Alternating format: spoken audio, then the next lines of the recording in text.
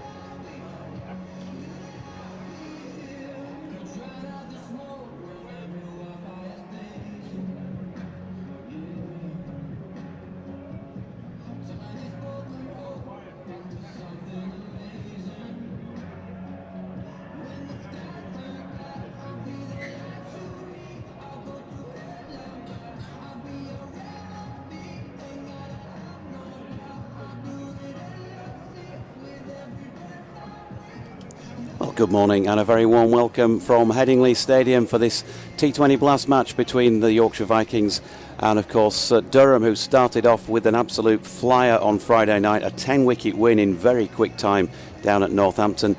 And for Yorkshire, well, as you're aware, I'm sure, 2 defeats to date, both away games at Edgbaston on the first Saturday, that blast-off match when they lost to the Birmingham Bears, and then that agonising defeat to Worcestershire Rapids on Friday evening down at New Road, with Adam Finch hitting 20 off 5 balls in that final over bowled by Matthew Fisher. So no points on the board yet for Yorkshire, and Durham, well, they've got the maximum from their one match. Both sides, you'll be surprised, or maybe not, to note that they're unchanged from Friday evening, because Yorkshire's performance, despite the defeat, was a pretty good one throughout, and maybe just the one real over that went wrong for them at the end.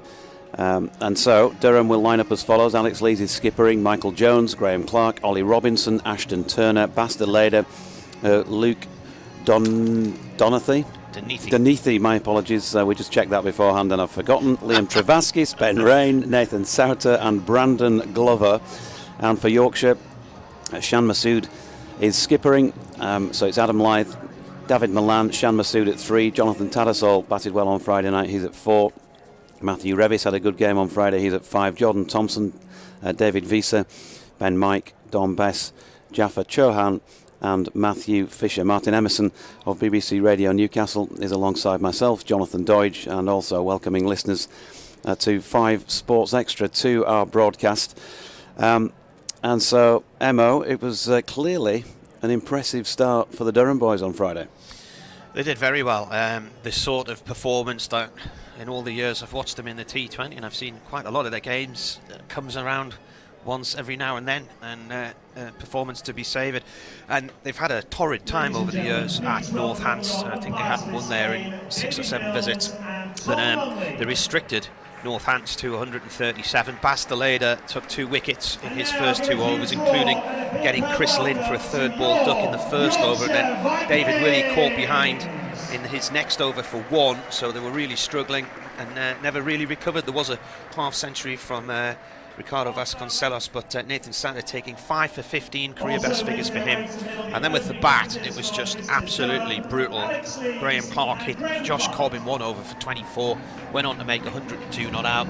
Alex Lees was really reduced to the role of a sort of happy spectator, because Clark just blasted the ball around the park, and I think it was 13 4s and 5 6s, something like that. Only the second time that Durham have had a centurion in T20, and it was 2,126 days since the last one, a certain Paul Collingwood at Worcester. But at least on this occasion, Durham won, whereas at Worcester, when Collingwood got his century in 2017, they lost.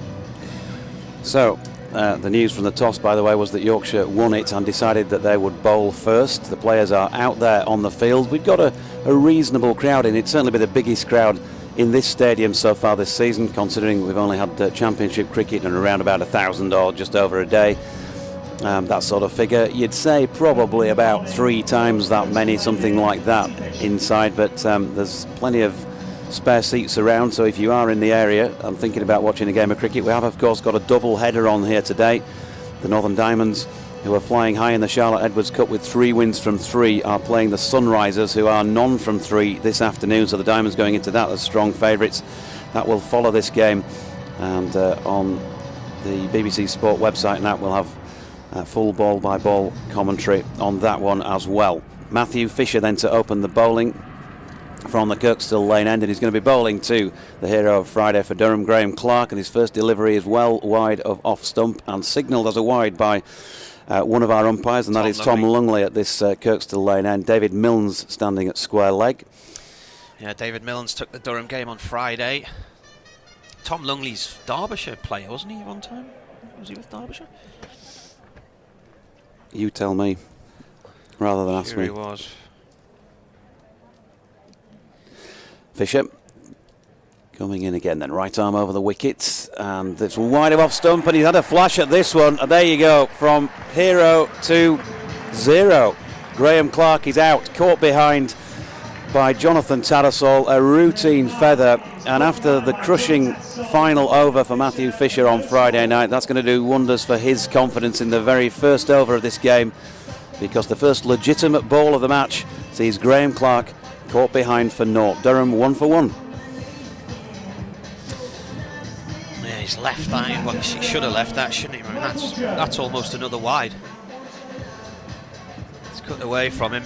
He's gone after it. And he said on Friday night when I interviewed him after he got his 100 that he was really looking forward to coming here because it's a fast track. Runs to be had, short boundary, but yeah, he should have left that one alone. So technically first ball, although really the second. Yep, first legit delivery of the match. Michael Jones is coming in at number 3 for Durham, who are playing in the yellow tops, yellow pads, and dark blue trousers. Got the blue helmets on the pair of batters. Yorkshire in this new kit that's got all the 600 and odd cricket clubs in the county interwoven into the fabric. The names of them all.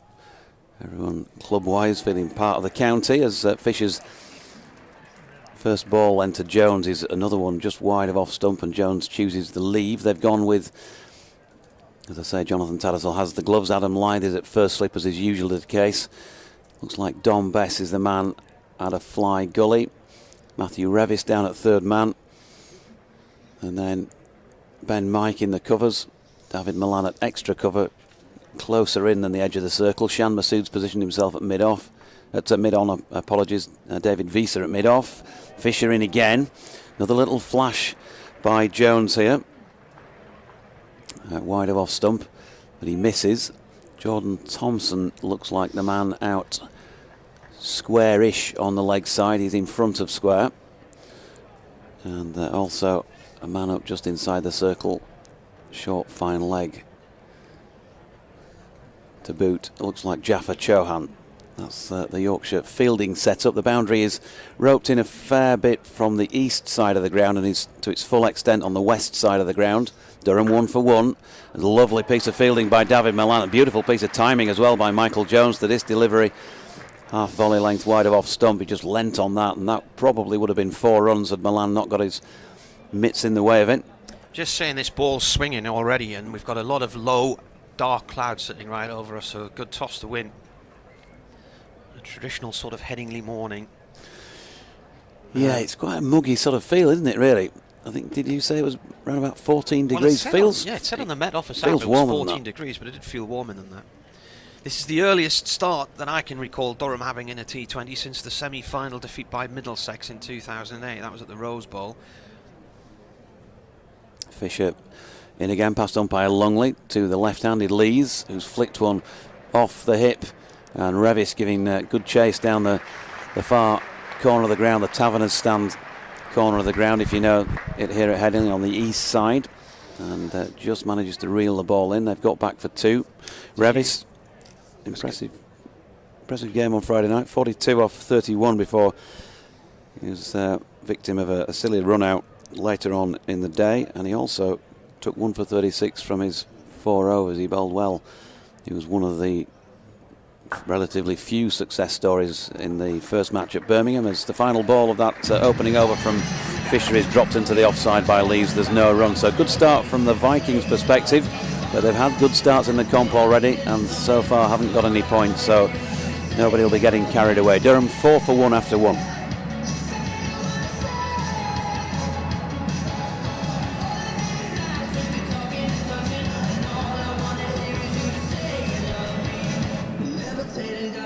I was going to say, David Griffin, the Derbyshire photographer and statistician, was mentioning the start time of this. I think the way they've switched the fixtures around this year, I think it's going to impact on gates. And I was watching the match at Old Trafford the other day, Thursday, 12:30 start between Lancashire and Leicestershire.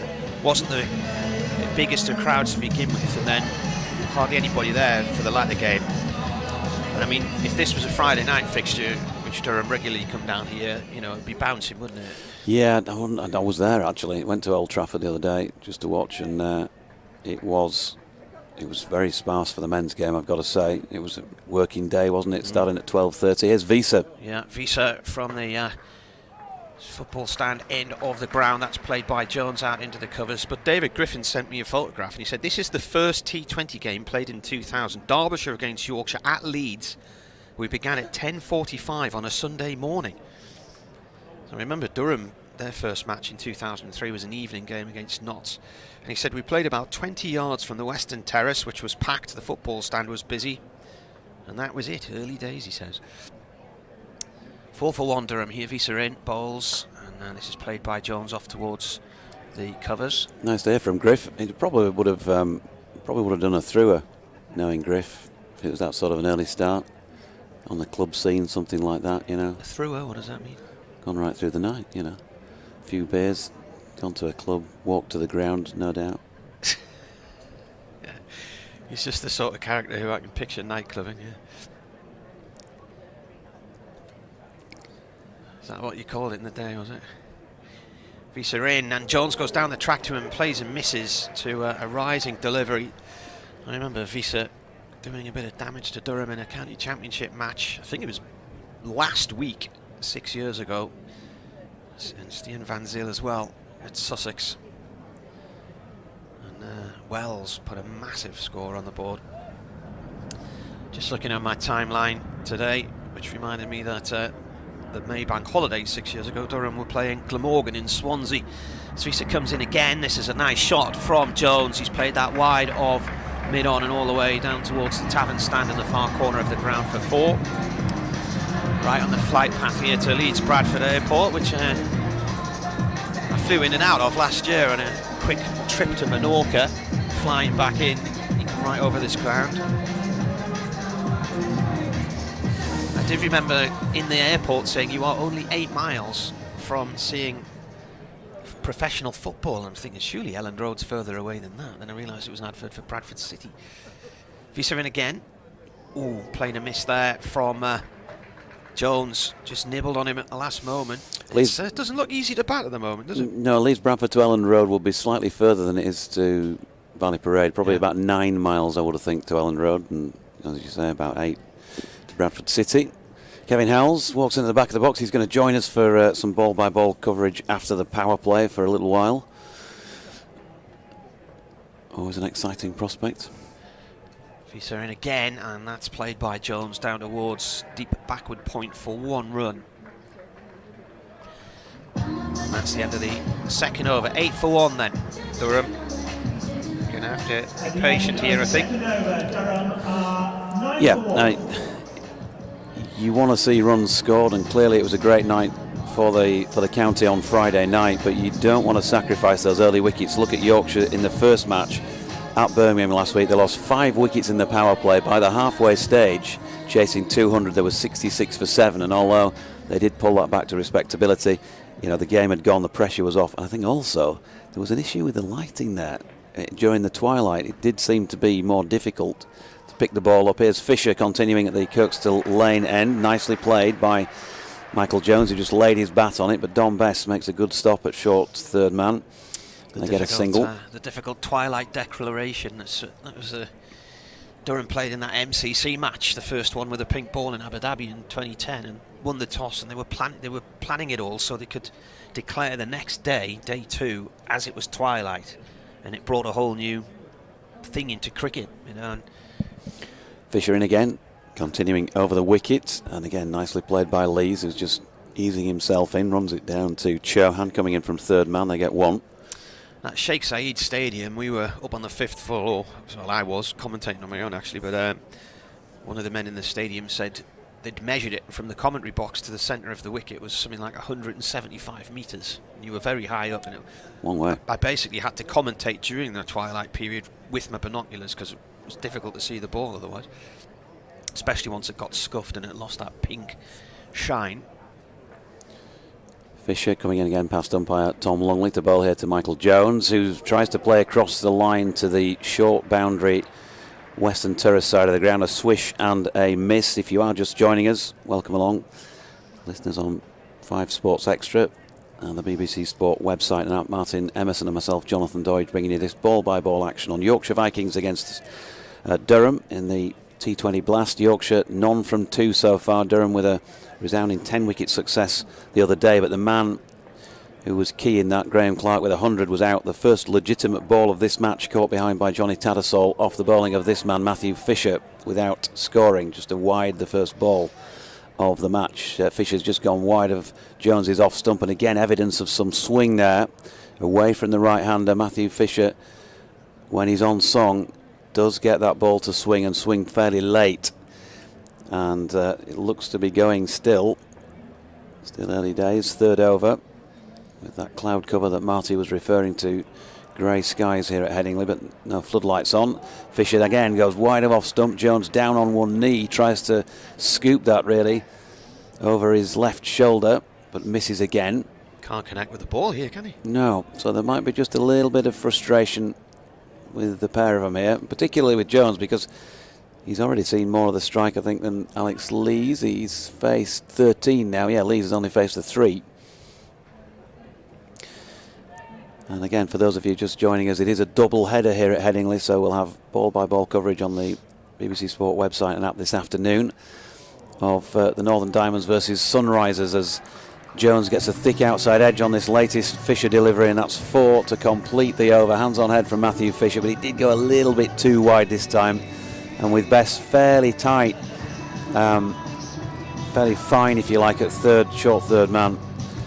He's got the gap wide of him if he gets a thick edge on it, and that's what happened. So 15 for 1 Durham after 3. They went 4 off the first over, 4 off the second, and now 7 off the third. Starting to get going, and it looks as though it is going to be David Visa continuing. Had a good start as well. Had a lot of world franchise cricket, hasn't he? It was a bit of a head scratcher that he didn't bowl the last over, for my money at least, on Friday night.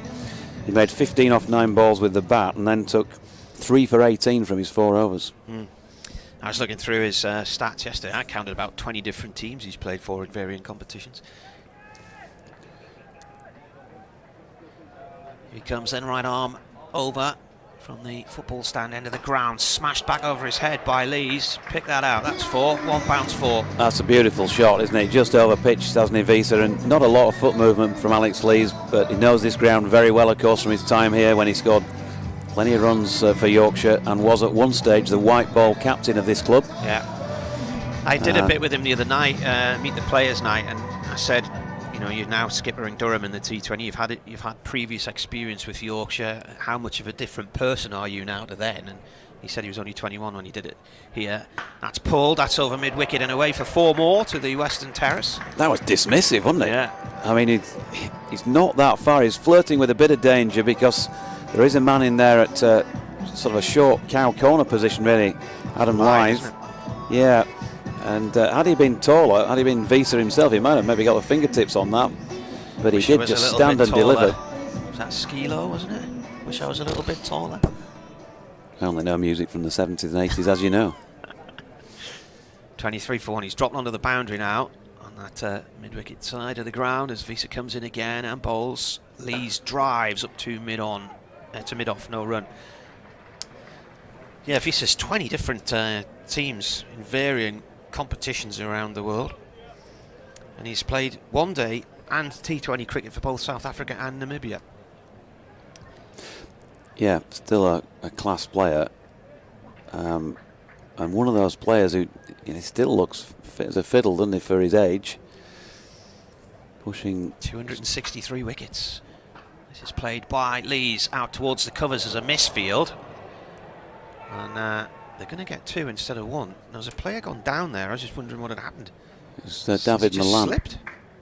It may be. He did struggle a bit with the Hessian covering on the strip there when he fielded that ball earlier, didn't he? Might have got his studs caught in it or something like that. The ball didn't go anywhere near him there, did he? So my initial reaction was he'd collapsed for a moment, but he's all right. He's picked himself up. Must have tripped on the matting again.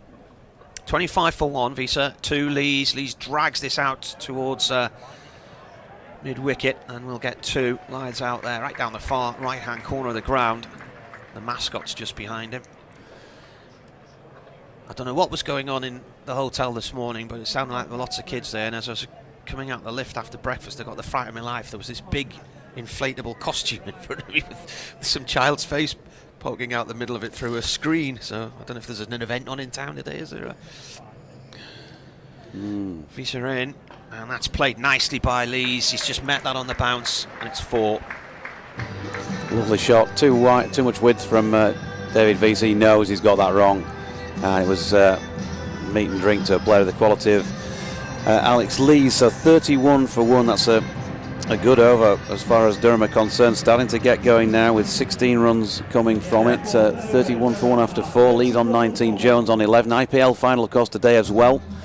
Gujarat Titans taking on the Chennai Super Kings. Titans last year's champions. The Super Kings, I think, have won it 4 times. We do also have cricket taking place elsewhere today. Essex are playing at Chelmsford against Ireland in that tour match. Essex 343, Ireland made 419, and Essex are 103 for 4 second time around.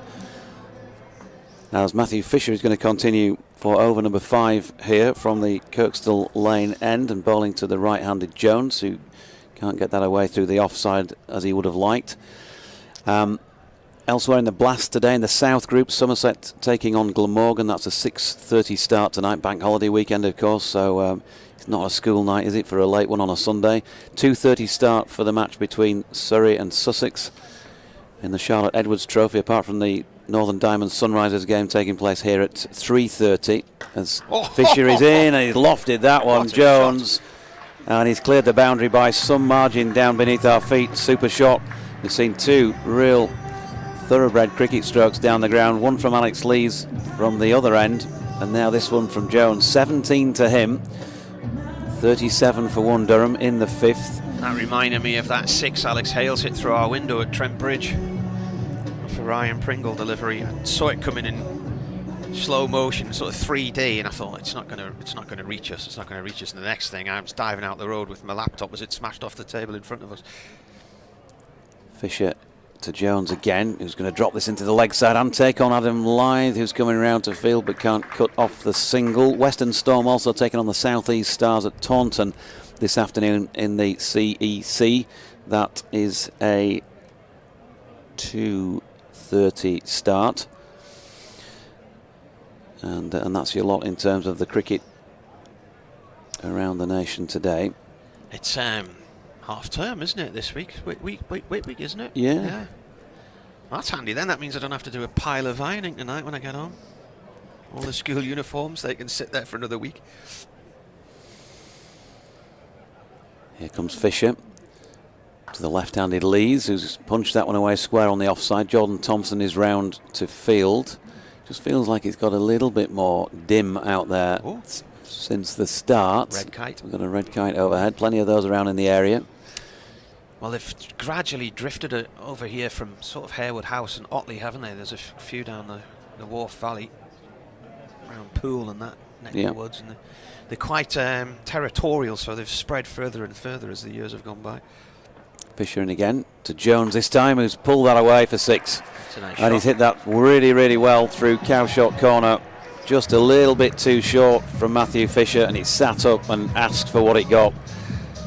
Excellent shot by Jones, who's now on to 24 and is therefore the senior of the pair in terms of runs out there. 45 for 1. Durham going pretty well now here, having lost that early wicket of Graham Clark.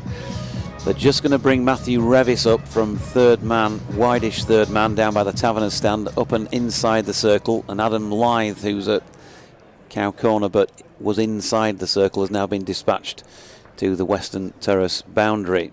I think the crowd's built a little more since we started. Here's Fisher again. This time goes leg stump with Jones, and manages to get one through into the gloves of Tattersall to complete that over. Fisher 1 for 24 off his 3. Visa none for 21 off his 2. 5 overs have been bowled here, and Durham are 45 for 1. Matthew Revis is going to come into bowl.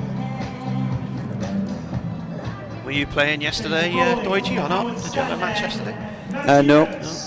No, I was watching, actually. Watched a bit of cricket yesterday. Watched a bit of cricket last weekend where the club I'm involved with were playing against the club that I think Mr. Howells has some involvement with. Skipperton. Is it Skipperton? Yeah. Here's Revis then, coming in, right arm medium from the football stand end, bowling to Lees, and that's into the stand on the western side of the ground. It's gone halfway up. And really poor fielding from that spectator who, while trying to protect his pint, thought he could catch the ball one-handed.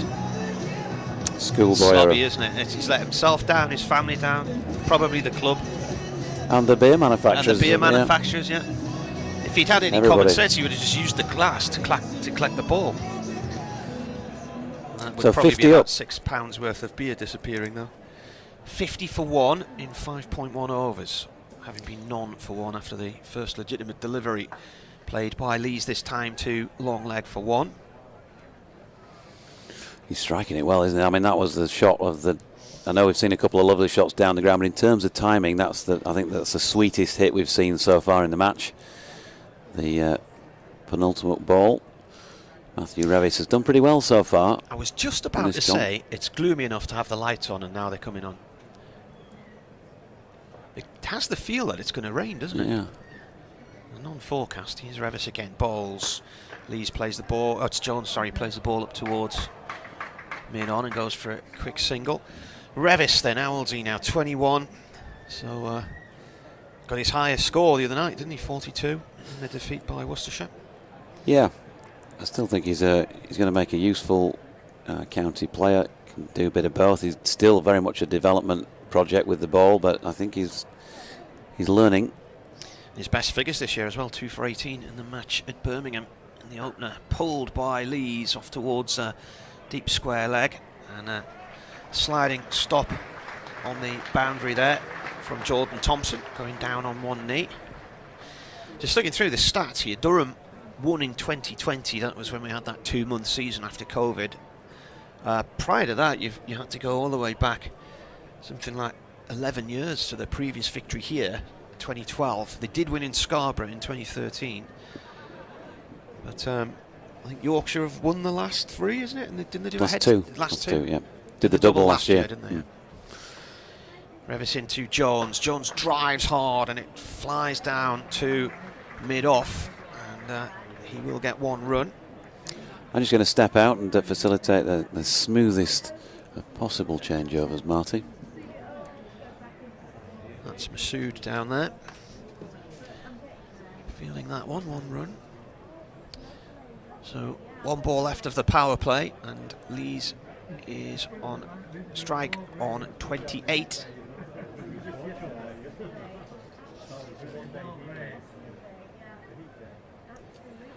He scores 77 not out. Lees. Oh, that's bizarrely erratic delivery. So wide that Lees fell over trying to reach it and ended up on his tummy. It has been signalled as a wide. Good morning, Kevin. It's ages since I've heard that word. What? Tummy. Yes. What a lovely word. Yes. Genteel. It is. Yes. For a Sunday morning. Perfect. Yes. Welcome to story time. Last ball of the over then, 56 for 1. Revis into Lees, and Lees tries to drive it. This has got an inside edge. It's gone down towards fine leg, and he will get the 1 run. Ball is fielded by Jaffa Chauhan, and that is the end of the power play. 57 for 1, and that song there, the way that started, it sounded like somebody being sick, didn't it? Oh, please don't. Oh, from beautiful Sunday morning tummy talk to all of a sudden... Anyway, great to be with you, Marty, and to be doing a bit of catching up with Durham. Yeah, it's been eye-catching. They've had a good season so far, yeah? Yeah, it's really good. Enjoyable. And what's been eye-catching here is the sweet striking of the ball here from Lees and Jones. I mean, not necessarily out for a duck, but it was almost certain that Clark was not going to repeat what he did the other night, which was just extraordinary, wasn't it? Just totally extraordinary. Jordan Thompson's about to bowl here now from the Kirkstall Lane end. I remember just, year 2 back, seeing Thompson and Harry Brook and believing that this pair are really going to get the Yorkshire crowd excited over the next few years. Well, Harry Brook, of course, getting crowds excited around the world. Jordan Thompson's in and bowls, and a delivery which is played and missed at by Lees through to the keeper.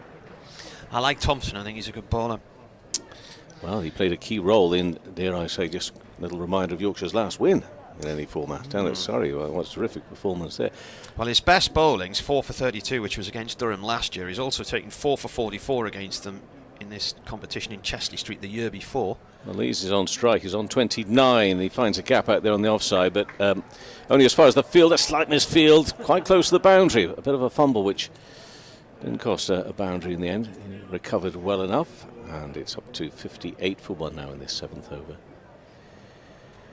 Yeah, the floodlights are in full effect here, to such an extent that if this was... Yeah. Very low grey cloud just sitting right on top of us, not moving at all, is it? So Clark is the wicket to have fallen from the first legitimate ball of the day, second in truth.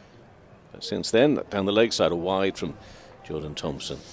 So more to the total here for Durham.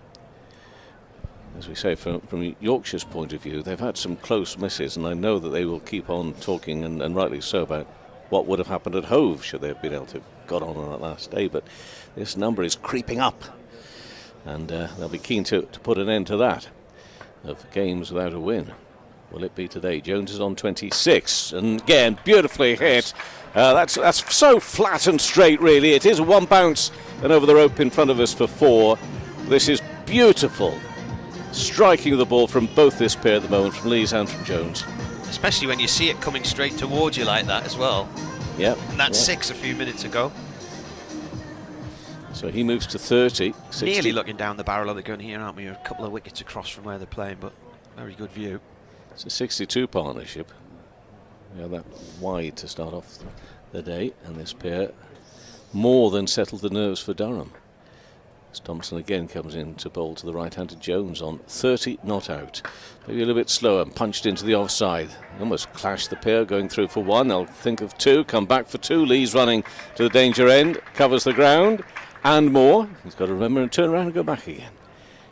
Flew past it. 65 for 1. 2 balls left of the 7th over on this. So it's Sunday afternoon, not quite. Still Sunday morning, just before midday.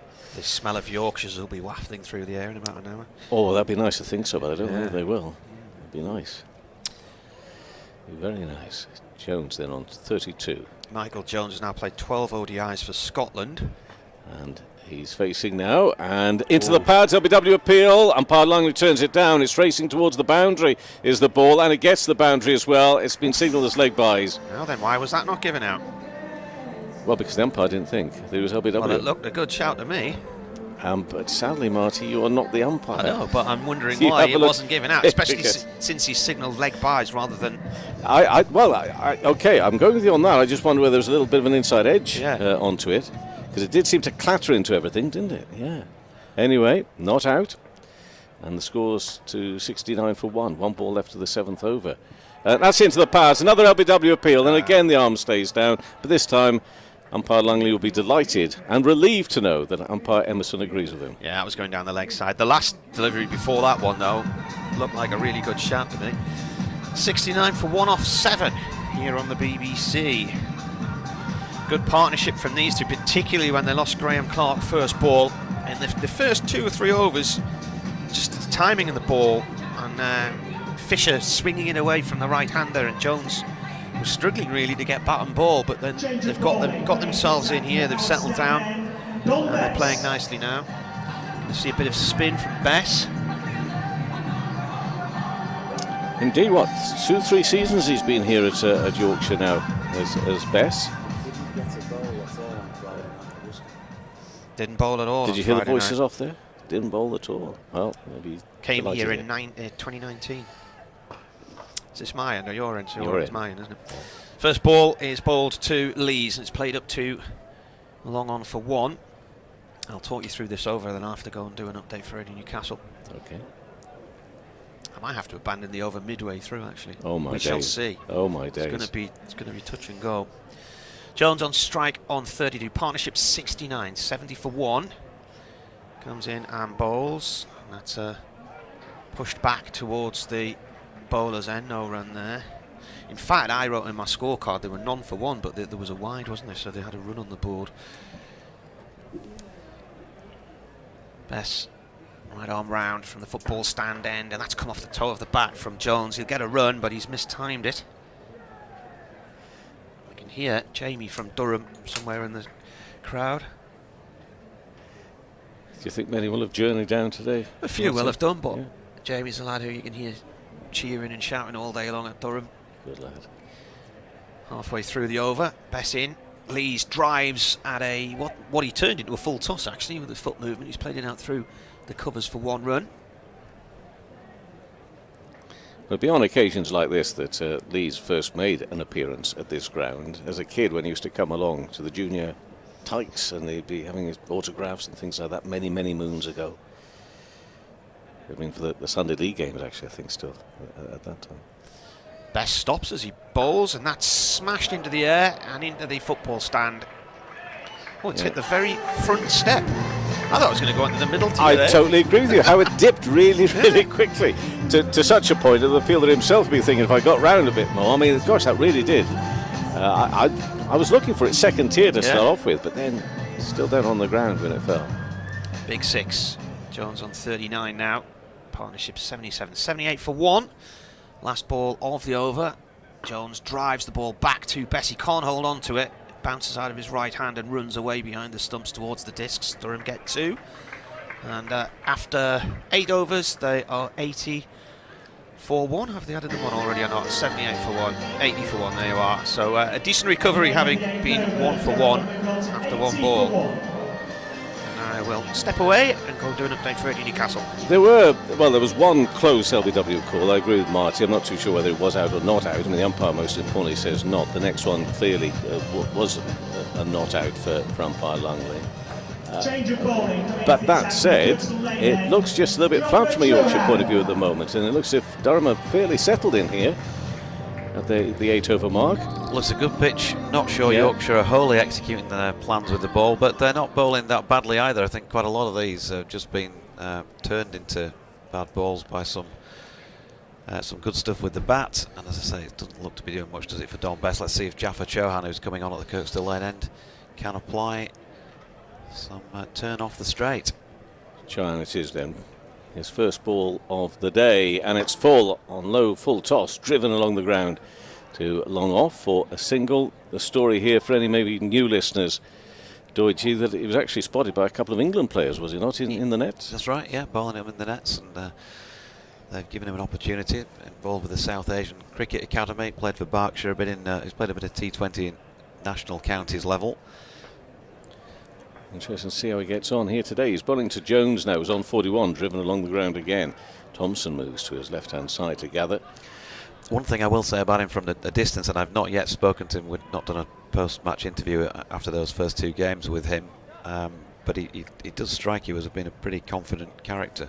Yeah. John again, will bowl, use of the feet from Lees to Thompson again.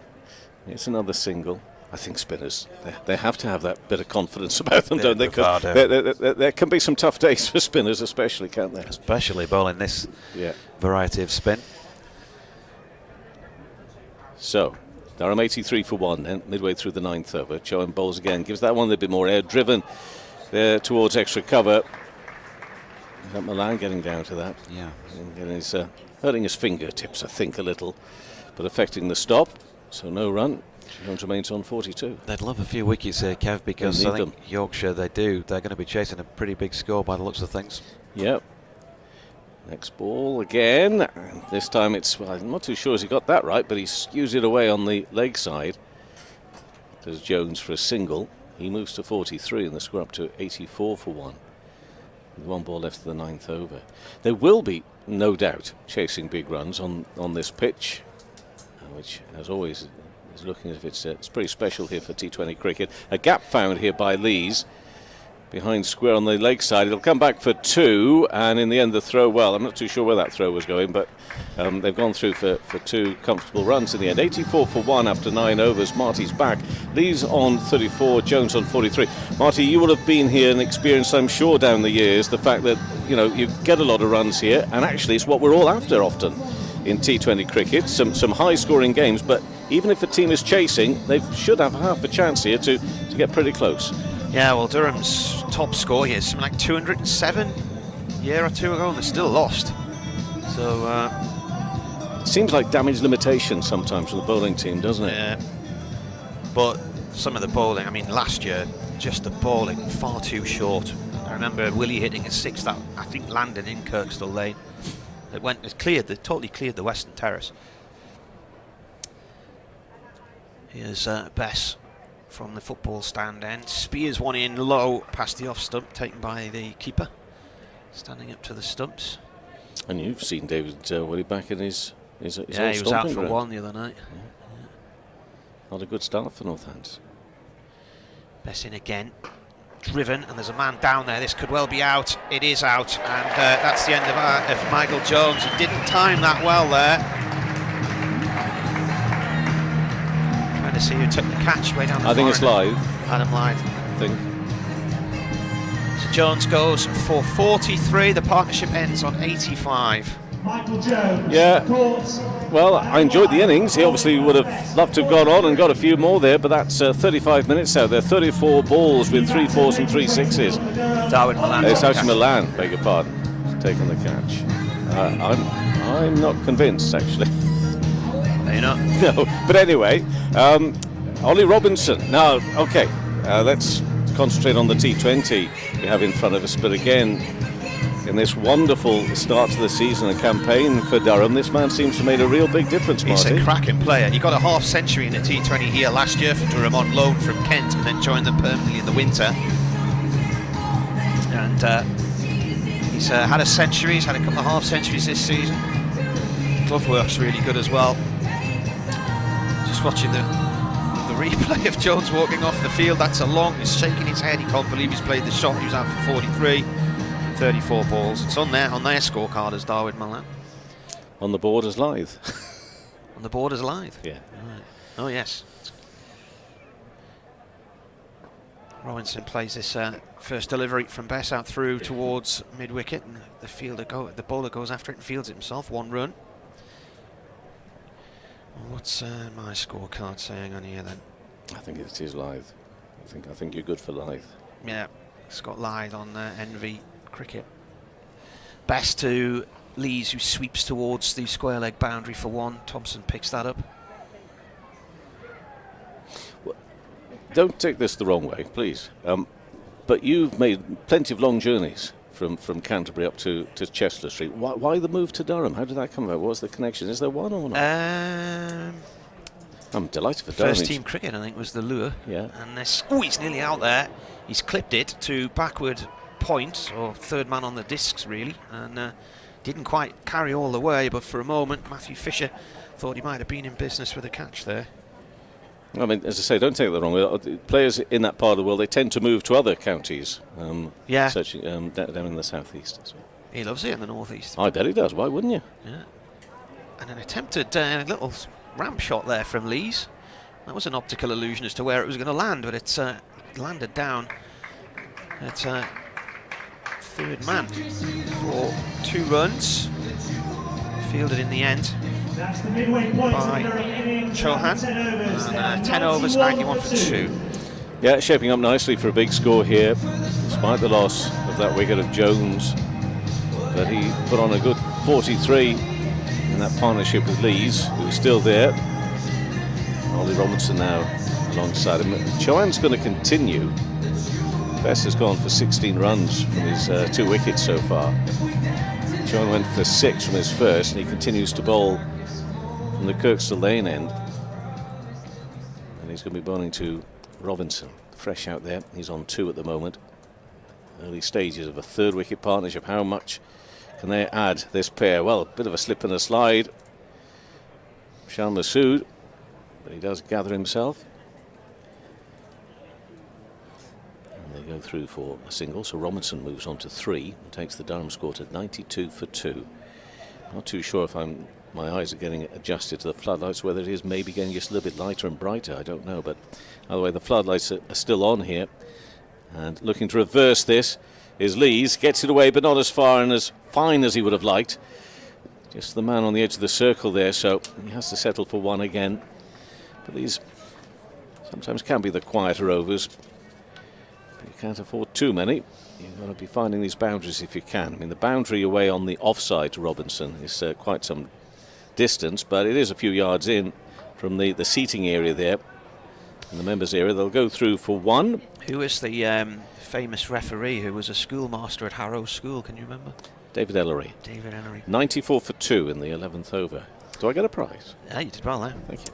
That's where Jaffa Chilhan went to school, and he was bowling at Loughborough against the England players when he was given a rookie contract here. This one's punched into the offside. And straight to the fielder. No run. Well, Georgie mentioned his confidence, and he does have that air about him, but you do need it when you're a spin bowler. You can't be flaky.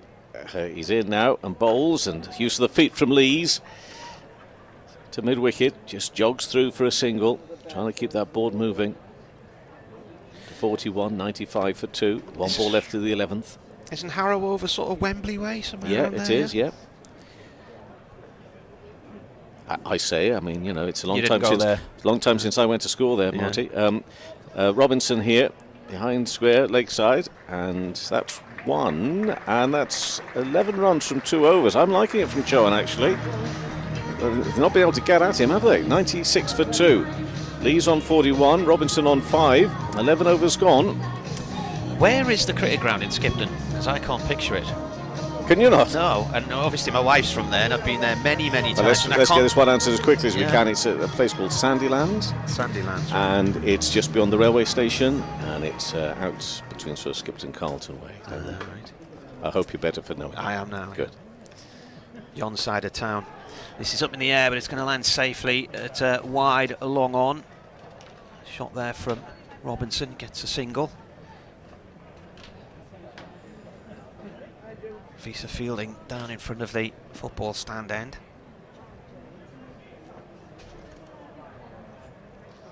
You did ask about an event earlier. Yeah. Oh, now nearly bowled there, and that one just held up a little bit on Lees, and I think he's played it into his pad and it rolled towards the stumps but didn't quite get there. There's a music festival on, isn't there?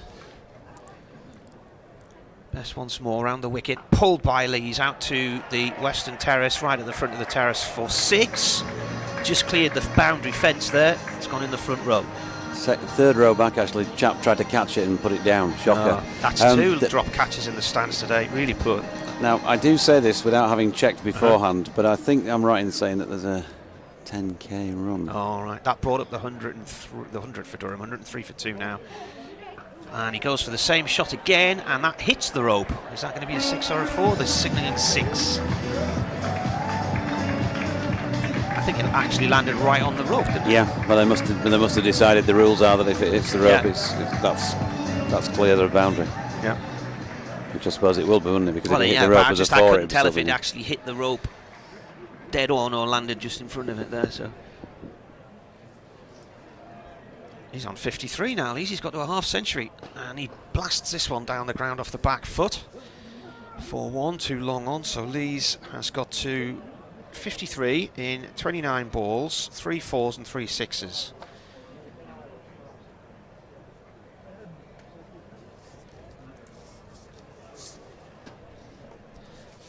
His highest score, which I think I mentioned earlier in commentary, 77 not out Durham against Derbyshire 2 years ago.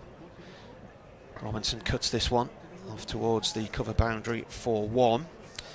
So in terms of half centuries, that's the 9th time he's got there in T20. He had 4 half centuries for Yorkshire. He's gone past 500 runs for Durham in T20 as well. End of the over, 111 for 2.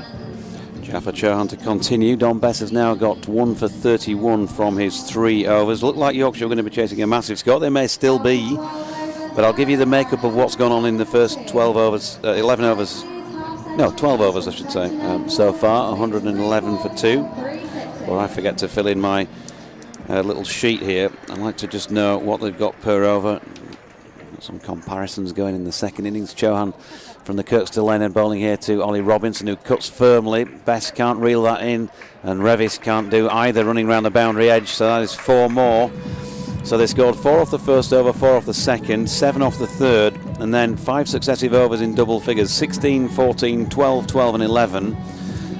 But then overs 9, 10 and 11 went for 6, 5 and 5. So Yorkshire managing to just take the edge off things for 3 overs, but then the accelerator in the previous over by the Durham boys, 15 off over number 12. Lee's on 54, Robinson on strike, he's on 11. Still a left-hand, right-hand combi, and this is going to be 6 more. That's going to go a long way over long on, half a dozen rows back in the stand from the bat of Ollie Robinson. And it was there, wasn't it? Generosity gift from Chauhan. I'm just going to see, for those who are looking at the streaming on the replay, Robinson sits deep in the crease and he's down on one knee, gets the front leg out of the way and just swings away into the leg side. Chauhan just checks in his attempt at the next delivery. I think Kev was suggesting it might be getting brighter, and I'd agree with that in terms of the natural light. See a little bit of sunshine trying to poke through the cloud now. Yeah, the floodlights are on still as Chauhan is in, and that is cut away by Robinson out to Matthew Revis, sweeping on the east side boundary. It's a bit of an erroneous throw, and Tattersall scrambles back to ensure that they don't look at taking a second. Davy Fenix wondering if me and you were doing the Otley run after the game. Is that the pub run, is it? I think there's a few lads from my cricket club doing the Otley run today, yeah, on account of a birthday. No cricket for that team today, although I think the third team for the club are just down the road, literally around the corner at Kirkstall Education, only about 500 or 600 yards from here. There's loads of people in fancy dress on a massive pub crawl through Headingley yesterday. It must have been celebrating the end of the university year or something. Single there to Lees, and it's Robinson back on strike and chipping one out towards Revis, sweeping on the offside for one. So still ticking over nicely, 124 for 2. Who's going to come out of this with that little bit of momentum from these last 7 overs and 1 delivery? Will Yorkshire be able to peg it back and take some wickets? Will Durham kick on? Well, Alex Lees has just lofted a shot which kicked on towards Visa, who's coming in from the long off boundary, and they picked up 1 run. Looks like drinks have been run out there in between overs. 125 for 2 Durham after 13 overs, so having scored 15 off the previous over, they added another 14 from that one. Chauhan has gone for 25 off 3. He went for 22 off 2 overs at Edgbaston last week in his debut, and then on Friday night rolled 3 overs, 1 for 26. Took his first wicket in senior cricket. Ben Mike, former Leicestershire player, is going to have a ball. Jonathan Bushnell and Stanley McAlinden doing 12th man duties for Durham, and I know Stanley's going to be very, very nervous this afternoon.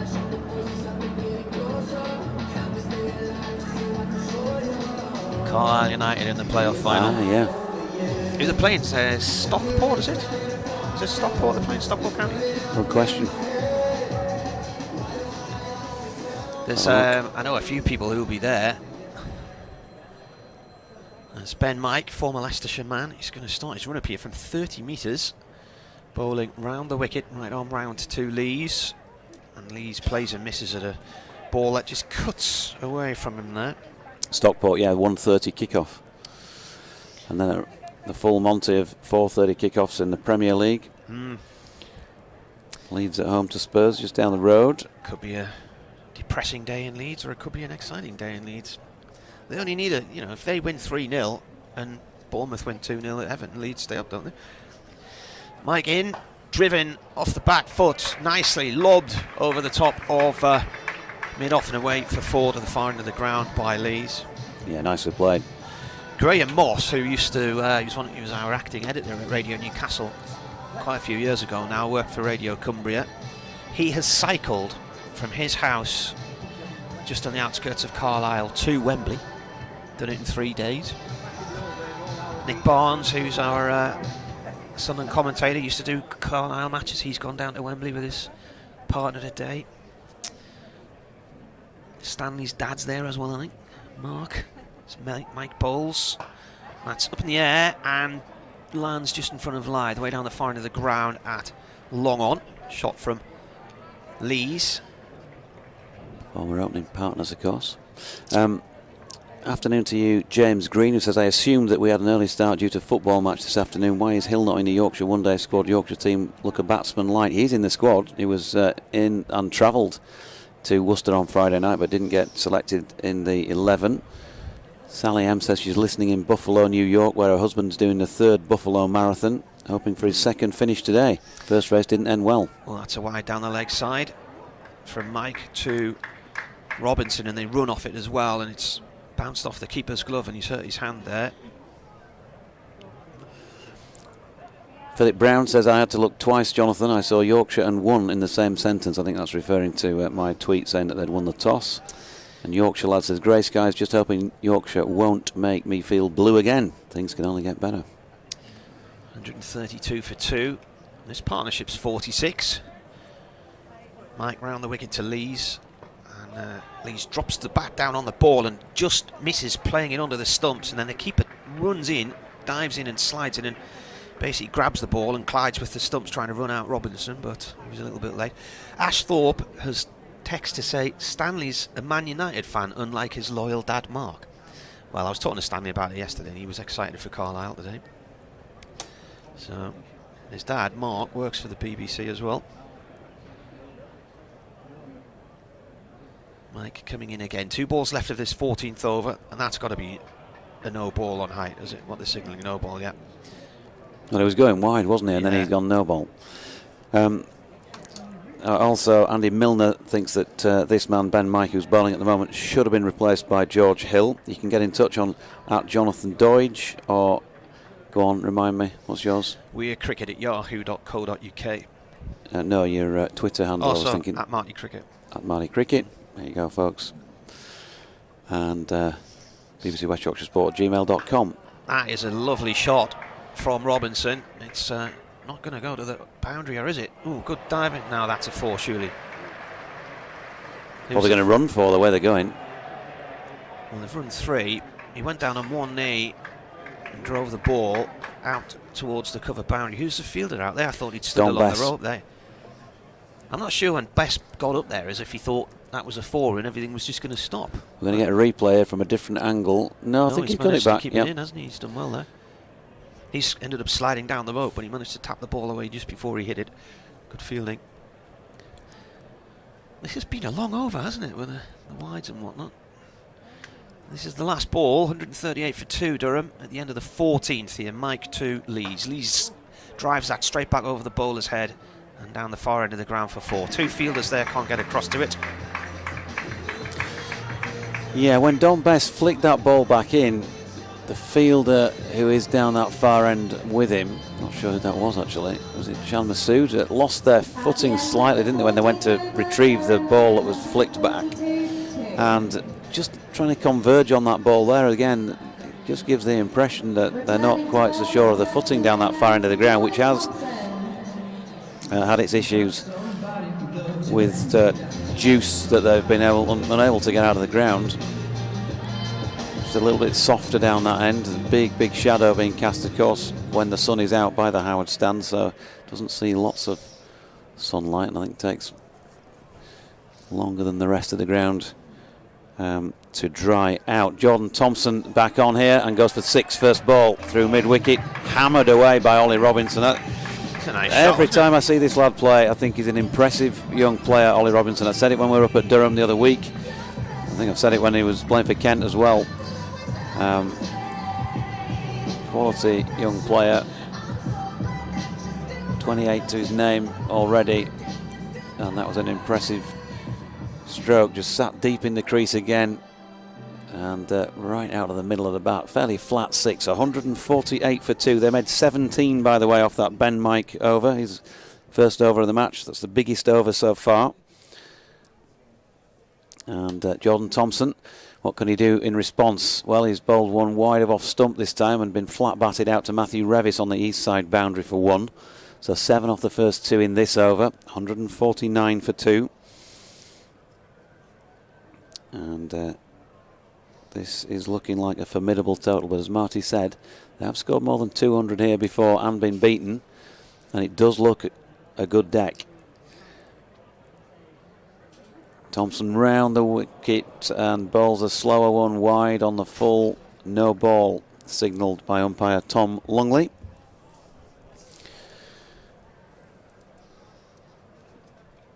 And I think he's just checking with David Milnes as to whether or not that's going to be a free hit, and he does signal the free hit. 151 for 2, so the 150 up then in the 15th over. 5 wides, 4 leg byes and 4 no balls. Thompson in, out of the back of the hand this time. Good delivery, good slower ball. Alex Lees has a swish and a miss at that one. It was last year actually when Durham got 200. They got 207 for 8, their highest score here in a T20, and they lost. The bowling was awful. Yorkshire was 79 for 1 after the power play and 1 at a canter. Alex Lees on his former home ground. He'd be sniffing 3 figures here, the way things are going. He tries a reverse sweep to this latest Thompson delivery and gets it away to Ben Mike. Backward of square, they pick up 1. 67 to Lees, 29 to Robinson already. This partnership worth 66. They came together after 9 overs and 2 deliveries, so they've had 5 overs and 2 balls for the 66 runs. Excellent effort. Durham starting this competition well. Thompson switches back to over the wicket from this Kirkstall lane end.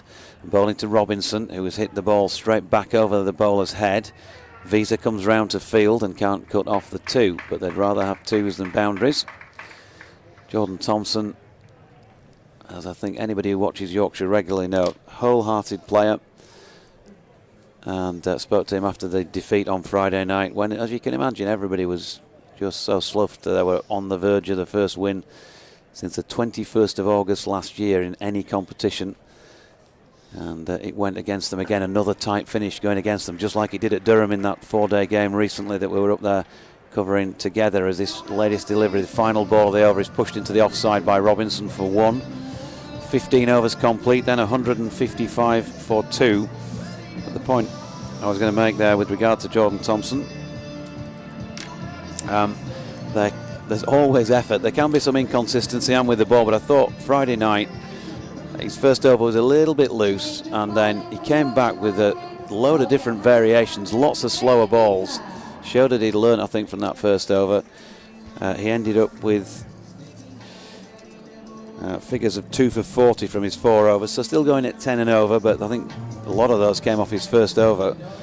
Took a couple of catches, he smacked 36 off 18 balls. You know, really good all-round performance. I know he's a player you've got a lot of time for as well, Marty. Yeah.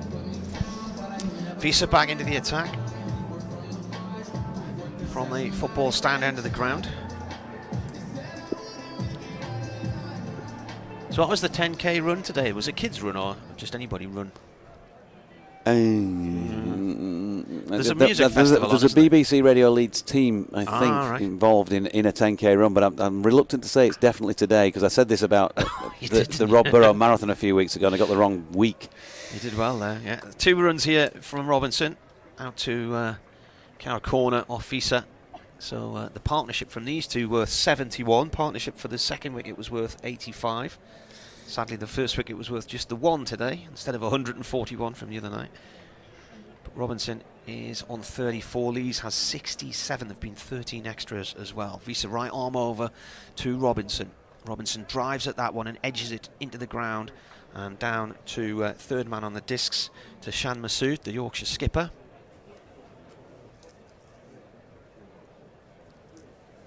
So Visa, I wonder if they'll change that plan from Friday night. Will he bowl 1 over here and then come back right at the very death? Different context, of course, because Yorkshire fielding first here rather than second as they did on Friday night.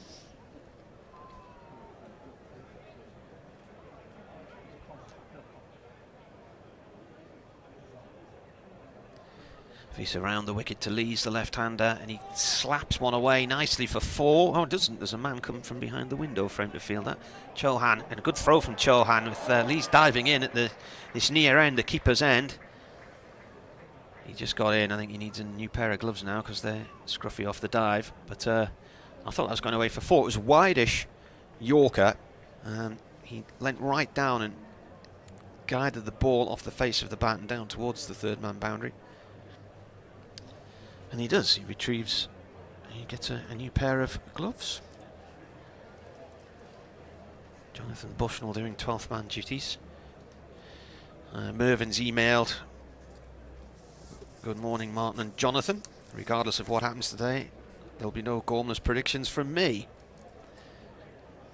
As Visa comes round the wicket and bowls to Lees. Lees plays this now out towards the point boundary for 1. But Mervyn believes that Yorkshire members would far rather be in Durham's position than their own at the moment in terms of the season, I think, generally. Thanks to the two of you for the great commentary. 161 for 2. Partnership 75 here on the BBC. Visa to Robinson. Robinson gives himself a little bit of room and then plays the ball out into the cover area. Milan fields it, 1 run. Martin Bloomfield messages, "Afternoon JD, in a moment of madness I decided this season I'd make a donation to a local charity for each white ball win by Vikings and Diamonds. So far I've not had to remortgage the house, and it's fair to say the girls are draining my coffers at a speedier rate than their male counterparts." More in a moment. Visa to Lees. It's another attempted Yorker on off stump, and Lees again just flat batted away down towards third man for 1. He goes on, "Diamond's successes to date are due in no small part to May Dam, Lauren Winfield, Hill and Katie Leving, and you may recall I'm currently of the opinion that Lev in particular warrants some higher recognition based on her exploits over the last 12 months. Here's hoping the Vidies, as he calls them, make me open my purse strings twice today." The Vidies? Vikings and the Diamonds, I suppose. Right. Yeah. 163 for 2 then at the end of that 16th over, so 8 runs coming from over number 16, and that again has just tightened things a little. 15, 14, 17 and 13, the 4 overs prior to that. Jordan Thompson from the Kirkstall Lane end goes Yorker length, nicely dug out by Alex Lees, who will still get a single to take him on to 72 as a result of that. Andrew Radd, the Northants commentator who I did the game with on Friday night, is scoring today. He just posted a picture of the Rutland League.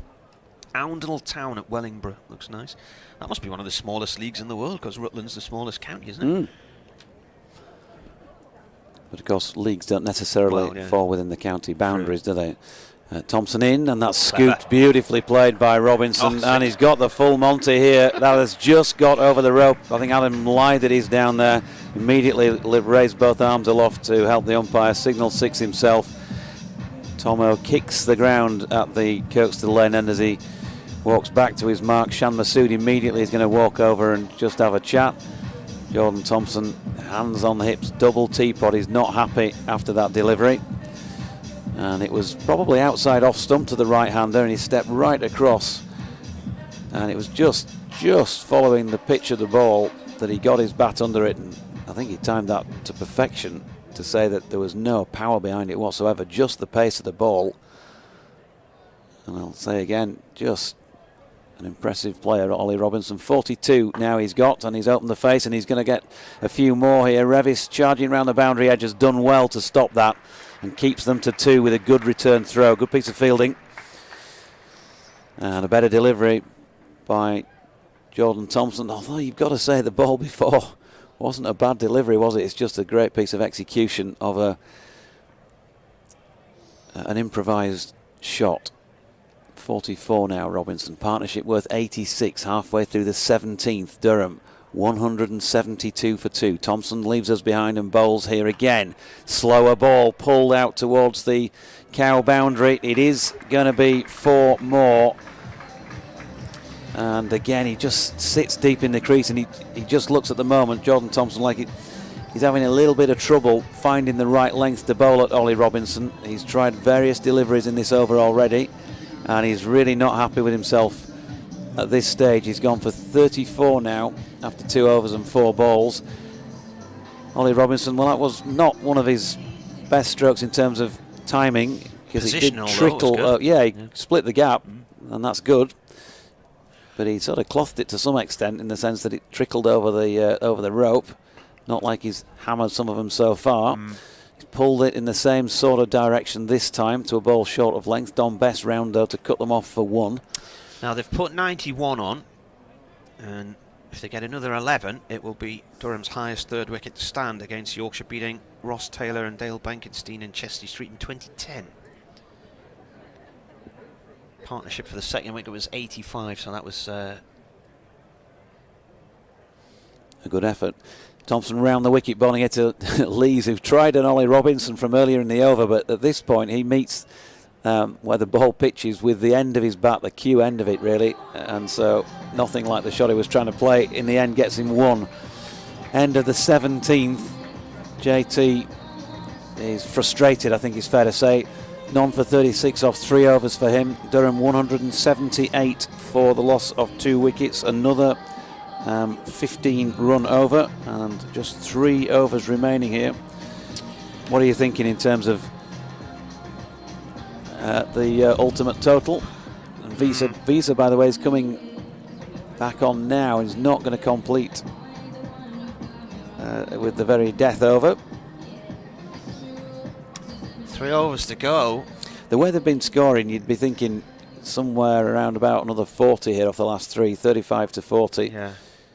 Given that they're both well set and 220, something like that. At a push.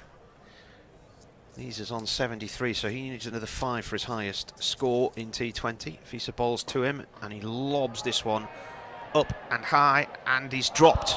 It was a really awkward chance. He's going to get away with it on 73. Far into the ground. Is that live? Adam Lyth, yeah. A good effort, wasn't it? It's one of those, they're never it's easy. A horrible one where you're twisting and turning and you don't know which shoulder the ball's going to come over. So he's on 75 now.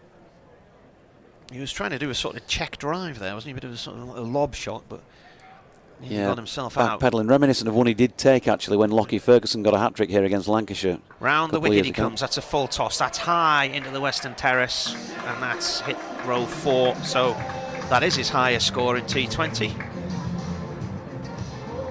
Moves on to 81. Yeah, not a great delivery, was it, from Visa?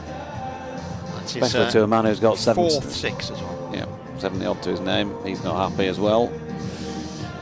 And I think from the matches that we've seen already in this competition,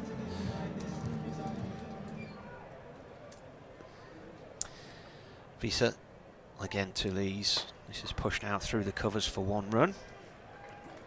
As I was about to say, from what we've seen so far from Yorkshire in the comp, the bowling definitely does need a bit of repair work.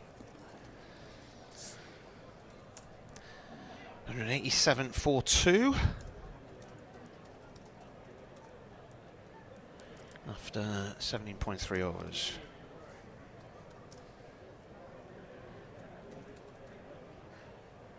Visa in, pulled by Robinson towards long leg for 1. Got on top of that one and pulled it down into the ground, and that's a 100 partnership for these two, and that is a record 3rd wicket stand for Durham as well, and he gets to his 50 in the process. He got 50 here last year as well. So Robinson reaching his 50 in 25 balls. Yeah. Again, I'll say it again. Impressive player. 200 strike rate for 50. Visa to Lees. Lees dabs one out into the covers, and it's missed by... is that Milan in there? It was an awkward bounce for him. It's gone out towards Revis, who fields it on the boundary through the covers. 2 runs. So 25 balls, 2 4s, and 3 6s. So what did he get here last year, Robinson? 56.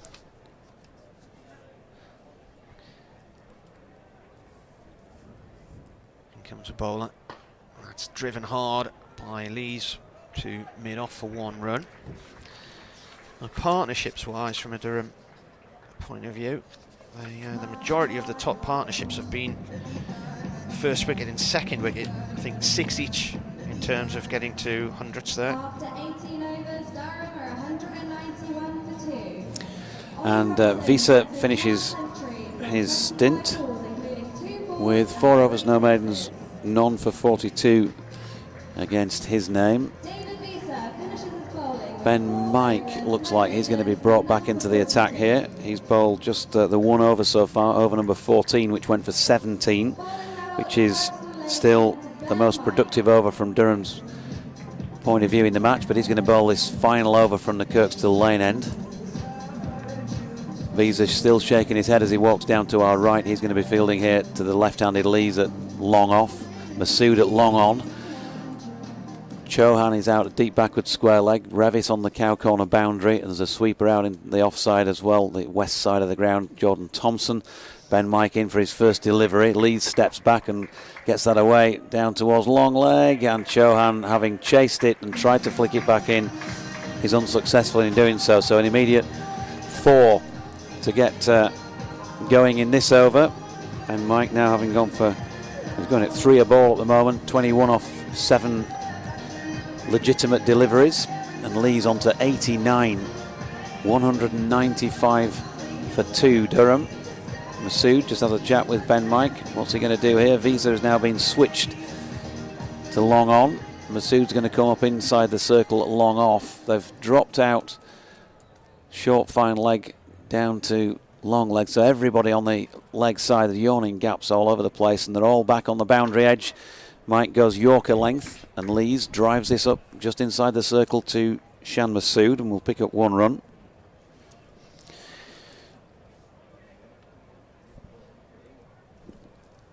.196 for 2. Lees on to 90. Ollie Robinson on 50. Be quite incredible. Durham were the last team to get a century, and that was when Paul Collingwood did it in 2017. 2,126 days between hundreds. Imagine if Lees gets there today, 2 in 2 games. Be like buses. Changes in the field again. That's what the pregnant pause is for here. They've got 2 men out on the offside. A sweeper central, Matthew Revis, and Chauhan is at a sort of very deep backward point, come wide third man. Long on, long off out. Cowshot corner is out. But Ollie Robinson is not out here to a delivery that he tries to scoop away over short third man. I think he edged it onto his foot there, didn't he? Yeah, I think he did get some bat on it because it's been given as a run, so he's on to 51. The partnership now, Nelson, 1-1-1. And it's 197 for 2 Durham, having seen Yorkshire bowl 18 overs and 3 deliveries. Bernard says Durham heading towards a score they might be able to defend, but is there one short boundary in play today? Mike, full toss, helped around the corner, catching chance for Chauhan, and he's taken a very good catch there, because that was probably going to go for 6. Alex Lees, well, his tremendous stay at the crease for Durham comes to an end, but it's been a pleasure to watch on his former home ground some super shots, some cracking improvisations, but he's perished for 90 from 53 deliveries, 70 minutes out there, 6 4s and 4 6s, and a superb catch by Jaffa Chauhan, and Ben Mike picks up his first wicket. It's 197 for 3.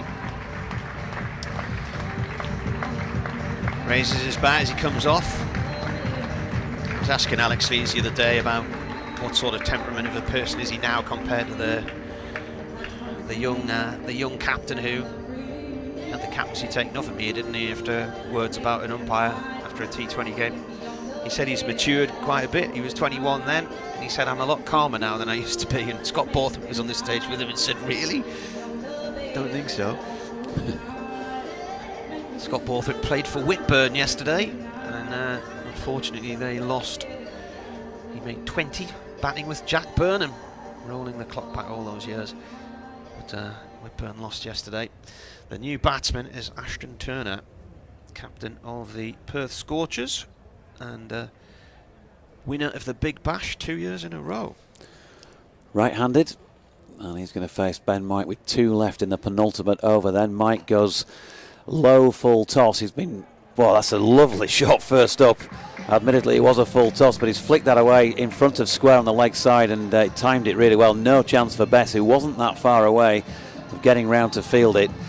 And our correspondent who was asking about short boundary, you wouldn't say it's as short as sometimes out towards the western terrace side of the ground, but it's still short enough for players of this ability and hitting range. It's a little bit longer, you'd probably say, at a guess, 6 or 7 metres on the other side, the east side of the ground. Ben Mike in again, it's wide of off stump, and Turner has got that away down to Chauhan, who took that super catch a couple of balls ago. He was at third man on this occasion and picks up one. So Mike picks up his first wicket. He's completed 2 overs, 1 for 28, having gone for 17 in his first. 202 for 3. Durham, having completed 19 overs of their innings, so 11 coming from that penultimate over. And it's going to be Jordan Thompson switching to the Howard stand end to bowl the final over. So I can give you 1 or 2 of what will be the final bowling figures. Matthew Fisher, 3 overs, no maidens, 1 for 24. David Visa, 4 overs, no maidens, none for 42. Matthew Revis today has bowled just the 1 over for 12 runs without taking a wicket. Don Best, 3 overs, no maidens, 1 for 31. Jaffa Chauhan, 3 overs, no maidens, none for 25. Then that Ben Mike, 2 overs, 1 for 28. Jordan Thompson to complete his 4 overs with this one. Comes in, right arm over, played by Turner down towards third man on the discs. Durham's highest score against Yorkshire is 215 for 6. That was in 2013 in Chesney Street. Scored 150 plus against them 14 times now, including today. And their highest score on this ground was last year, 207 for 8, but they lost that one.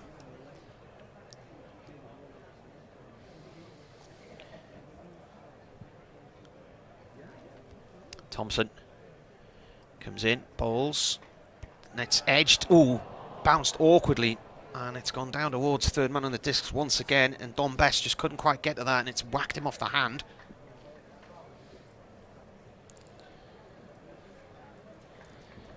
$204 for 3. Conditions certainly preferable for batting now to what they were at the start of the match, you'd say. Pitch has played really well. Comes the bowler, and this is pushed away down to long on for 1. And that's the one thing that Yorkshire, if you like, have got on their side, considering this total, is that it looks a good pitch. And so you're clearly going to need to bat well to score more than 200 in any 20 over game, but it's there if you can execute well with the bat. 3 balls to go. Thompson to Robinson. He drives this one up to long on. Didn't come out the middle, that. He's got 2 though.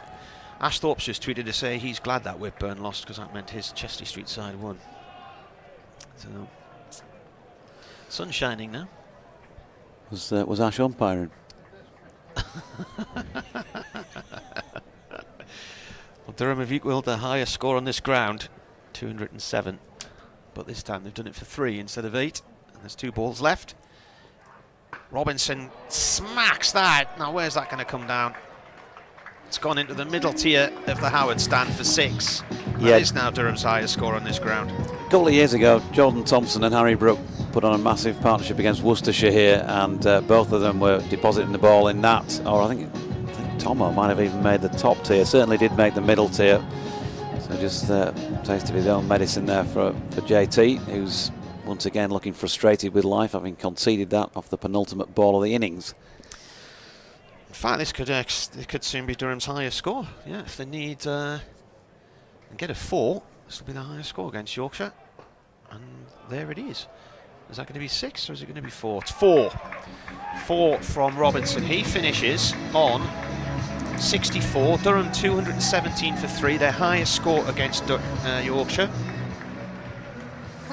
Yep, 15 runs off that final over from the hand of Jordan Thompson, who therefore finishes with 4 overs, no maidens, none for 51. So Jordan proving expensive today, and having a bowl that last over, that completes the bowling figures from Yorkshire's point of view. Having given you those other ones prior to that final over, that is Robinson's highest score as well, beats his 56 from here last year. So he makes 60 off 20, no 64, my apologies, as you said, off 20, off 30 deliveries, not 29. So 64 not out from 30 deliveries, 42 minutes out there at the crease. He hit 3 4s and 4 6s. Excellent knock from Ollie Robinson. Ashton Turner not out 7 from the 4 balls that he faced.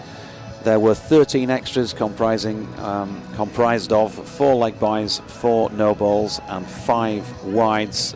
Superb 90 from Alex Lees and a very good 43 from 34 as well from Michael Jones. And just Graham Clark, well, doing what cricket does really. 100 on Friday night and a first legitimate delivery of the match duck, first ball duck. Today caught behind by Johnny Tattersall off Matthew Fisher. Yorkshire need 218 runs to win their first match of any kind since the 21st of August last year, their first of this T20 competition for 2023 competition that of course they did get to finals day in last year. We'll see how they do, but Marty and I are just going to take a short break while the players do for Sports Extra listeners, and we'll hand you back to Kevin Howells.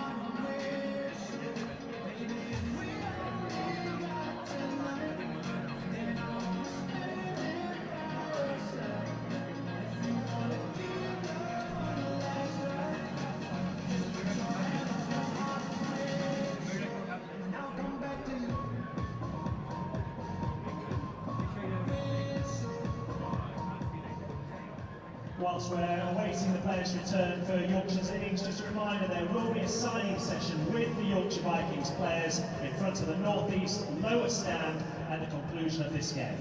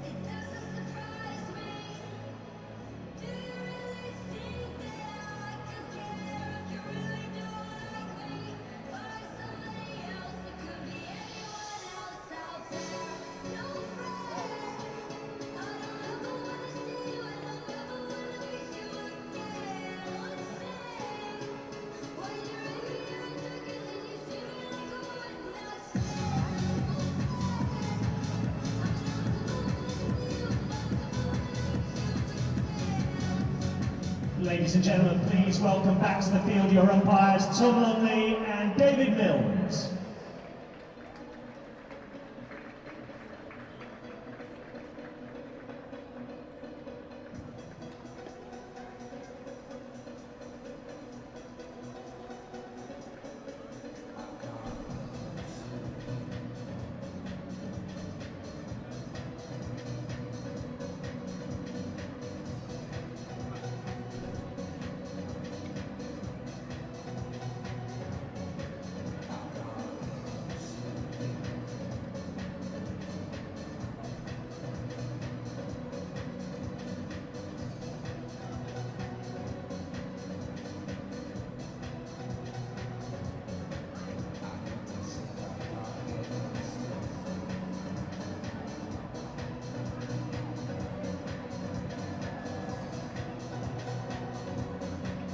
Please welcome back to the field the visitors Durham, and opening the batting for the Yorkshire Vikings, Adam Lyde and David Millan. Good afternoon and welcome back from Headingley for the second half of this match between the Yorkshire Vikings and Durham, who posted 217 for 3 first up. If you joined us in more recent times for this second half, Alex Lees, Durham skipper, formerly of this parish, 90 from 53 deliveries. Superb knock from him, as it was also from Ollie Robinson, 64 off 30. Michael Jones as well with a really good contribution, 43 off 34. Wickets for Yorkshire, well, few of them. 1 for 24 for Matthew Fisher, 1 for 31 for Don Best, 1 for 28 for Ben Mike. Yeah, a little wayward, shall we say, with the ball at times there. And it's going to take some doing if they're going to achieve a first win of the season of any kind, first win of any kind across the 3 different formats since the 21st of August last year, when they beat Derbyshire by just the 1 wicket down at Chesterfield in the RL 50. Adam Lyth is going to take strike here. David Milan is out there with him, as was the case on Friday at Worcester. And Basteleda is taking this first over, and it's been cracked away for 4 by Adam Lyth with that first delivery. Loosener, and it was a little bit too short. Lyth just fairly static at the crease, rocking a little bit leg side of the ball and crashed it away in front of square. So super start from him. And for Yorkshire, Adam Lyth on Friday night, well, he was out for just the 4 from 6 deliveries, so we're looking for his first score of the comp here, and he's pushed the second ball back to Basteleda. Dot ball. Basteleda, of course, made his debut for Durham just the other week in red ball cricket when we were up there at the Riverside. Gone with the 2 men outside the circle at third man, way off down the Howard Stand end of the ground towards the western corner, southwestern corner, and also backward of square leg. Slipper's already been taken out, and they've packed the offside here. Lots of yellow shirts converging on Lyth as Delader's latest delivery is wide of off stump, and Adam Lyth just remonstrates with himself for not probably playing the same shot as he did to the first ball of the innings there. He's ended up chopping that into the deck. Those watching the streaming, shots of the Yorkshire bench there. Jordan Thompson with the bat tucked under his arm. Shan Masood, the helmet on, ready to go in at number 3. Smiles all round on the back row, Don Bess and Johnny Tattersall.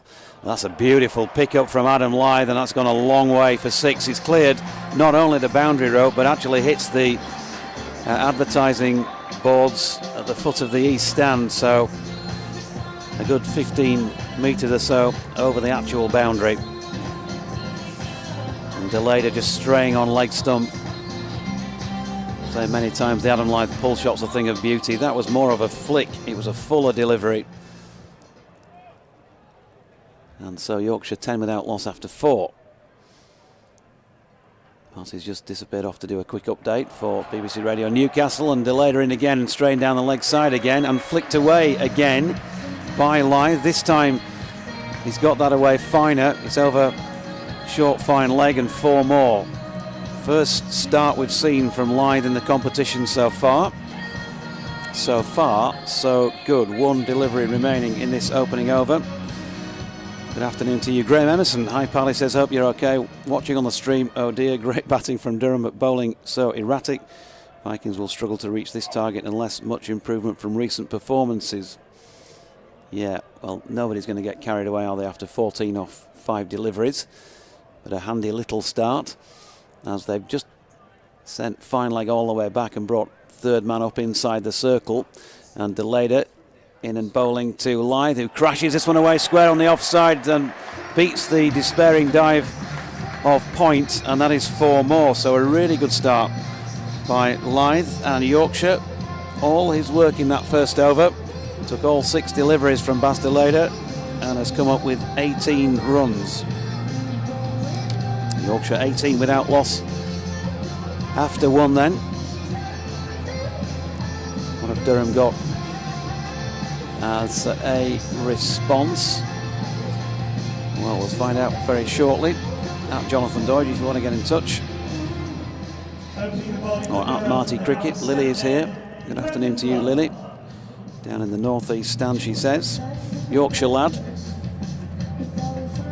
Says simply woeful, bowlers with no idea, questionable field placings, group of poorly performing individuals that are shorn of confidence as a team.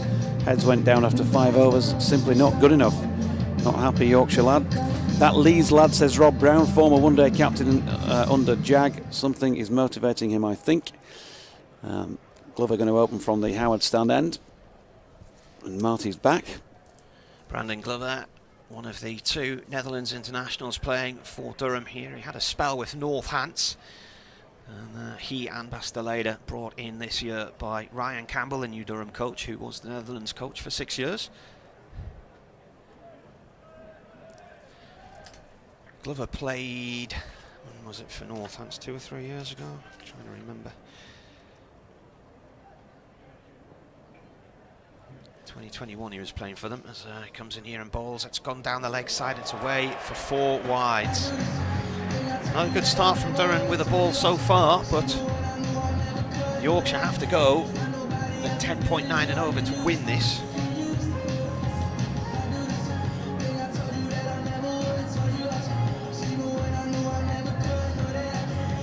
Yeah, David Milan actually got out Friday night with a ball that was quite tight. He tried to run it down to 3rd man and pretty much just hit it off the face, run it down the face of the bat to Ben Cox, the keeper. Glover right arm round to Milan, that's down, fine leg, and there is a man on the boundary. Clark comes sweeping round to field that one. 1 run. Brandon Glover's best bowling, 4 for 12, Netherlands against the United Arab Emirates. He took 3 for 9 in the World Cup against South Africa last year, and the Netherlands finished high enough up in the tournament that they've avoided having to go through the qualifying process this year. Or the next time there is one. There's a World Cup every year now, isn't there? James Green says good batting performance from Durham. Yorkshire need a bowling coach and a one-day coach. Recruitment's been dreadful. Whoever's picking the team has not got a clue. You can have your say on @Jonathan Doidge or @Marty Cricket, BBC West Yorkshire Sport @gmail.com.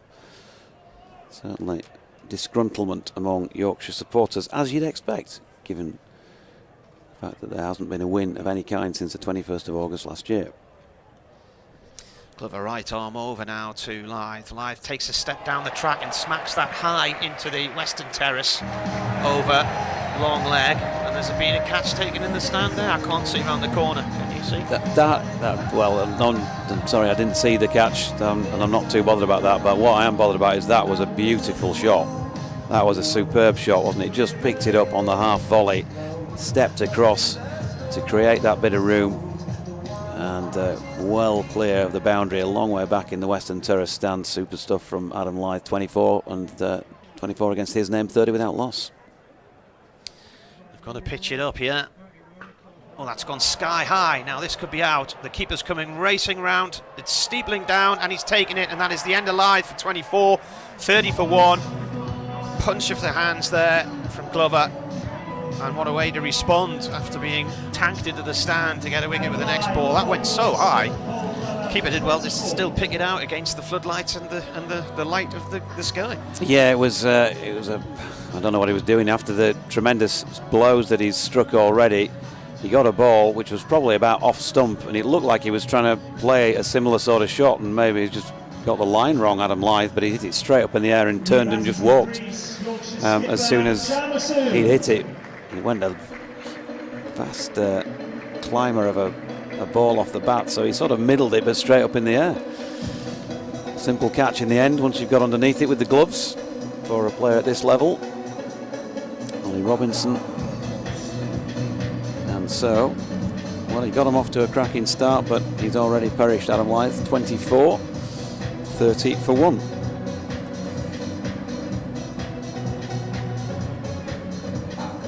Do you know what Yorkshire's highest score batting second is or not? No, but we can find out. Just got all the highest totals up here.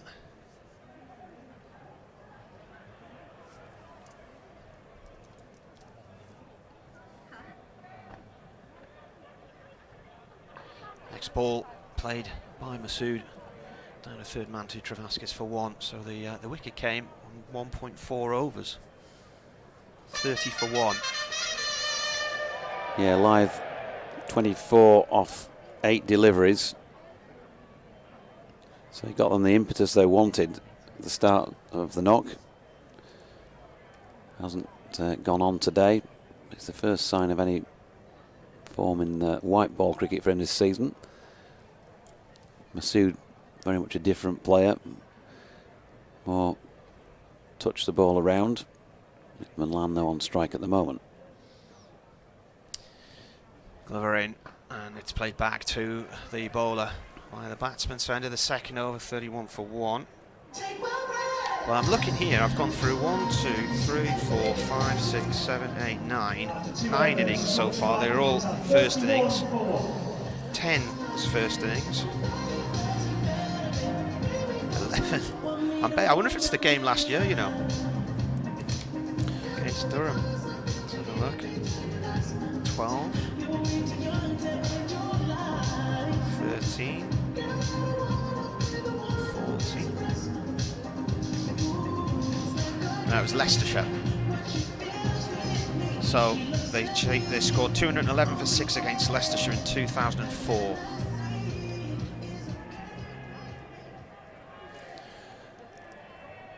Pasteleda is going to continue. Went for 18 in his first over. He's at the Kirkstall lane end, bowling to Masood, who has pushed that up towards mid-off. They think about 1, but then check and go back. 31 for 1 after 2 overs and 1 ball. I can tell you that Durham were 31 for 1 after 4 complete overs. So that flurry of activity from the bat of Adam Lyth has got Yorkshire off to a flyer. Could easily balance itself out though, because Durham had a slow start, didn't they? They couldn't get bat and ball the first 2 or 3 overs. Later in again, good delivery, slanted across the left-handed Masood and through to the gloves of Ollie Robinson. Little win for Deleda. There is the 2 men outside the circle, deep backward square leg, and they've dropped 3rd man out again. Changed that, of course, in the last over when Adam Lyth started to get the ball away backward of square. So Durham's total was their best against Yorkshire, 217 for 3. Career bests 90 and 64s for Lees and Robinson. Deleda to Masood, that's going to be 4. Ball short of length, leg stump. He walked into it really, but he got plenty on that. Shan Masood hammered it away through mid-wicket for 4, so 35 for 1. He's got himself going to some extent with the boundary, and 5 not out now, the captain. Got to pitch it up here. As Durham found out to their cost last year, the bowling was far too short and they just got smashed around the park. Got to pitch it up. Deleda coming in again then. Ball number 4 of this 3rd over, and again he follows Masood down outside leg stump. The Yorkshire captain was up to flicking that one away, though square on the leg side. They made another single. They made 210 for 4 against Yorkshire here against Durham here last year and won. So that's their 2nd highest run chase after that Leicestershire one. 211 for 6, so 1 run difference.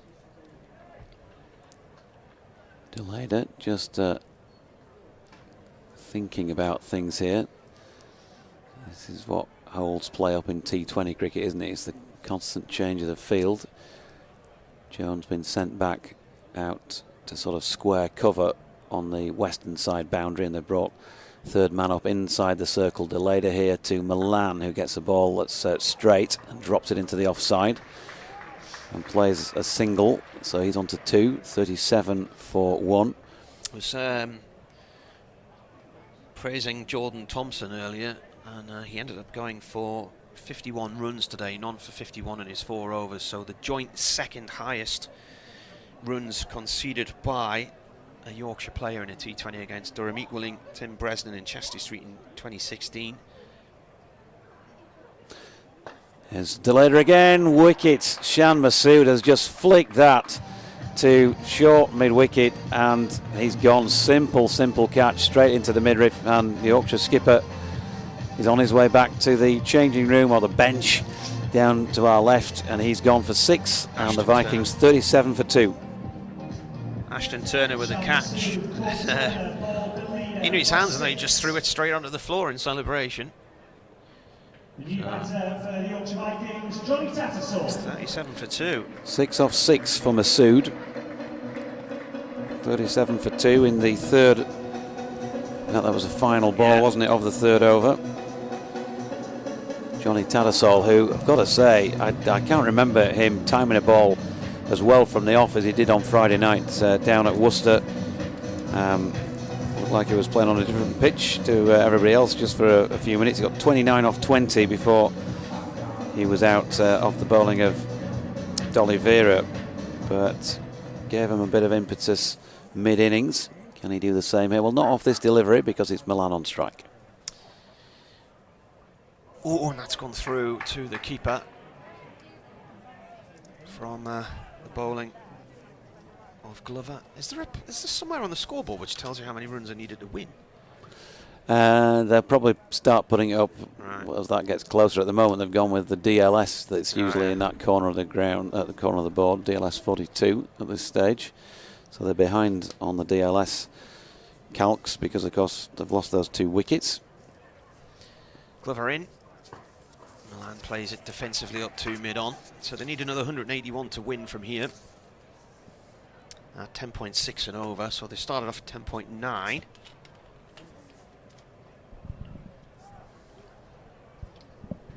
What happened on August the 22nd last year then? The 22nd? Was it the 22nd, did you say? 21st that 21st. They won a game. Yeah. Who was it? Who was that? Derbyshire at Chesterfield. In a one-dayer or? Yeah. Yeah.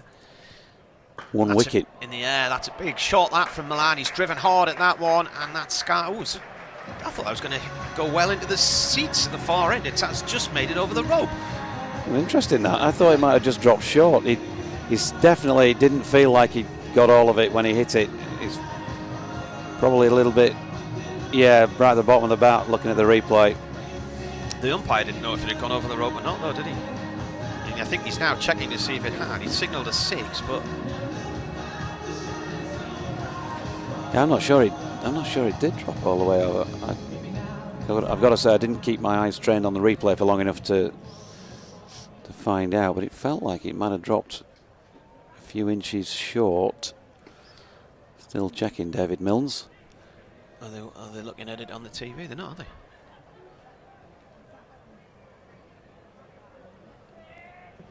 No, I think it's just got over the rope. The Yorkshire Viking is down that far and they're down. Surely they'd have taken his word on it. Glover in again and driven by Milan out through the covers. That should go 4-4 towards the far corner of the ground.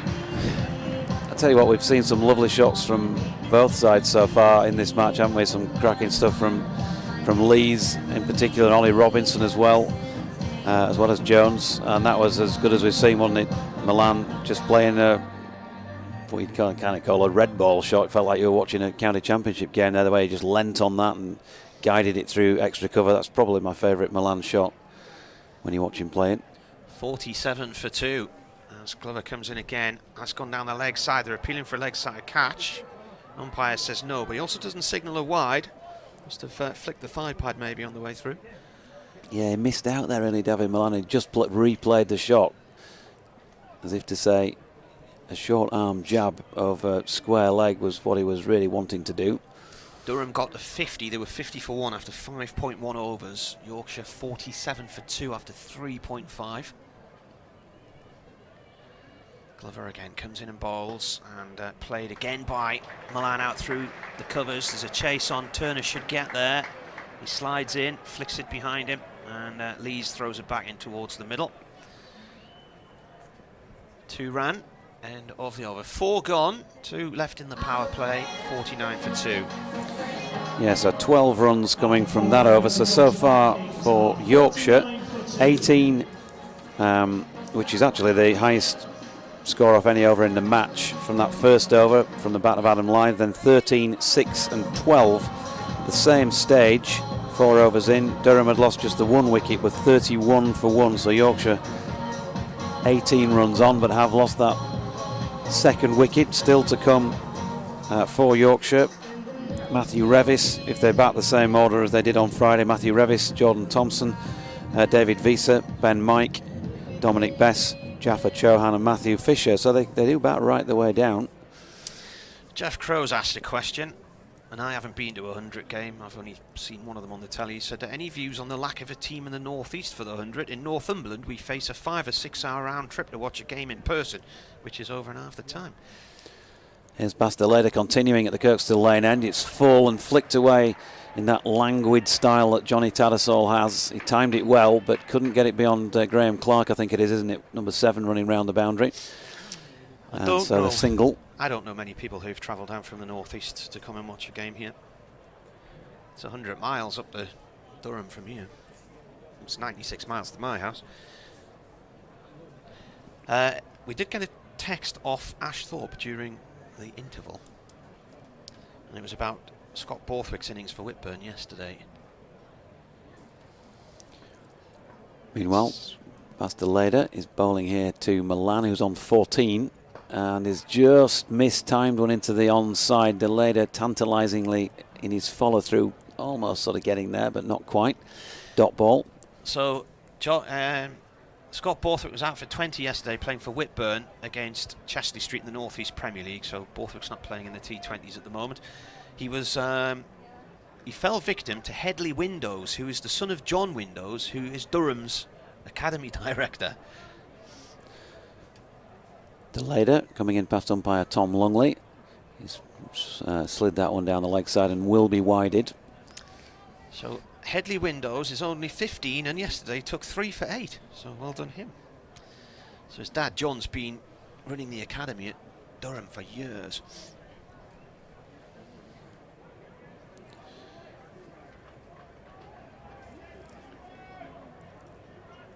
Delader, just a little bit of evidence of breeze. The ripple on his shirt, which is untucked as he comes in and bowls here. Short ball, and Milan tries.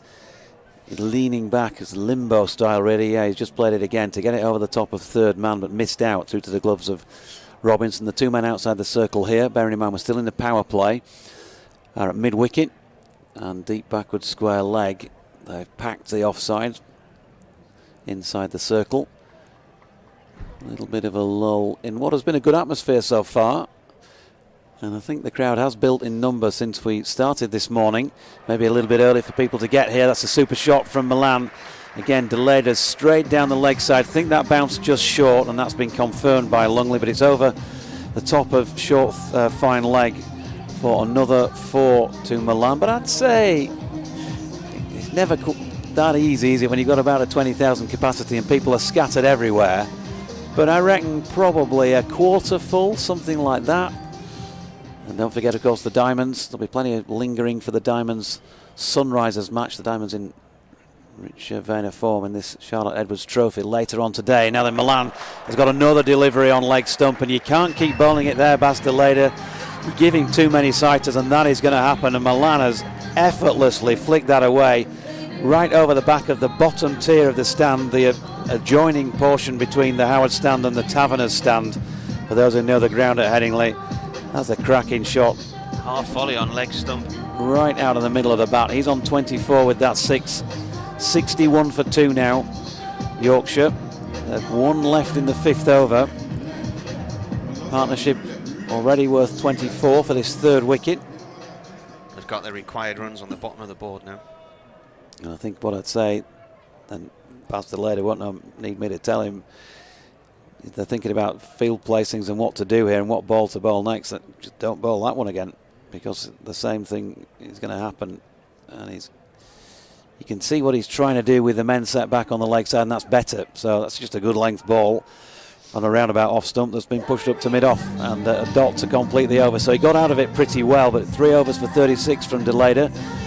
Taken 1 wicket, 5 overs complete. The Vikings are, having scored 12 off that over, 61 for 2. At the same stage, Durham were 45 for 1. Change of bowling for Durham from the Howard stand. Ben Rain. Ben Rain coming into the attack for Durham. Medium quick right armour.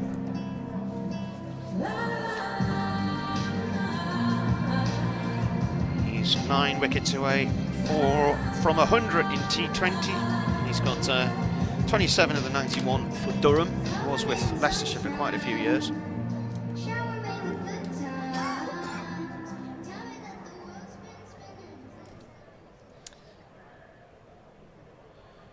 Tattersall on strike. Yorkshire 61 for 2. Rain from the Howard stand end, and that's played up to mid on for 1 run. Brings Milan on strike on 24. This partnership's worth 25. Scoreboard telling us the cut-off time for the innings is 2:16. Had to do all the timings in my head this morning, driving to the ground, 11:30 start, 1:45 interval. Second innings starting at 1, 2:15 finish. Milan has the western terrace to his leg side. Rain coming in, he's got a 5 on the discs on the offside and 2 on the sweep on the leg side boundary. 1 run off towards deep mid wicket.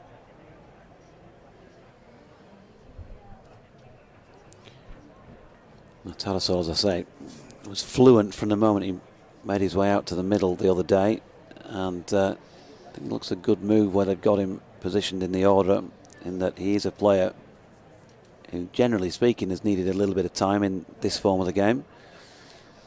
Rain in, and it's taken the sting out the delivery there, and it didn't come onto the bat as Tattersall was hoping. He looked to put it through the leg side, and it hit him. And an appeal for LBW from the bowler. Perhaps slightly optimistic given the height of things. Yeah, never really looked anything like it, did it? No. To be honest.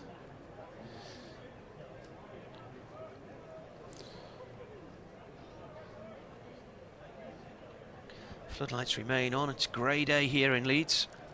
But it's all right, isn't it? You know, I think it was definitely worse the light earlier on, but you'd have no complaints, I don't think, batting out there at the moment. Tattersall on 2. Keeper standing up. Rain comes in and bowls. And that drops very short to Ashton Turner, short mid-wicket. Essex, by the way, 209 for 5 in their second innings of that tour match against Ireland. The Irish side, of course, preparing for the test match, forthcoming test against England. Can you remember the last time they came? It was a humdinger, wasn't it? It was a red-hot week. Jack Leach got a lot of runs, didn't he? Yeah. Rain in again. Oh, and they're appealing for a caught behind there. Yeah, they're all up for that. The umpire, David Milne, says no, but you'll have to see that on the replay. I don't think it went into the gloves cleanly the first time, but he got it at the second attempt. The bails are still on, so there was nothing about a stumping. It was purely caught behind that they were concerned about there. Sort of hit him in the midriff and then jammed between his knees, I think. Ooh. Yeah, tried to get a fine tickle on it, didn't he? Rain once more bowls, and he's not done anything with that one either, Tattersall, so that's been a really good over from Ben Rain. And the power play ends, 6 overs gone, 63 for 2. They just had 2 off that over. Yeah, that's having scored the highest off any over in the match, 18 off the first over. They've now scored the fewest of any over for either side in the match with just the 2, but they've bought themselves a bit of time. They're still 6 runs on from where Durham were at the same stage at the end of the power play, and that is the signal given to end the power play. Kevin Howells is alongside. We're going to have a change of bowling at this Kirkstall Lane end of the ground. David Milan on strike, and they've gone here with a sweeper out on the cover boundary. Cow corner is out on the boundary. There's a man at deep backward square leg, and it is Nathan Souter to bowl from this Kirkstall Lane end. A little bit of a delay before we get going. Long off is also out, as is long on down to our left, and Souter is in, and that's pushed up to the incoming long off by Milan. First up, 65 for 2. Milan on to 26. Partnership now worth 27. Welcome back, Kev. Thanks, Dodgy. Just thinking that, you know, here, I was at Manchester last few days, and here, these are great venues, great grounds, great pitches for T20, aren't they? Yep, this has played really well. Absolutely zero issue as a batter on this surface tonight. It's been true and good. This afternoon, I should say, as Tattersall flicks that one away square on the leg side and then checks the bottom of his bat. He'll pick up a single with that. Douglas Lewis says they should be at 67 at the moment, having lost those 2 wickets, so they're there or thereabouts. If there was a biblical downpour and they couldn't continue. Now then, Milan has lofted this into the offside catching chance. Good catch as well, running around the boundary from cover. Graham Clark it was who took it, and Milan has gone, and with it some of Yorkshire's hopes. And I mentioned they bat all the way down, but a senior player has just lofted one out into the offside, having got himself pretty well set by all accounts, and he's now going to be replaced by Matthew Revis. 65 for 3. Good moment for Durham, because that wasn't an easy catch. Got himself in a good position, take the catch, running round. Souter, another good acquisition from Durham here. Bring in some good players. Now, whilst we say this is an entertaining ground to watch, and you know, I was about to say also, but how can you imagine us even believing for 1 minute that a team could possibly chase down 218 runs for a victory, and then Milan gets out? It becomes more and more difficult. Obviously, in the chase, to score that many runs, you need things to go your way, and you need probably that catch to be dropped, if that makes sense. You need those little moments to just put a bit of doubt in the bowler, the fielder's minds, and the fielding side's minds. But it's all on here for Yorkshire to chase this down, but it is still possible, definitely. Well, Revis has had a promising start to the competition, and he's underway first ball with a flick just in front of square on the leg side. So 66 for 3. Nathan Souter, New South Welshman, 30 years of age, of course Middlesex previously. He's taken 87 T20 wickets with that one he's just picked up here. And then Revis is looking for a single to this latest Souter delivery, which again, Tattersall was just trying to play with that lovely touch that he has. He's tried that a couple of times in the last couple of overs, and if it goes wrong, might get a tickle to the keeper, maybe cannon it onto his stumps. Souter in again. Tattersall uses his feet, and he does use his feet pretty well to spin in the main, but not to this leg break bowler on this occasion. End of the 7th, 66 for 3. Tattersall on 3, Revis on 1, and it's just starting to be clawed back, isn't it, here by Durham. Yorkshire well in front on the clock in the early stages, Kev, but after 7 overs, in fact Durham was 69 for 1, so Yorkshire have fallen behind in that respect, and they've lost 2 more wickets. It's the wickets for me, really, Jonathan. It's, you know, 2 down, okay. I think that was a massive wicket we just seen fall there from losing Milan, because whilst he's there, brutal power we know he's capable of. You've got to get into the minds a little bit of Durham that, you know, they should be so confident with that score, but you've got to start putting doubt in their mind. Well, that dismissal of Milan has given them a bit of a belief, and this one is driven by a very tall, strong-looking figure of Revis, out to wide, long off. Ashton Turner it is, going into the attack at the Howard stand end. A man who knows all about success in this format, of course, with Perth. Got injured, if memory serves me correct, last year, Ashton. Yeah. He'll be wanting and looking for a more productive summer with Durham. And that one's just turned around the corner. They'll have to be quick. Revis was jogging along there a little bit casually to start off with. That was a sharp piece of fielding, a sharp throw. He was, but he's tall, isn't he? Long striding. 3 strides to the rest of us, 4 or 5. That's fair. 68 for 3 is the score. Creates a bit of room for himself as well to drive the ball square to the offside, the shorter of the 2 boundaries. We look down here, out towards the western stand end, away to our right-hand side. Sunday lunchtime T20 cricket, double-header day. Diamond Sunrisers to come, but this is Yorkshire Vikings versus Durham right now. And Tattersall, lovely little deft touch. I think that's going to get the better of the fielder as well to race to the boundary. Does he pull it back in? No, can't quite get to it. Good effort in the end to throw himself down there just to try and retrieve the ball, get it back. I thought he was always going to come off second best to it, and in the end he did. But actually, got a little bit closer than I thought. It's one of those, Kev. In the days when we started to watch cricket, that it'd have just given that up 20 yards from the boundary, wouldn't it? That's 4. But now they chase them down all the way. Really good effort by Ben Rain, and unlucky that the rope was just probably a foot or so in too much for him. Nice from Tattersall. He's moved to 8, 73 for 3. This time he goes the other side, just for 1. Just to the edge of the circle. He'll take his score up to 9, take the Vikings to 74 for 3. Somehow just keep that board ticking along, because look after the wickets a little bit here as well. At the same time, it's after the perfect showing. Revis is on 3. Again, played out square. That sits up nicely for him.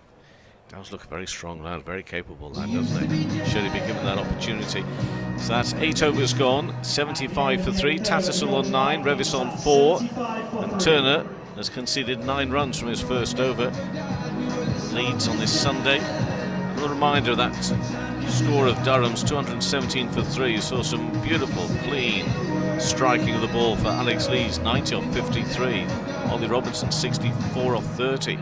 Marty tells us career best for both in this format, and Jones a 43 off 34. It really was stunning stuff at times to see.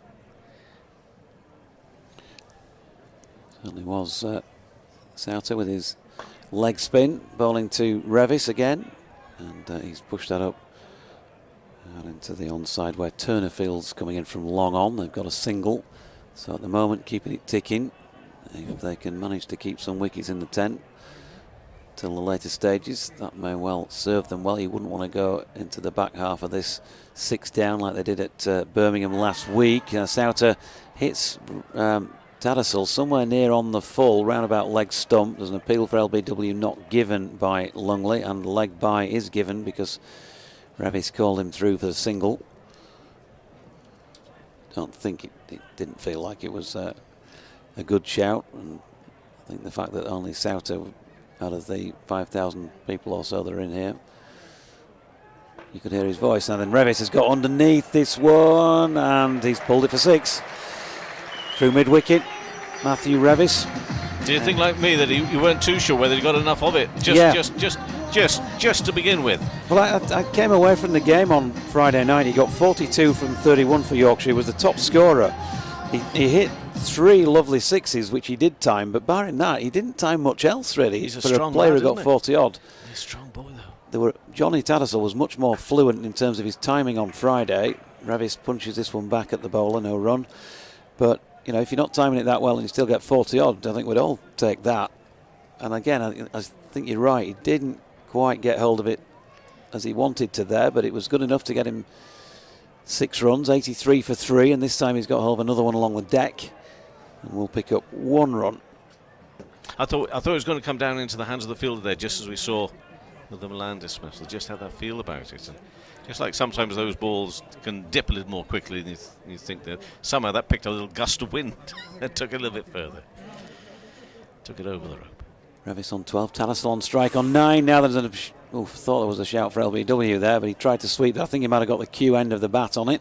So 84 for 3 after 9 overs here. That's another 9 off that one, so that's handy enough at this stage. Direct comparison, 86 for 1 Durham at the same stage. So as Kev said, it's those 2 more wickets that Yorkshire have lost that will be the concern. I think we've got the pleasure of your company again, have we not, on a couple of grounds this coming week. Where are you heading for T20 coverage for 5 Live? No idea where I am tomorrow, Dorji. Trent Bridge Tuesday? Yes, you're right. Yorkshire, Nottinghamshire. You're not wrong. Thursday back here for Yorkshire, Lancashire. Is it a big game? Only Yorkshire, Lancashire. Start of the next over, and it's Baltimore. Bales whipped off. Nothing. The Bales were whipped off. They were jumping up and down, and in the end, nothing came to it, bar a lot of shouting and a little confusion.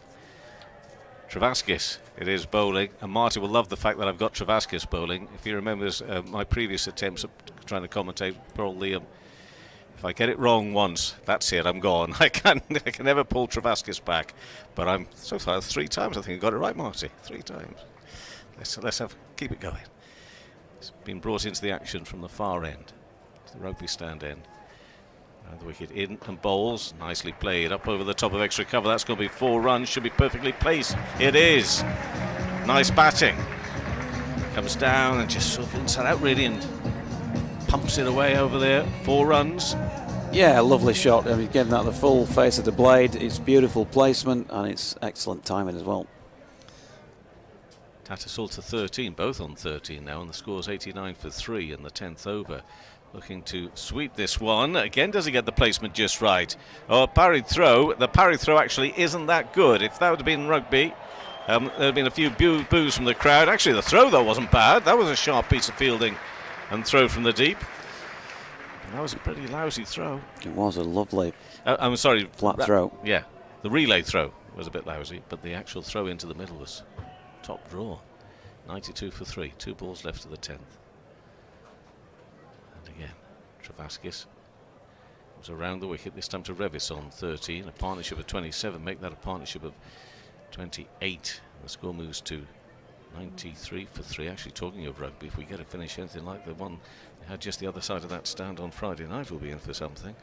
Gosh, they gave everything in that game, didn't they? Between Leeds and St Helens. Tattersall on 16. Next ball, again worked square, leg side by Tattersall. Dash through for 1. If they can turn these into 2s, it'll be something, but they can't. Good sharp approach and fielding from Durham. Completes another over. Getting through the overs quickly here. Durham were 91 for 2 at this stage. The Vikings are 94 for 3. So that just tells us that there is a lot still to be had in this game. Exciting game, I think. I still feel, although Durham will think that they've actually got a little bit of control on this. I don't know what is making me think that, because those scores look quite similar. I just think that this is it's a massive challenge, isn't it, to get those sort of runs. You've got to take a few risks along the way. Will they come off? Yep, I still also I'd agree with what you're saying, in wholeheartedly, I think I'd say, but they'd also counter it by saying this is a very good pitch. There's no evils in this pitch for the batters, so if you play well, if you can get bat on ball, then you will score runs. First ball of this latest Souter over sees Tattersall miss in trying to get bat on ball with sort of slog sweep really as much as anything. He's cut this one quite nicely and timed it well, but found the man backward of point, and so 2 successive dots. And when you get a spinner on with a short run up like this, pressure can mount quite quickly. The overs can pass quickly, can't they? That's what I'm thinking. Tattersall uses his feet here again. He can't get that strike too well, and there's a chance for a run out, and he's gone. He called Revis through, and they've sacrificed a wicket there, and needlessly, really, Johnny Tattersall. Well, exactly what I'm saying. The pressure mounts. 2 balls, 2 dots. Can't get it past the field. Missed the first ball. Hit the field second ball. Third ball. Gets something on it. Drills it into the deck. Looks and looks at Revis. He wants to go. Revis is not really had got going at the point that Tattersall gets the nod to go. I'm not quite sure who says he wants to go all the way there, but either way, the throw has come in to the gloves of Ollie Robinson, and Revis has gone for 12 off 11. That's a 14 off 11. That's a disappointment. Could still go either way. You've got fine strikers of the ball still to come in. It's my gut feeling at the moment, Doige. You're just looking out there at Durham. They look as if they feel as though they've still got a bit of control on this game. They've got a lot of runs to work with, and as you say, just a couple of dot balls, and it looks a difficult thing for them.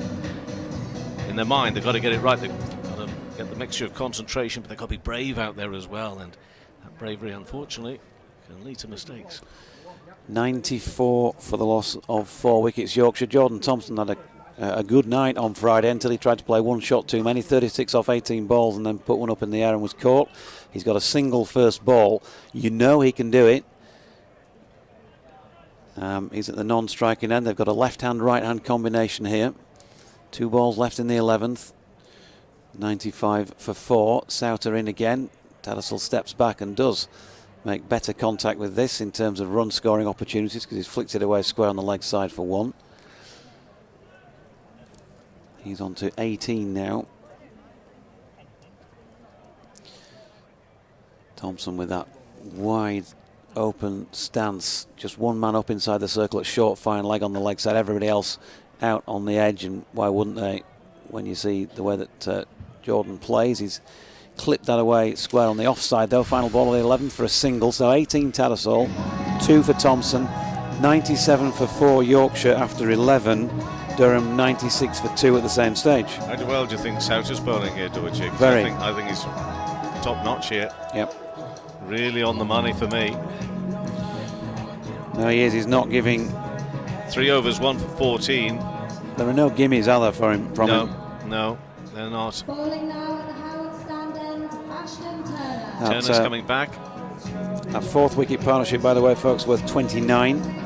Revis run out for 14 off 11, halfway through the 11th. It's going to be extraordinary from somebody here for the Vikings. Will it be Jordan Thompson? He's on 2, and Turner comes around the wicket and down the leg side. I mean, they can equally release pressure by not getting things like that right, but a wide, gratefully accepted by the home team. Turner again around the wicket with his spin, and this has just been flicked away really on the leg side. They'll go through for 1. Have to be careful of backing up, and there is 2. Mind you, they again have to be quick coming back. Tattersall running to the danger end. Now, for me, that's not the Durham I thought I'd been seeing in the last few overs. Sharp, confident, comfortable. That was just a little bit chaotic.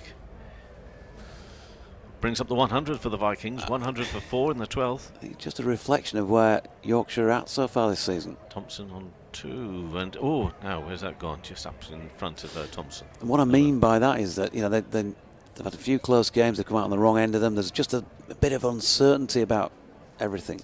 Thompson on 2, make that 3. Pumped along the ground, 2. Wide, long on. Do you think it comes into play here that Durham have obviously had a really good season? They've been playing really well. It's not to say that Yorkshire haven't been playing well, but the result's not gone their way. I just wonder when that sometimes gets in the mind. You know, something going to happen. I mean, your man's out there, Thompson. But Tattersall's on 18. What can he do here? He sweeps this one nicely, but just for 1 out through mid wicket. I've got the right man. I've only the man that makes things happen, Deutsche. You have. He's And he's still doing that. Yeah, he's going to make something happen pretty special here now, though. Yeah. He's on 3. Tattersall's moved to 19 with that single. Left-handed Thompson with Turner bowling to him now, again around the wicket. Doesn't have a lot of room to work with to free the arms at all, so hammered into the ground into extra cover. No run. And those dot balls are really, really important here, as we saw in the last over. It does free the arms a little bit more there, but again it's along the ground. I think it'll only get him, should only get him 1. No, they come back for 2. Beg your pardon. They're going to come back for 2. Tumbling stop in the field, but he's back up on his feet okay. The end of that over, 12 overs gone. 104 for 4. Tattersall on 19. Thompson on 5, a partnership of 10.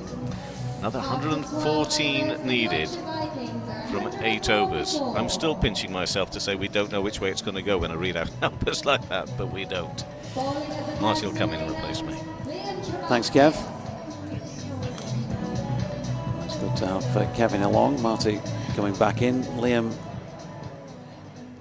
Travaskis is going to come back into the attack for Durham for this 13th over at the Kirkstall Lane end, and Tattersall can't get him away for runs with that first delivery. Johnny Tattersall on 19 at this moment in time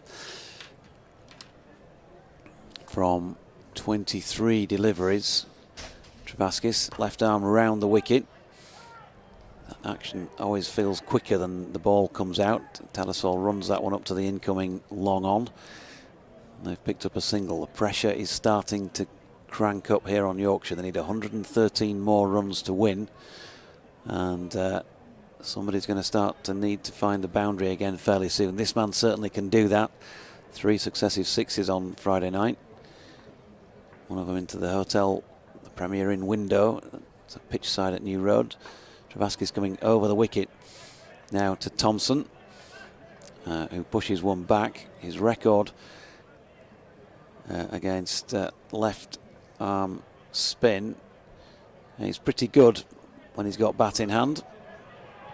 He punches one down towards long on, and they pick up a single.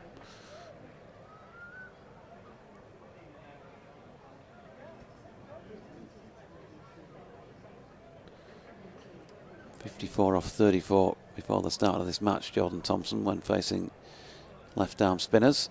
Travaski's in. That's a good delivery, straight in terms of its direction, I should say, but it's a little bit too full, and that's allowed Tattersall to play a nice reverse sweep. Timed that really well. So they have found a boundary here. 110 for the loss of 4 wickets, 1 to come in the 13th over. Charles Kitchen says disappointing so far, side unbalanced, captain doesn't seem to know which bowlers to use and when, bowlers lack confidence, all a bit of a shambles, and then Lyth lets us down again. The pain of being a Yorkshire supporter as Tattersall pulls that one square. Travaski finishes the over with 2 overs, 17 to his name, 13 overs complete, 1-1-1 for 4 Yorkshire, and at this point 125 for 2 Durham, so the pressure really is now starting to mount. They've had 3-1 was the partnership for the 3rd wicket, wasn't it, for Durham? Yeah, they've had 3 successive single-figure overs here, and they, as I say, goes without saying, want to start to find a boundary. I think that's a little bit unfair, Charles, on Adam Lyth, I've got to say as well. He got 24 off 8 balls. The modern game has changed. That's very much acceptable from an opening batter. If you go in and score at 300, you just want those who are following on to do something similar. Oh, Turner to Tattersall, a reverse sweep, and he's lobbed it over the top. A fine leg on the discs for 4.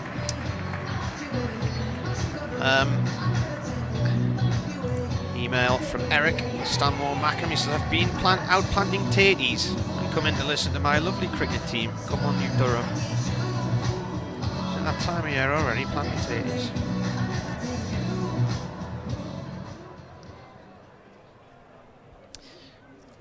Comes Turner again, bowls, and that's driven down the ground to long off for 1.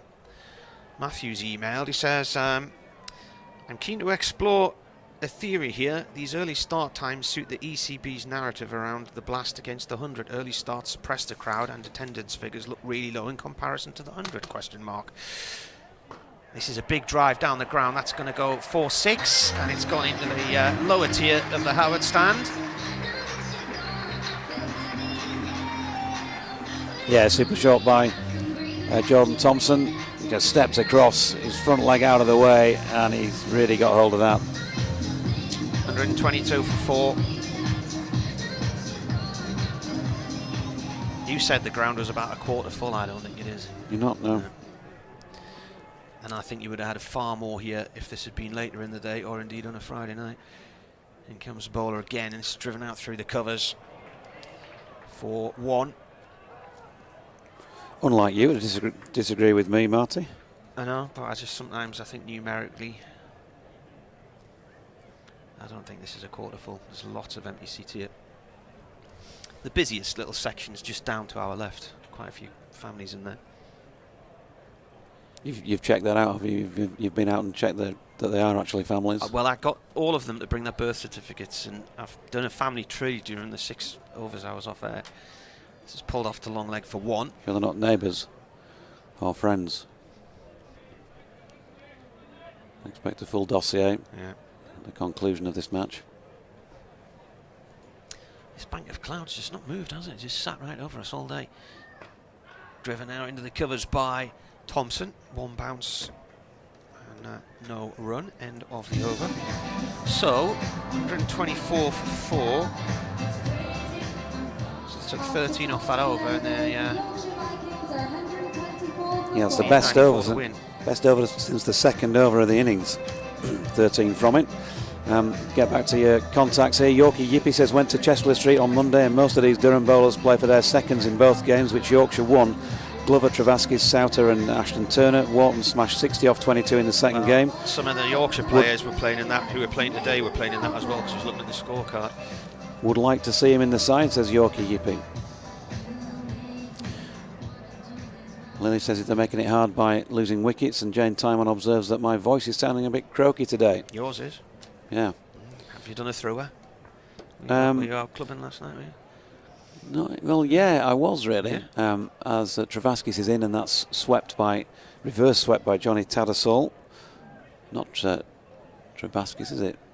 He's still got the dot against his name. Yeah, it's Nathan Souter to complete his quartet of overs in this 15th. Got 5 for 15 on Friday night. Could have had 6 for 11, but a really difficult catching opportunity on the boundary and delayed out to drop the ball, or he would have taken it over the line for 6.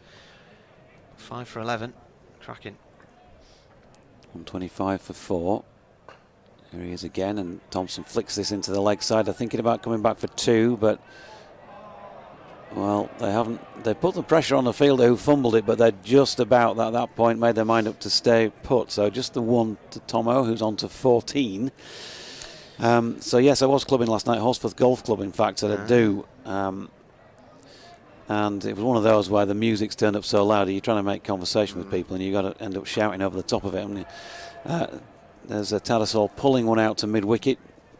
Clark doing the fielding. Was it that newfangled pop music where you can't hear the words? It was all sorts of different music. Some 70s, some 80s, some 90s, some noughties, I think. What was the do?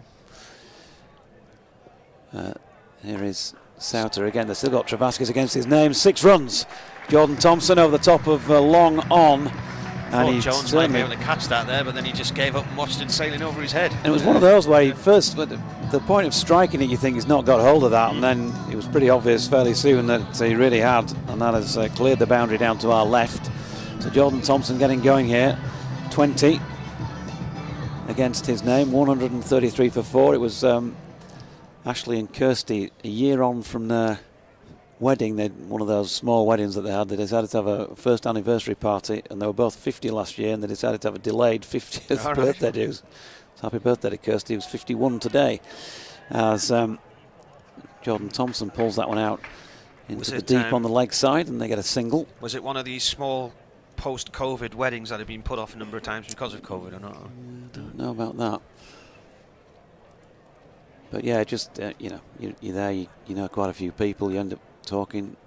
You don't want to be rude and not talk because you're working today, but you're also conscious that you're having to shout above some music to get your conversation heard, and that is a cheer that will be heard as well around LS6 to a beautiful shot by Johnny Tattersall's. Not a good delivery to end that spell by Nathan Souter, but he's bowled pretty well within it. 4 overs, 1 for 30. Johnny Tattersall with 6 over mid-wicket to end the 15th over. He's on to 39. This partnership now worth 46. And they're starting to give themselves a bit of a chance here, Yorkshire. 15 overs complete. They're 140 for 4. I was just about to say, get Ben Rain back on, and there he is. Looked up, and there he is with the ball. So 16 from that over. They're still well behind where Durham were at the same stage, though. They were 155 for 2 at this point, and finished off with 4 of their last 5 overs yielding double figures. So Yorkshire have got some to go here. They need 78 off 30.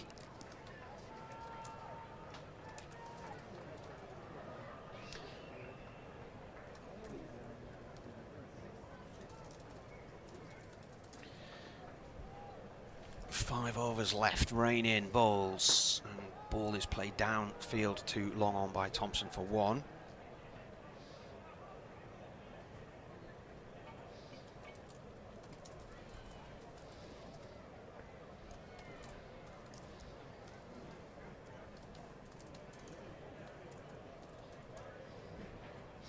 Durham have only won on this ground twice in 18 years, but they did win in Scarborough in 2013, they won here in 2012, but then I think the previous win was 2005. Rain bowls, pulled high into the air, and there's a man down there, and this is the end of the partnership, as sliding in underneath the ball is Ashton Turner, I think it is, and no it's not, it is Basteleda taking the catch. Yeah, Johnny Tattersall trying to play that pull shot. He stepped, it was followed by the ball, wasn't it? So that tightened him up for room, and he couldn't execute it like he wanted to. If he'd have got offside of the ball, he'd have been able to free those arms, and I'm sure probably would have been able to clear the boundary, but he was tucked up, and it's a good catch by Basteleda around to his left from long leg. So the end of Tattersall, who played well, but unfortunately from Yorkshire's point of view has perished. 141 for 5. The pressure really is on now. Yorkshire, as I say, Yorkshire supporters won't want me to say it again, but I'm going to do. They haven't won a game in any of the 3 comps since the 21st of August last year. They want to get this T20 on track with something against their name in terms of points rather than nothing, but at the moment it's not looking great as David Milan in the side, keep getting that wrong way around. David Visa is out there, and we know he can strike a very clean hit if he gets going, and he really does need to get going here for Yorkshire. Well, I said get Ben Rain on, he's the partnership breaker and he's done it. Second ball of the over. The partnership ended on 46. Visa plays this one just beyond Lee's at short extra cover and down towards wide long off for 1.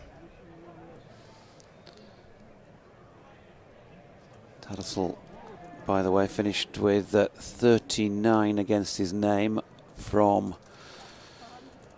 33 deliveries, 4 fours and 1 6.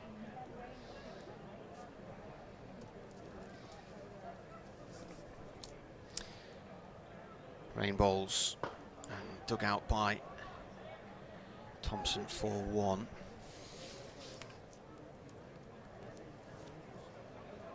Means I mentioned in his first innings for Yorkshire on Friday night made 15 from 9 deliveries. I think you'll find this pitch from a batting perspective more to his liking. Well, not that it was a bad surface at Worcester, it wasn't, but just a few of them were a little bit slower coming on. Visa on strike to Rain, and looks to pull one through the leg side, and he's mistimed it, and it thumps into his thigh pod. Rain's appealing his thigh pod. Is that something new for a Mapple? Is that not what a Lancastrian would call an iPod? Yeah. Myth iPod. That's me thigh pod, aye. Aye, lad. Anyway, his thigh pad, and the appeal was turned down.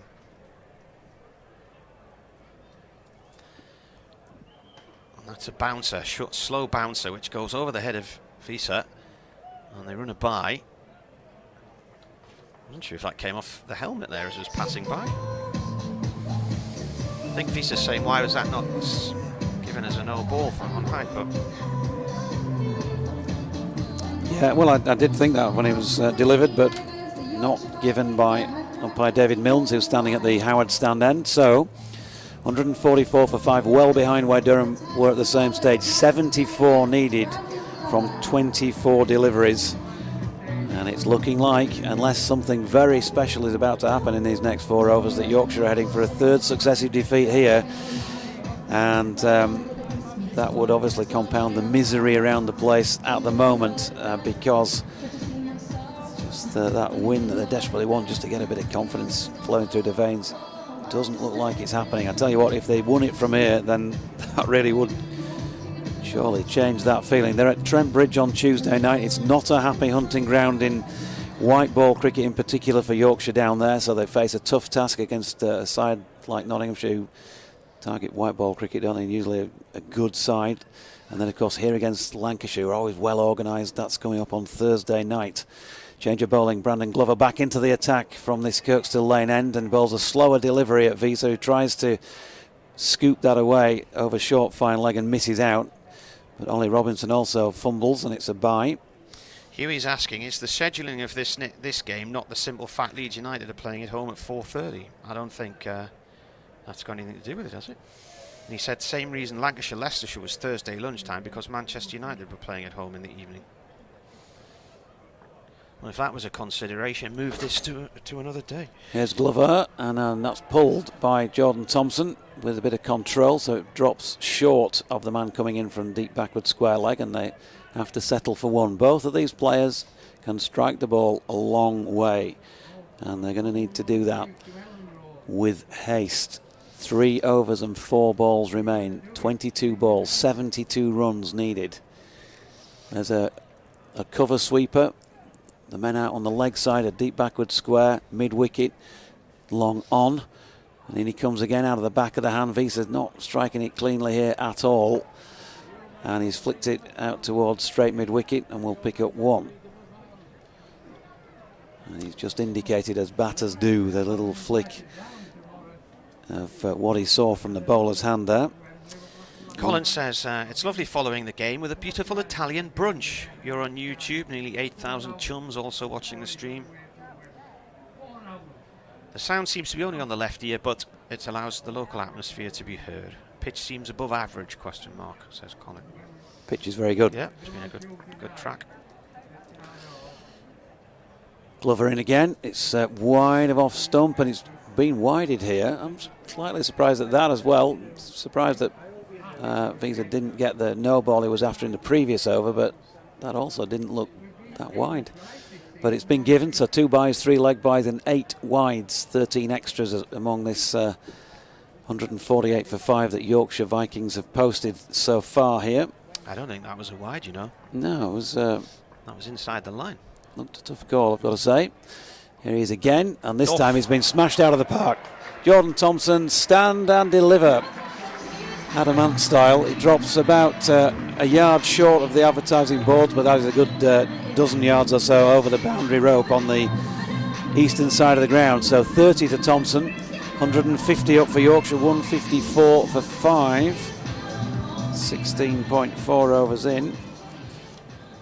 14.2 overs in when Durham reached the same score in their innings. Short ball, Thompson falls over trying to give that one kitchen sink and probably the fridge freezer as well, and he gets 1 down to fine leg as a result of all that. Completely off balance there, wasn't he? He's trying to pull that away. So 1 ball left in the 17th. It's going Durham's way very much at this moment in time. Can this pair for Yorkshire pull off a remarkable win? It's not giving you the feel that that's going to happen as third man comes up to short third. Another player despairs out towards the boundary on the leg side, and he's bowled out leg stump here, and Visa tries to flick this away but misses.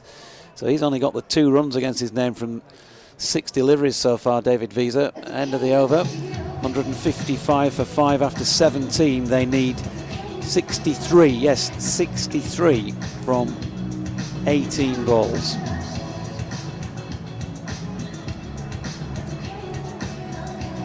$11 runs coming from that 17th over. I can clean up some bowling figures while we're waiting for the start of this over, by the way. 4 overs, no maidens, 1 for 30 for Nathan Souter, the one player to have completed his quartet. Rain comes in from the football stand end, and a play and a miss. Keeper standing up to the stumps. Thompson with his back foot in the crease goes down on 1 knee as he misses that one.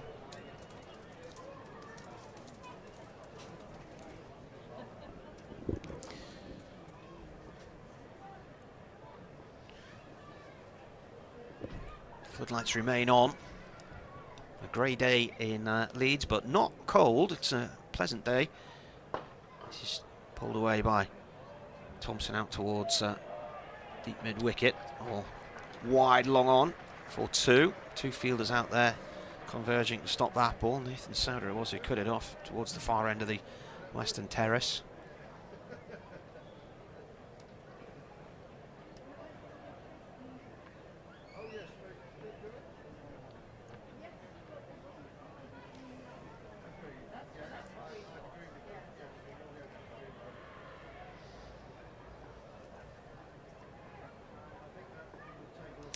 In comes Rain again, bowls, and bails are off, courtesy of the keeper, and Thompson can't get him away here. That's 2 attempted slog sweeps he's tried in this over, and he's played and missed at both.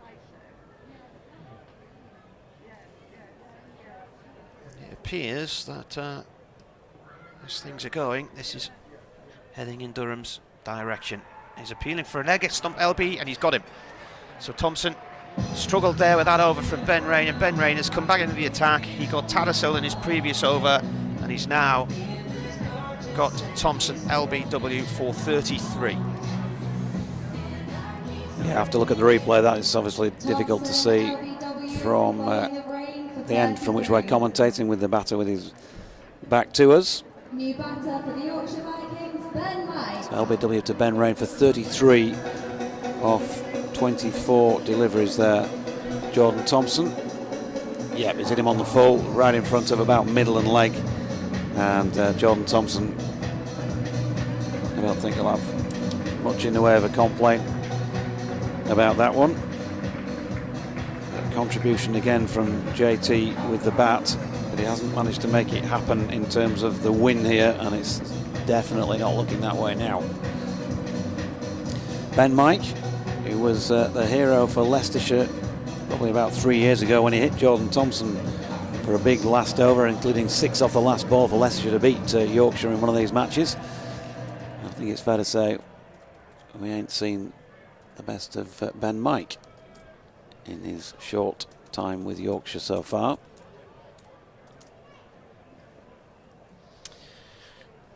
In comes the bowler. This is played out through to deep mid wicket for 1. So they need another 60 from 21 balls. Yeah, as they say around these parts, it's a good one to win.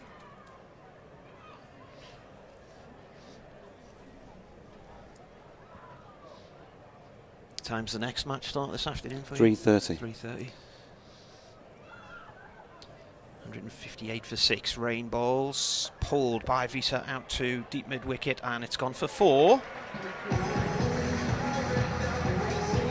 Yeah, first one is really out of the middle of the bat. Visa, and he every opportunity as well. Ben Rain dropping it short. Disgusted with himself for getting that wrong, but he's bowled a really good 3 overs so far. 2 for 12, Ben Rain. Just a succession of variations with ball in hand. Difficult to tell you exactly what he's bowling from such a distance, but you can see that he's rolling his hand over the top of it. He's just put a bit of doubt in the mind of the batters on 1 or 2 occasions, and they've clearly found it difficult to get away. And I guess no wonder he's disappointed that he gave away that boundary. Final ball of the over just makes those figures look that little bit worse. Bit of frustration for the bowler, but an excellent job done by him. 162 for 6, so they got 7 off that 18th over. Way behind where Durham were. 29 runs behind where Durham were at this same stage. Basteleda is coming back into the attack for Durham for this 19th over of the Yorkshire innings. Here he is first up, and that's been hauled away into the leg side by Ben Mike.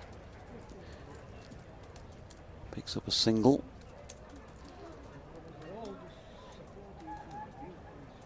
And T20 cricket, well, we love it, don't we, when it's a close game. Friday night, disappointment for Yorkshire, but it was a cracking game of cricket to commentate on. Good close game when it's one-sided, and this is now appearing to be that way, and has been for an over or 2. Not quite so much fun, is it? That's dropped out into the offside by Visa, and they pick up a single, taking him on to 7, and Yorkshire on to 164 for 6. But already there'll be questions as to what they could have done better here, and I think it's pretty clear they could have bowled better. And maybe pretty clear also they could have batted better. Having lost 6 wickets for 164, it's not a shocker, but they're a long way behind where they need to be in this particular match, as Ben Mike steps right across and has got that towards the inside of the bat. Backward of square leg for 1. Still got to keep going. Net run rates and all of that, so just try and get as close as you can, even if you can't get there. Durham's score today, 217 for 3, was the highest in a T20 against Yorkshire. Looking on the system, it's the 3rd best they've made in the format. They got 225 against Leicestershire, 223 against Derbyshire, 220 against Warwickshire. Visa gets this one away into the leg side, and they're going to pick up 1 to the incoming Ashton Turner. Charles Kitchen said, I take your point about Lyth's 24, but with only 3 specialist batsmen, we need 50s from them. Chris Sharp's sitting at the other end of the ground. He says people are heading to the exits with 2 overs still to play. Don't head to the exits, the diamonds. You want to watch some winning cricket, and they're playing the Sunrisers. Now then, he's got Ben Mike on the full, but wide of off stump. There's not even an appeal. In fact, he hasn't got him on the full. because he must have chipped that onto his own, clipped it onto his own foot, and they got a single. Yorkshire ace, says Jane Timon. It's the hope that kills you. Anyway, she's recommending I get myself a fisherman's friend. Other throat lozenges, I do believe, are available. Here comes DeLader again, final ball of his spell, and that's going to be 6 over cover. A bit like that sort of helicopter shot that you see Rashid Khan play. Whipped away, open face, and well, it looked spectacular, but it's too little too late here from Yorkshire's point of view. Visa moves on to 14 with that 6, 173 for 6. So they took 11 runs from that penultimate over.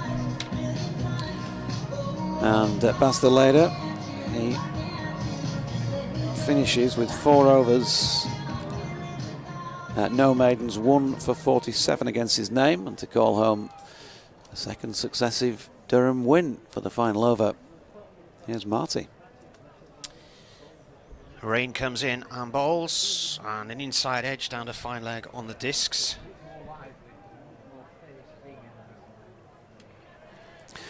Mighty Mariner says, afternoon all. I think the men need to take a look at what the women are doing.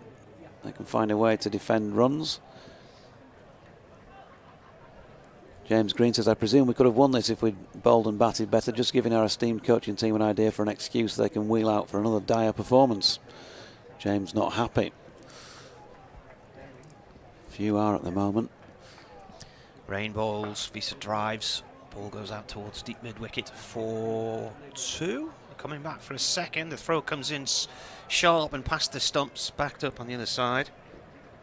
Forever Dormer says, currently sitting in the sun at Hutton Rugby Cricket Club with a pint of Shipyard in front of me, and probably having more fun than you, wondering whether I'll live long enough to see Yorkshire win again. Come on. Where's Hutton Rugby again? Is that sort of Look, fringes of North Yorkshire? Yeah, I'm going to say, yeah, up that way, isn't it? Yeah. 176 for 6, pulled by Visa for 6 over long leg. Nice shot. It was a short one from Rain.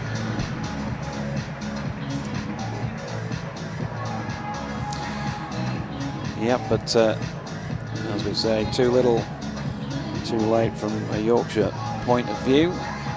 Deleda took 1 for 47 in 4. Glover 1 for 35 in 3.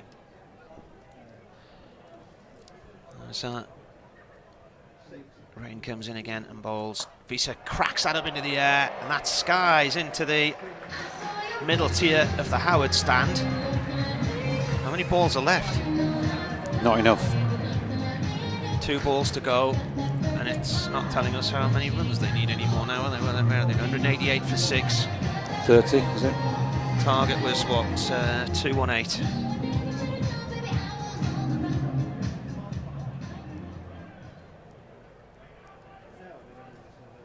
Rain has 2 for 21 from 27 from 3.4 overs. Souter 1 for 30 from 4. Turner none for 27 from 3. Rain comes in, pitches it up, driven by Visa, and he's going to be caught here by Travaskis in the deep. He is on the leg side. That's the end of David Visa for 28. Yeah, and probably it was a good catch, and probably just rewards as well for an excellent effort from Ben Rain here. 3 for 27 against his name with just 1 ball of the match remaining. And the end of Visa, who made 28. And he did that from, he said pausing to give you the right stats. So 28 from 14 deliveries for David Visa, who got going all too late there, didn't he? So still striking at 200 in the end, but he needed to get going a little bit quicker if Yorkshire were going to have any chance in this. And his timing was just a little bit out in the early stages. So Don Bess, sporting number 47 on his back, is out there for one last ball of this match, the last rights. Yorkshire 188 for 7.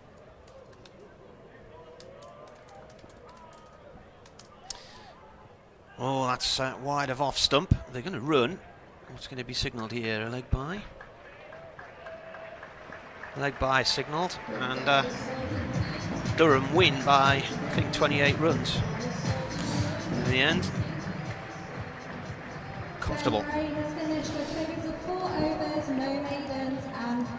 There we go then. Durham have won it by 28 runs, and they've been well worth this success. Your reflections on the match? Well, Yorkshire clearly leaking too many runs, or runs that they were not going to be capable of scoring, as it turns out. Alex Lees with a superb 90 from 53 deliveries, 43 off 34 for Michael Jones, and an also superb 64 off 30 for the excellent Ollie Robinson. Got him to 217 for 3. The wickets for Matthew Fisher, Don Bess and Ben Mike with 1 apiece, but yeah, just too loose with the ball today on a good pitch, and then not able to chase those. Adam Lyth got Yorkshire off to a flying start with 24 off 8 deliveries.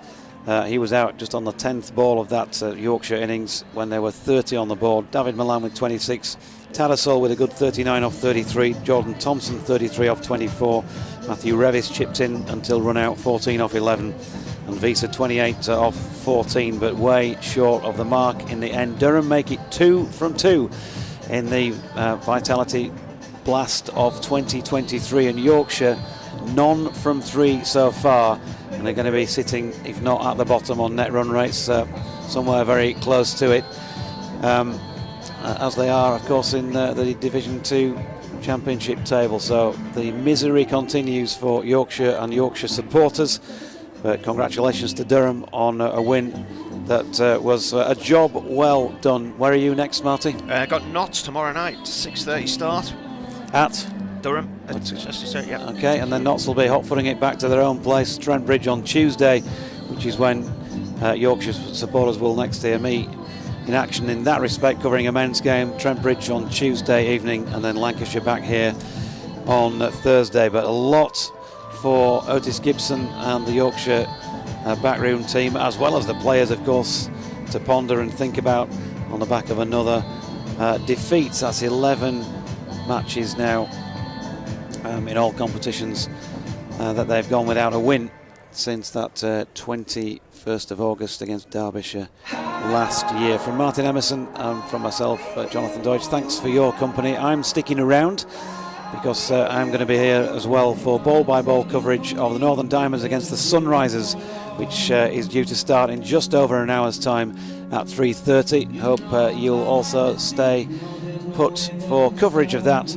But from Marty and myself for now, we'll just leave you with what's going on around the stadium on the PA, and I'll hand you back for 5 Live listeners to Kevin Howells.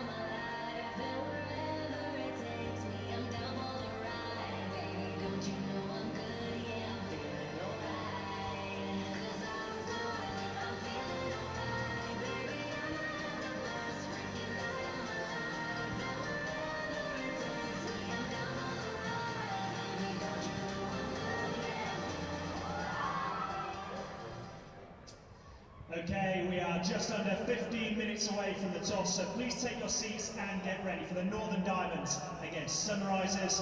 Remember, following the action this afternoon, there will be an opportunity to meet your heroes right here in front of the North East stand to get a signing session, have your autograph with your heroes straight after the conclusion of the game.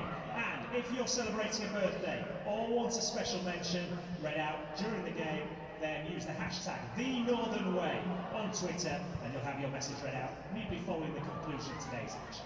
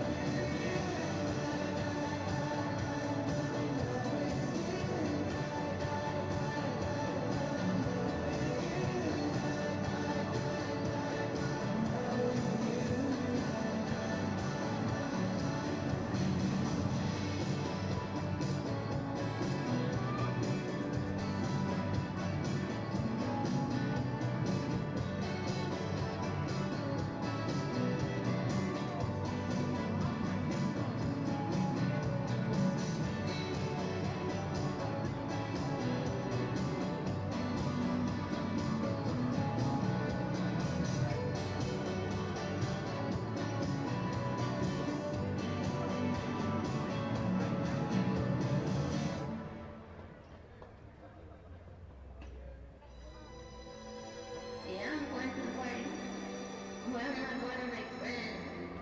I need a lover. Everybody's looking for somebody to take home. I'm not the exception, I'm the blessing of a body to love for.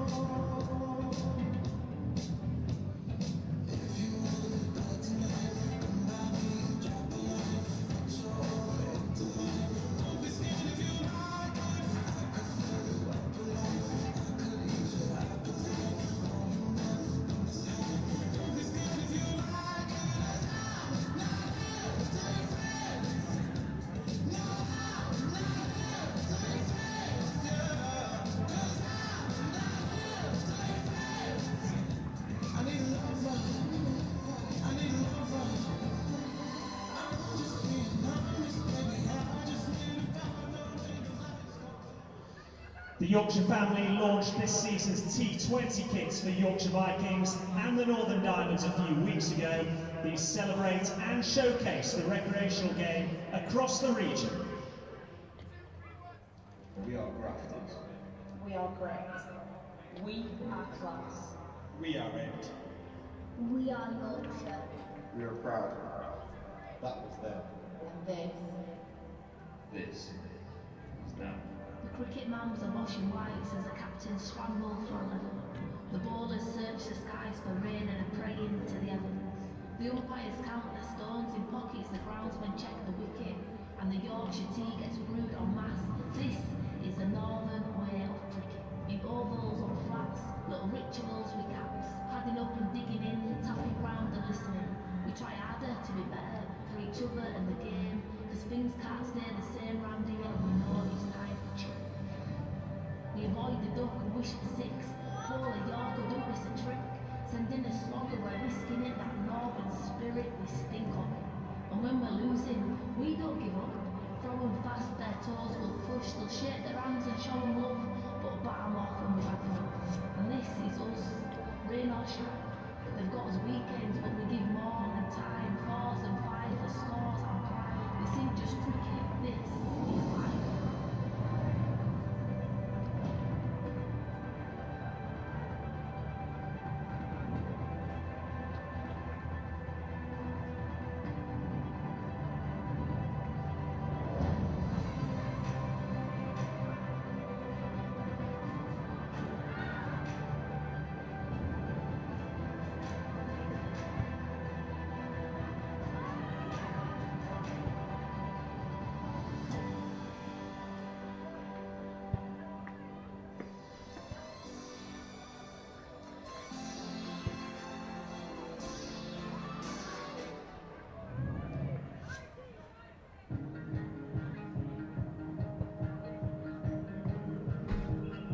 I think it might rain today. Ash on the ground. Took all the heat we could take and then burn it down. Now it's a real parade. We're all welcome now. As long as you feel afraid, that's what it's about. You can call me irrelevant, insignificant. You can try to make me small. I'll be your heretic, hypocrite.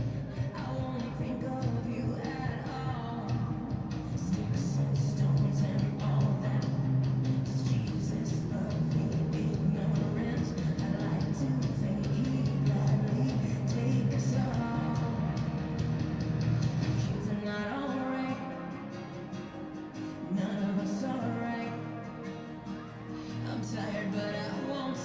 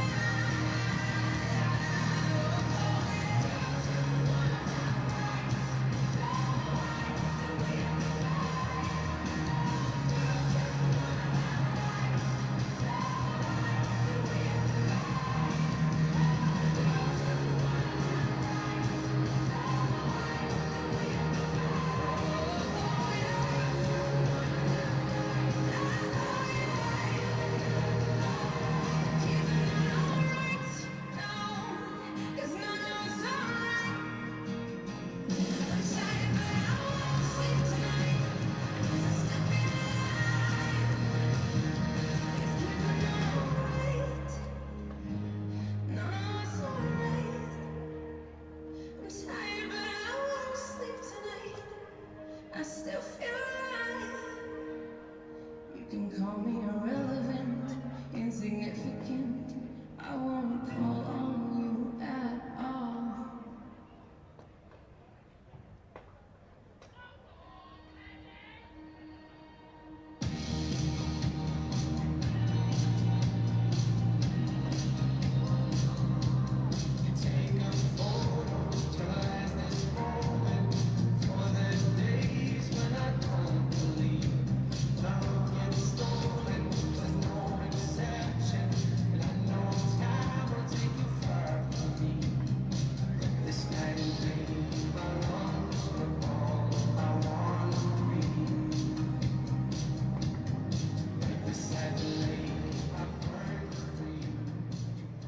Well, we have some news from out in the middle where the toss has just taken place ahead of this afternoon's encounter. The Northern Diamonds have won the toss. They will bat first, and I'm delighted to say I've got the Diamond skipper Holly Armitage alongside me. Holly, any doubts about batting first when you want that? No, I don't think so. I think we've watched the men's game. It looks like a good pitch, so hopefully we can post a big total. It's been a good start to the season in the Charlotte Woods Cup. Perfect, 3 wins from 3 games. The challenge now, I guess, is to keep it going. Absolutely, and momentum's key in this T20 comp. The games come real quick, so hopefully we can carry on that momentum and get a few more wins on the board. What's the mindset going into this afternoon? Oh, just be brave. It's nice to play in front of a home crowd at Headingley, so we're really looking forward to putting the show on tonight. And what's the team news? Same team as before. Go well. Thank you. Holly Armitage, the Northern Diamonds skipper. The news from the middle is the Diamonds have won the toss and will bat first.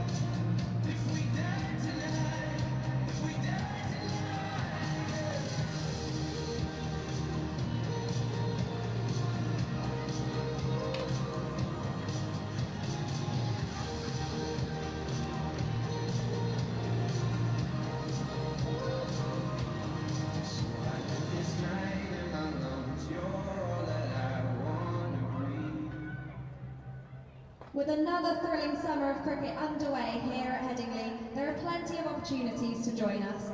We launched a new membership offering ahead of 2023, which allows you to build your membership based on the formats of the game you want to watch, number of days you want to attend, and other benefits and extras that you desire. The T20 season is now underway with a host of exciting fixtures to look forward to, including the Roses clash on Thursday the 1st of June and our second doubleheader on Sunday the 4th of June. Secure your tickets in advance of the match day and save money on your tickets. Days 1 to 4 of this summer's Ashes Test are sold out, but tickets are available for day 5 for just £25 for adults and £5 for juniors. If there isn't any play, ticket purchasers will receive a full refund. You never know, you might just be here to witness another Ben Stokes masterclass similar to 2019. Later in the year, we will be hosting an ODI between England and Ireland, which will see Jos Buttler's men looking to make a statement before they jet off for the World Cup in India. Tickets are available from just £40 for adults and £5 for juniors. For more information on any of this, visit yorkshireccc.com or head over to the ticket office on St Michael's Lane.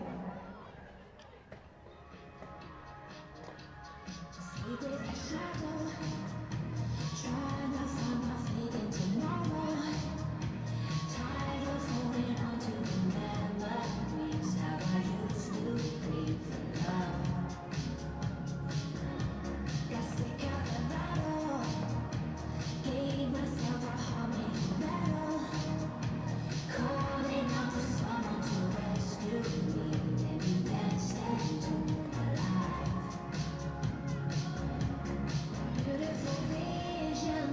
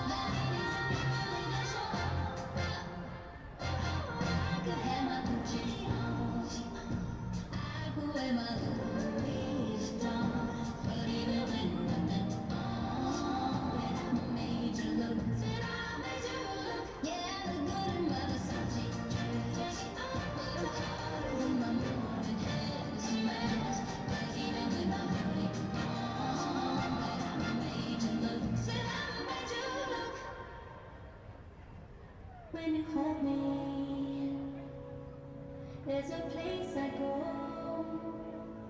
It's a different high. Oh no. When you touch me, I get vulnerable in a different light. Oh no. Want you to see me come, to believe in a miracle. Let you slip through my hands because you take a chance on me. Can you promise me to believe in a miracle? Yeah, I thought you had, but I'm asking you to believe in a miracle.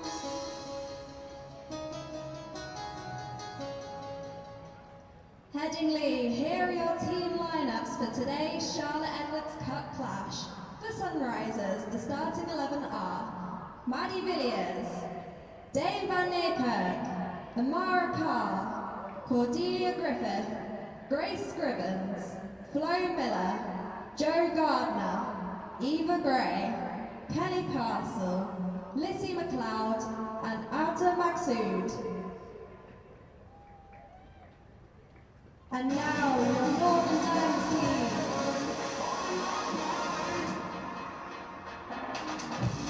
Number 58, Lauren Winfield Hill. Number 10, Leah Dobson. Number 57, Holly Armitage. Number 22, Stern Callis. Number 25, Bess Heath. Number 94, Chloe Tryon.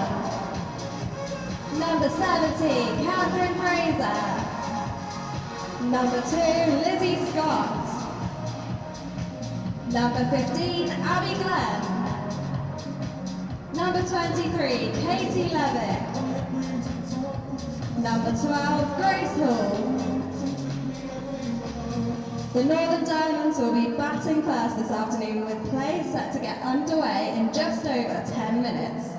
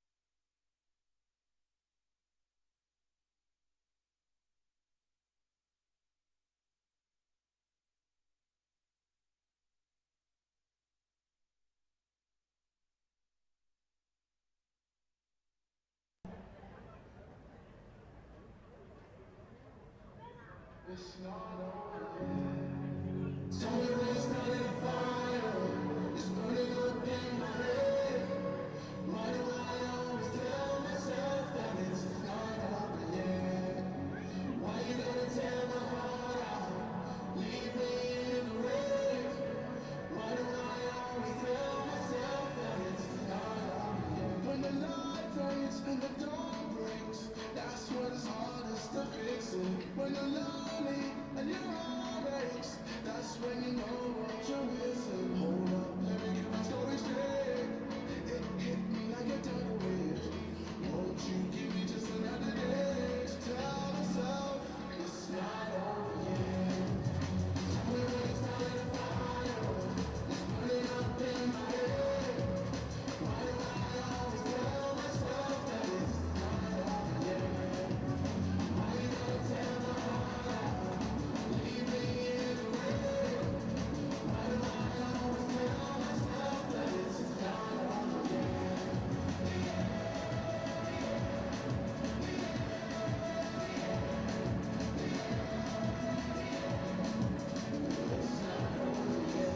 Show me what to look for, hey oh. I'm sick and tired of the place, oh. I don't wanna be the one to let go. Oh no.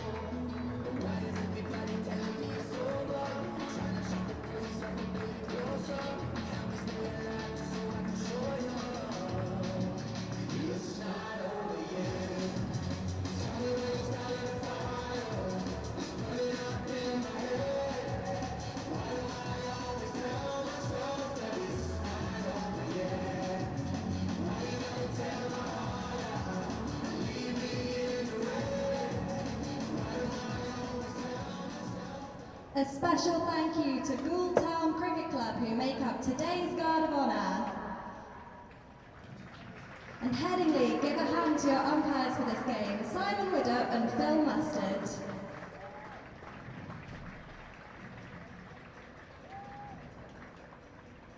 And please welcome today's visitors, the Sunrisers.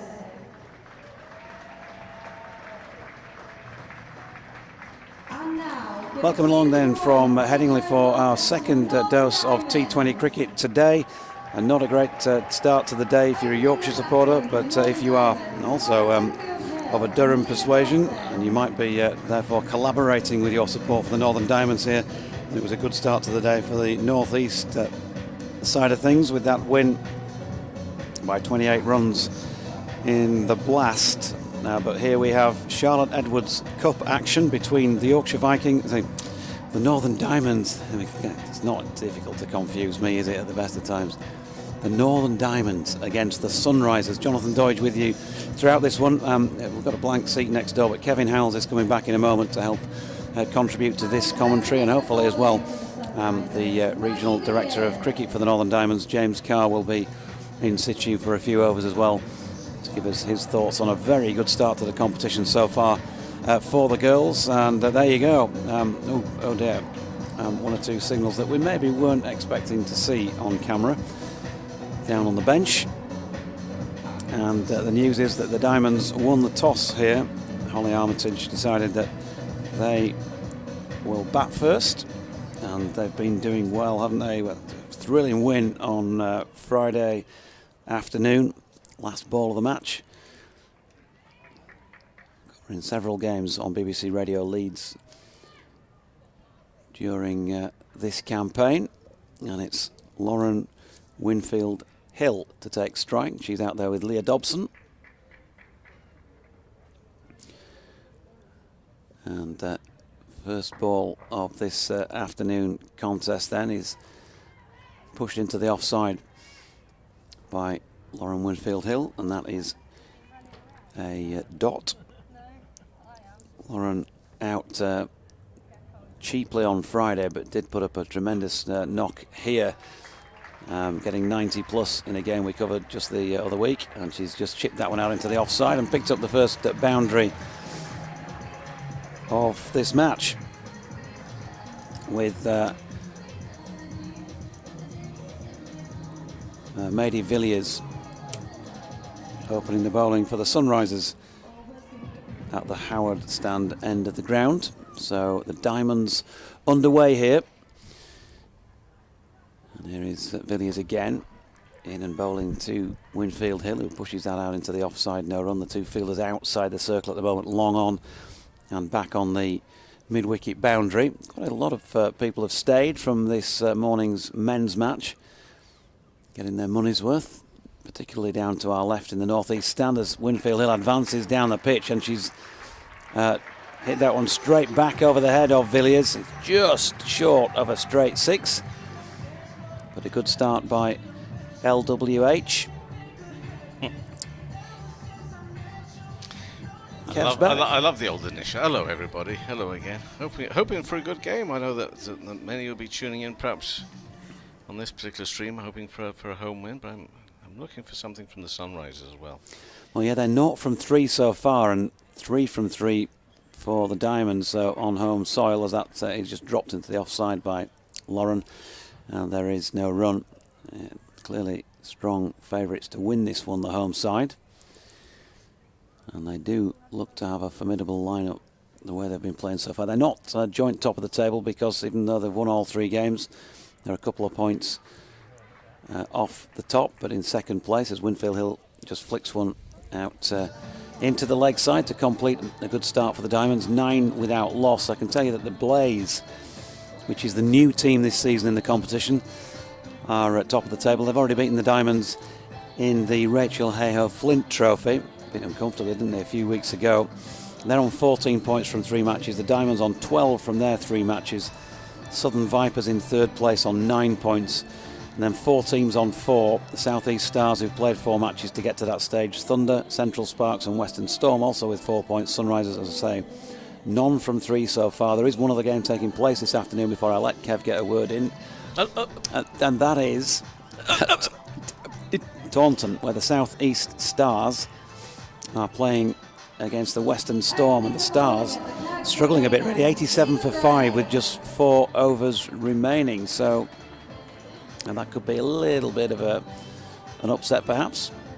Once of the South East Stars, now here with the Sunrisers. Eva Gray's about to bowl, bowling from this top end, coast to lane end. It's been a funny all day weather-wise here. I mean, I think most of us generally, if we're into our cricket, look at a weather app, and we're really looking for a whole day without any of those dreaded blue dots for rain. That's the main thing, isn't it? But I just got the impression it's going to be a little bit brighter today. It's been fairly cloudy all day long. Both the men's and now the women's game, which is underway with the Diamonds. 9 for no wicket. They won the toss, decided about first, and this is Gray to Winfield Hill and into the offside for no run. The boundaries, have the boundaries changed at all? Yes. Let's have a look. Yeah, here. Quite significantly. Oh, actually. they have straight. Yeah. The straight boundaries haven't they? Well, definitely. They've also come in further from both sides, a few yards from the Western Terrace side, and definitely. It's definitely straight, I realise now. Width-wise, also they've come in. Somebody will give us the measurements if they're listening. And Winfield Hill on 9, and that's gone past her, past the leg stump. Not cleanly taken by the keeper, but a couple of interesting balls from Eva Gray. First up here, I was busy just sorting out a little bit of technical equipment, Dodgy, when you said good afternoon. You mentioned this 218 for 3, the victory over the Storm when Winfield Hill got a 98 or 56. Looking forward, although when you say things like I'm looking forward to seeing Holly Armitage bat, you think, well, that's a bit disrespectful to Winfield Hill and Dobson. Next, it's up in the air, it's going to be safe. Just behind square on the leg side, running towards that boundary rope actually, and she can't pull it off. Maqsood chasing it, trying to chase it down, but as she gets to it, so too she gets to the rope, and the ball's just gone over. Yeah, so 4 runs. I think Lauren Winfield Hill, you've seen plenty of her yourself, that the feature of her play is timing and touch and placement. She can strike a ball a fair way as well, clean, but you wouldn't call her a power player. More Holly Armitage, a bit more in that sort of power play mould as we may see when she comes in. She's had 2 personal bests in T20 cricket already in this tournament, Holly. 74, I think she got that day when Lauren made 98, and then 80 odd the other night. Well, Eva Gray is trying her hardest there to get that fielder to move exactly where she wants, and every time she stops, she said more. And that's a fine leg. She comes in now, not a long run up into Winfield Hill on 13, driven nicely along the ground. Half a stop, which allows them to go through for one. It should have been a clean stop in fairness, but she'll go through for one. She moves to 14 and takes the diamonds up to 14 for no wicket. In this second over of this match, on Winfield Hill, Leah Dobson, Holly Armitage at 3, Ster Callis, Bess Heath, Chloe Tryon, Catherine Fraser, Lizzie Scott, Abby Glenn, Katie Levick and Grace Hall. I'll just remind you of the sunrisers in a moment after we see Gray just waiting. I say patiently, she's probably waiting impatiently. As Leah Dobson's about to face her first ball of the match. A little bit of a shuffle, and then she's off, is Gray, running away from us. Into Dobson. In comes back into the pads.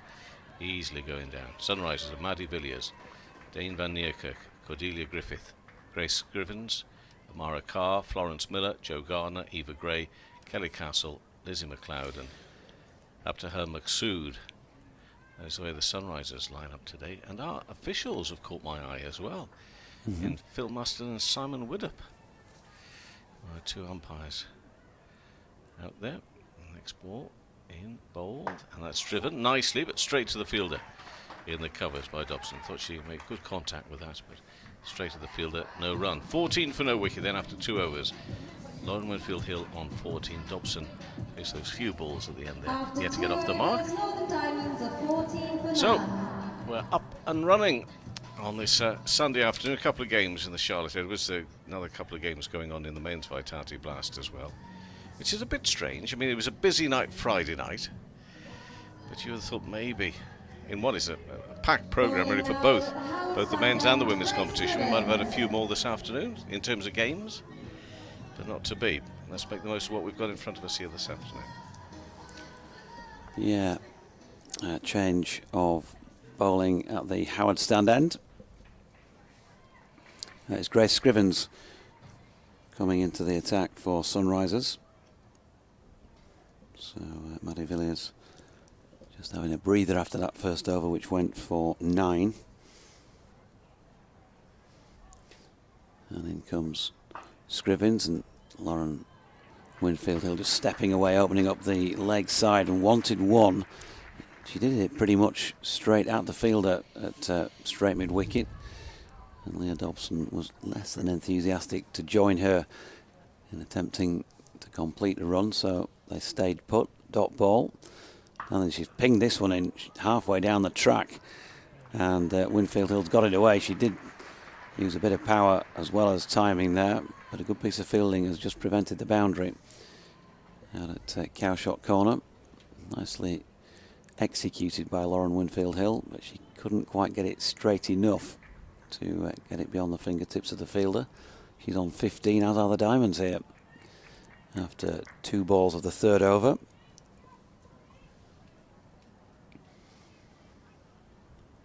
Scrivens in again, right arm over the wicket, Leah Dobson, as they push that out into the offside.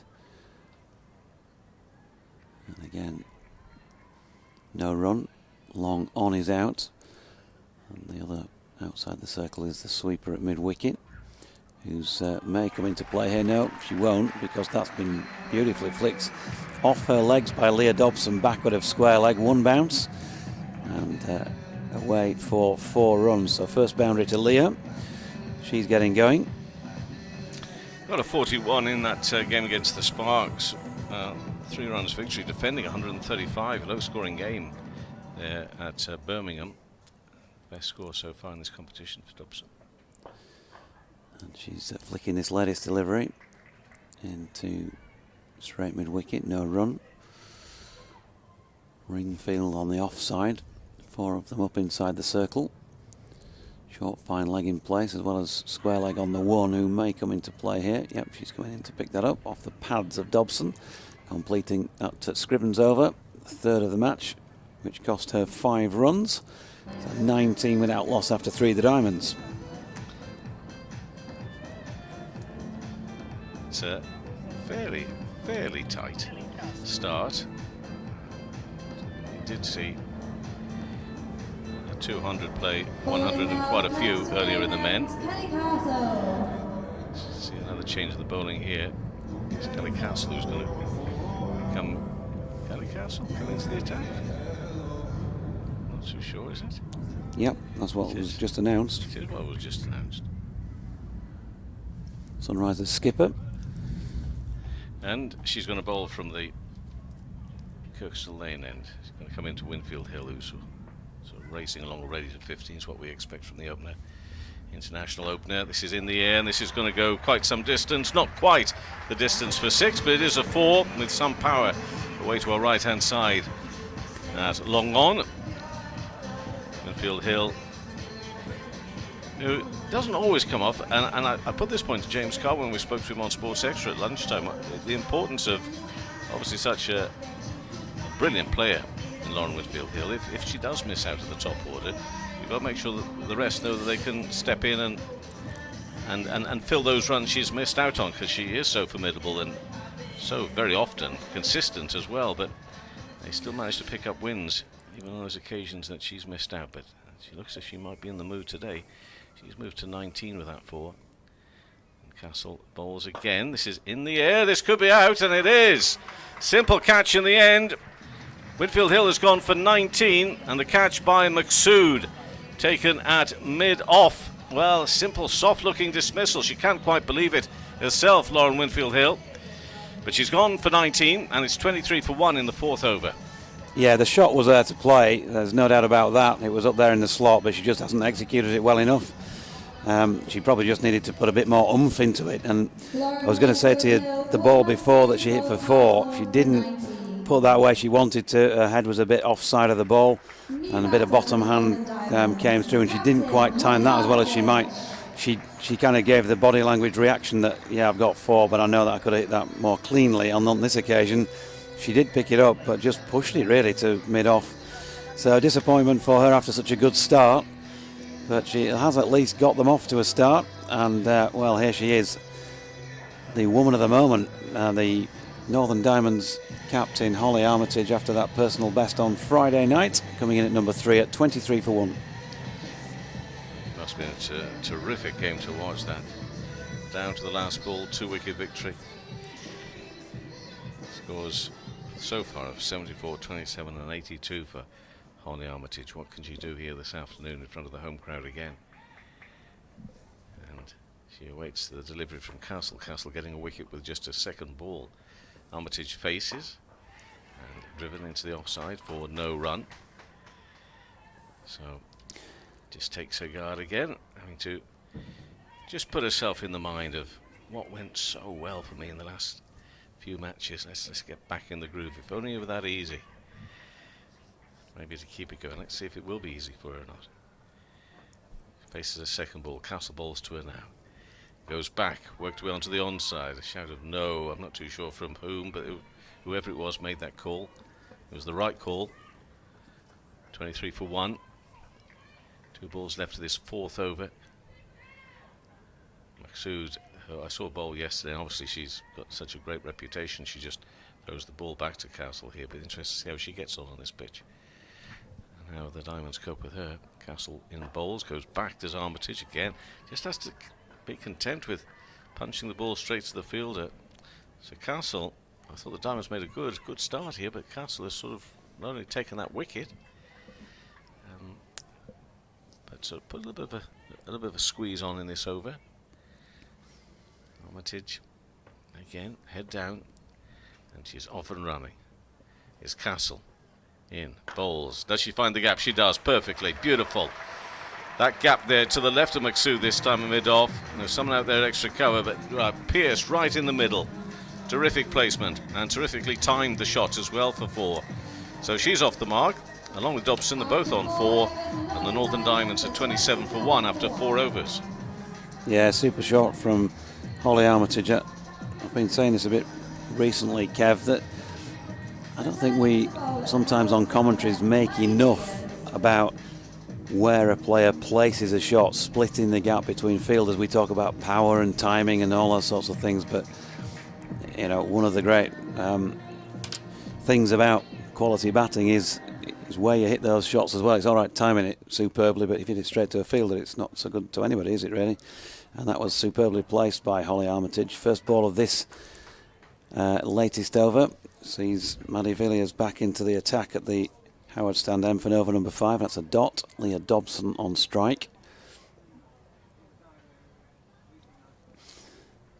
And there's Villiers again. It's wide of off stump, and Leah is okay with watching that one go by. Leah Dobson in this competition so far has scores of 25, 41 and 1 against her name. Another dot this time as she plays it into the onside. So she's had a pretty decent start to the comp. Yorkshire, the Diamonds opener. And she's on strike and trying to turn this one back with a square leg. Misses out. It's going to be a leg by which squirts away out towards slip. Holly Armitage giving her a good early call to get through. Mentioned her personal bests.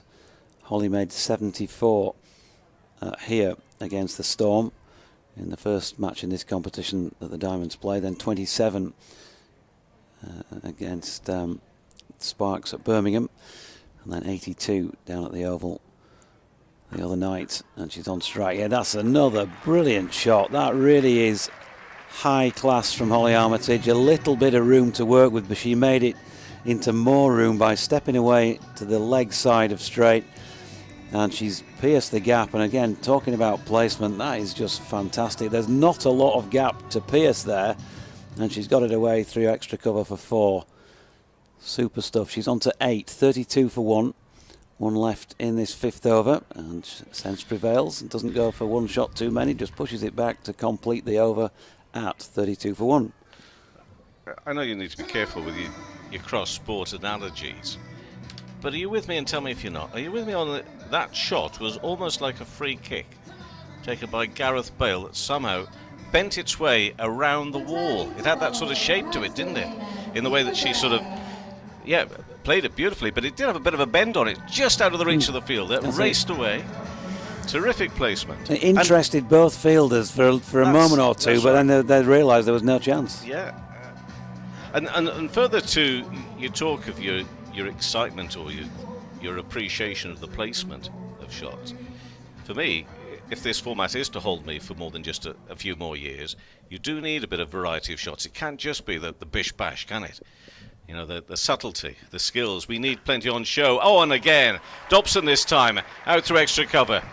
Again, pierces that gap, finds it brilliantly through extra cover. It's 4 runs. And right now, it looks as if they're going to go through the gears a bit here, the Diamonds, on to 36 for 1 in the 6th over. Yeah, timed that really well. Watched it all the way on. And Eva Gray going for a boundary first up, and talked so many times in white ball cricket about getting in and out of overs well, and that's an unfortunate start for Sunrisers. She's back in again, is Gray, and this is in the air, just out of the reach of the fielder at backward point. It could just be out of the reach as well in trying to claw it back for 4. It is a 4 over the rope. So 2 frustrations for the fielder there. 1 just too far to her right hand side, and up and over, and then in the chase, try to chase it down, try to put it back in, but not to be. So the Diamonds doing well here right now. 40 for 1 in this 6th over. Gray back in. I thought that may keep it a little bit low this time. It doesn't find the gap, but it gets through the fielder. That should have been a stop. That shouldn't have been 4, but it is. I mean, it was travelling, was moving quickly. Should have got down to that. Well, it did get down, but too late. 4 more runs. So this is a bit of a problem here for Eva Gray as well with her bowling, because this is now just, 1.3 over, 17 runs she's conceded. 44 for 1 is the score in the 6th over. I think it was Dane van Niekerk with the misfield. And Gray again will bowl, and this time it's the leg side, and again it's brilliant placement. Again it's 4 runs. What an expensive over this is. Terrific stuff from the Diamonds. Terrific stuff. Yeah, that was a poor delivery, unfortunately, wasn't it? She's dropped that in. And just looking at the replay now, back of the hand, and it looked slower ball. She's dragged it into the pitch, and it was just sat up and asked to be hit. I think probably I didn't make much at all of the shot she played earlier in the over, Leah Dobson, over the one that the fielder chased and almost reeled in. That was an excellent shot in terms of opening the face and levering it up over the top of the infield. Gray again to Dobson. Goes back this time. Won't get a run on this occasion. Fielder behind square on the leg side. Doesn't get past her, so she remains on 20. 16 off 5 in the over so far. Leah Dobson is looking hungry for runs out there at the moment. Dealing in boundaries. This should be the last ball from Gray. It's an over she'll want to see the back of as well. Bowls now into the pads and the body of Dobson, wide of the leg stump. That goes nowhere. It's a dot ball, but still a very expensive over. 2 overs for 21 now from Eva Gray, and the Diamonds have 48 for 1. Up to 6. Power play is up. Dobson on 20, Armitage on 8. And we've seen the end of Lauren Winfield Hill. Call McSood of the bowling of Castle just didn't get hold of it. That's the shot she was looking for, and McSood with a comfortable take mid-off. Winfield Hill went for 19 off 14 balls, 4 fours, but the bowling, Villiers 2 overs, no wicket for 13. Just told you about Gray's bowling. Scrivens bowled 1 over. She's going to come back on again by the sounds of it. 5 runs from a 1 over. Castle 1 over, and she picked up that wicket of Lauren Winfield Hill for 8. So that's the way it looks, batting and bowling wise, at the end of the 6 overs of power play. Yeah, and just looking back at the match that we covered here against the Storm in the first match in this competition, where the Diamonds won by 32 runs, having posted a competition record score 218 for 3. After the power play in that match, they were 58 for 1, so I know 10 runs shy of that at the moment, but you can see where this might be going if Sunrisers don't start to break up this partnership and pick up a few wickets. Holly Armitage on strike as Scrivens is back into the attack at the Howard stand end. Grace Scrivens bowled over number 3, and that went for 5. She's bowling right arm round the wicket, and she has a wicket, and that is the end of Holly Armitage, who has whacked it straight to mid-off, flat bat really, and she's gone for 8. Partnership for that second wicket worth 25, so skipper, who was the heroine on Friday night, not to be on this Sunday afternoon for her, but 48 for 2. Don't want to pick on the shot as such, because we've seen some wonderful batting in a very short time out there from Holly Armitage, but both the dismissals, Jonathan, for me, feel soft looking about them. Would you agree or not? Yeah, I'd like to see that again actually, just to see how she struck it, but it looked like she played it fairly flat bat. Didn't look maybe a little not fully committed to it, a bit confused by it maybe. Here we go. Oh, not flat bat actually, no. That's the joy of being behind, as we are in the commentary position behind the batter. But no, she's got there actually, hasn't she? And she's played it more with a straight blade. And again, a bit like Lauren Winfield Hill, she's just pushed it to the fielder. Yeah. So they'll both be disappointed with that, the way they've got out. Gone through with it. As I say, neither of them would be without confidence with the bat, but it had that bit of a look about it. Maybe. Now Sturkallis has come in, and I think there's a general acceptance within that she's probably, her style of play lends itself more to the longer form of the game than this one. But she's going to get her opportunity to have a bit of a longer go out there in the middle in T20 cricket, because there's over 13 overs remaining. And that's down the leg side from Scrivens after a dot. We now have a wide. Holly Armitage was caught by Castle off the bowling of Scrivens for 8 from 8 deliveries. That partnership was worth 25. Another dot ball flicked into the leg side by Sturkallis. 22 on her back. And again, can't get this one away either. Just pushed into the leg side. And another dot, 1 to come in the 7th. 49 for 2, so just 1 run added in this over so far.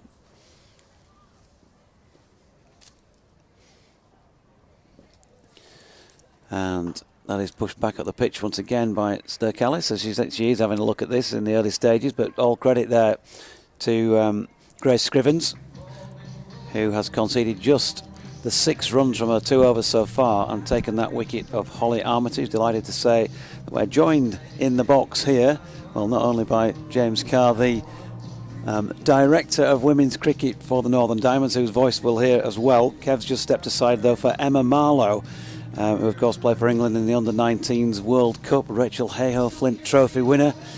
Good to have you on board. What are your impressions then of this first 7 overs? Good start? Yeah, I think it's been fairly steady. Obviously a shame to lose Holly just then, but you know, we've got a very strong batting lineup and I think we're in a good position here to lay a platform. Obviously good wicket, good outfield, so I think we'd be fairly happy with this as a position to launch from. Yeah. The two dismissals, we were just saying they probably go back and think we'd have just put a bit more into those strokes, we could have lofted it over the players. Are you crediting the bowler with that, or are you saying not the best of shots? I mean, I missed that Holly one as I was coming up here. Pretty similar to Lauren's, really. Yeah, I mean, yeah, it's one of those things, isn't it? You probably look back at it and think, if only I'd hit it, but I guess that's cricket, isn't it? Easy in hindsight. Yep, we're all great players with that. New bowler, by the way, here. Maksud on at this Kirkstall Lane end. First delivery was a single, so Leah Dobson, who has had a cracking start out there. I think that's the first non-boundary that she's scored there. 21 to her name, 50 up. 50 for 2 after 7.1. Maksud, right arm over the wicket. She's just slung this one down the leg side, and there's no run. Did I get that right when you came in suggesting that Sturkallis is thought to be better suited to the longer form of the game? Not saying she can't play this form of the game in suggesting that, but you know what I'm saying. As she pushes that into the leg side, she played really well at Scarborough the other week when we were there covering that game, and that was the longer form. Yeah, I think that was a great knock at Scarborough. Obviously, I think that she'd be the first to admit she was probably struggling for a little bit of form there. But to sort of manage the game like that was unbelievable. Full toss this time, and that's been pulled out towards mid-wicket, and good piece of fielding to keep it 2-1 to Leah Dobson, who's on to 22. She can certainly talk. I bet there's not many quiet moments in the dressing room, is there, when Miss Callis is around? Yeah, no, she comes up with some belters. So 4 off the first 3 deliveries in this over. Latest ball, roundabout leg stump, just helped on its way around the corner here by Callis. Not quite going to have the legs to make it down to the fine leg boundary, and just waiting for an umpire's signal. There's going to be a conference now between the pair of them. Square leg appears to be suggesting there was no shot played there, and this might be a dead ball, and they may have to go back to where they came from. I don't know, are they talking about Scrivens potentially putting the glove on there and taking the ball? I saw that in a championship game a while ago, I think. Interesting. Well, the umpires, for those watching on the streaming, you'll be able to see that. No, you can't see actually, but they are walking apart at the moment, and it looks as though we're getting radio up to the scoreboard to check on whether or not that was a leg by or what has happened. So not the sort of normal breaking play that we get. Have we got some penalty runs? Could be. 5 penalty runs we are thinking. So do you want to just explain to those who perhaps don't know what that's for, what that's all about? I believe Scrivens put the keeper's glove on and picked up the ball. There we go. I think. 5 penalty runs as a result, and now a wide next ball. So not a happy time out there for the Sunrisers at the moment. Wide ball. And this, of course, a game that you'd be expected to win. 3 from 3 and none from 3 for the opposition. That had a bit of extra pressure in the dressing room beforehand. I don't think so. I think carry that momentum, hopefully. Here's Maksud in again. Nicely played this time. She really has cracked that away square on the offside, Sturkallis. There is a sweeper out there, and they've got back for 2. Leah Dobson, one of the features of her play, apart from the fact that she's timing the ball really well here, is that she's quick between the wickets. Absolutely rapid. I think probably up there with the quickest in the team. Gone on in the outfield as well. Absolutely, always out there patrolling the boundary edge, isn't she? Good arm. Callis receives a full toss here. She's pushed it up to long on. Maddie Villiers doing the fielding. They've got a single. And that is the end of over number 8. Scoreboard a little behind. We'll catch up in a moment on this front. But, I mean, your thoughts, what was being said before the game here? You won the toss and decided to bat first on what essentially looks a very good pitch from the men's game this morning. Yeah, it's always an absolute belter here at Headingley, and obviously Holly backs us and we back ourselves to put a good score on, and obviously I mean the bowlers probably have been our standout in this competition so far, so we're pretty much back them to defend anything. New bowler at the Howard stand end. Yeah, Joe they've Gardner. been excellent in the first 3 games, so yeah, backing them again here. And that was a brilliant win on Friday night. I was obviously down at Worcester doing the men's game, but just at the point it came to me about an hour before the men's game started to do a preview of that match. It was the last ball, so I was passing on those scores. Thriller. Meanwhile, change of bowling. Maxood on, not Maxood, because she was on at this end. Gardner, I believe. Jo Gardner. And she's just been pulled for 4 by Callis. Backward of square leg. Nicely played. Timed that really well, didn't she? Yeah, excellent timing, and yeah, the Stars game was a bit of a tense one. I think live stream went down when I was trying to watch it, so it was refresh the scorecard every minute.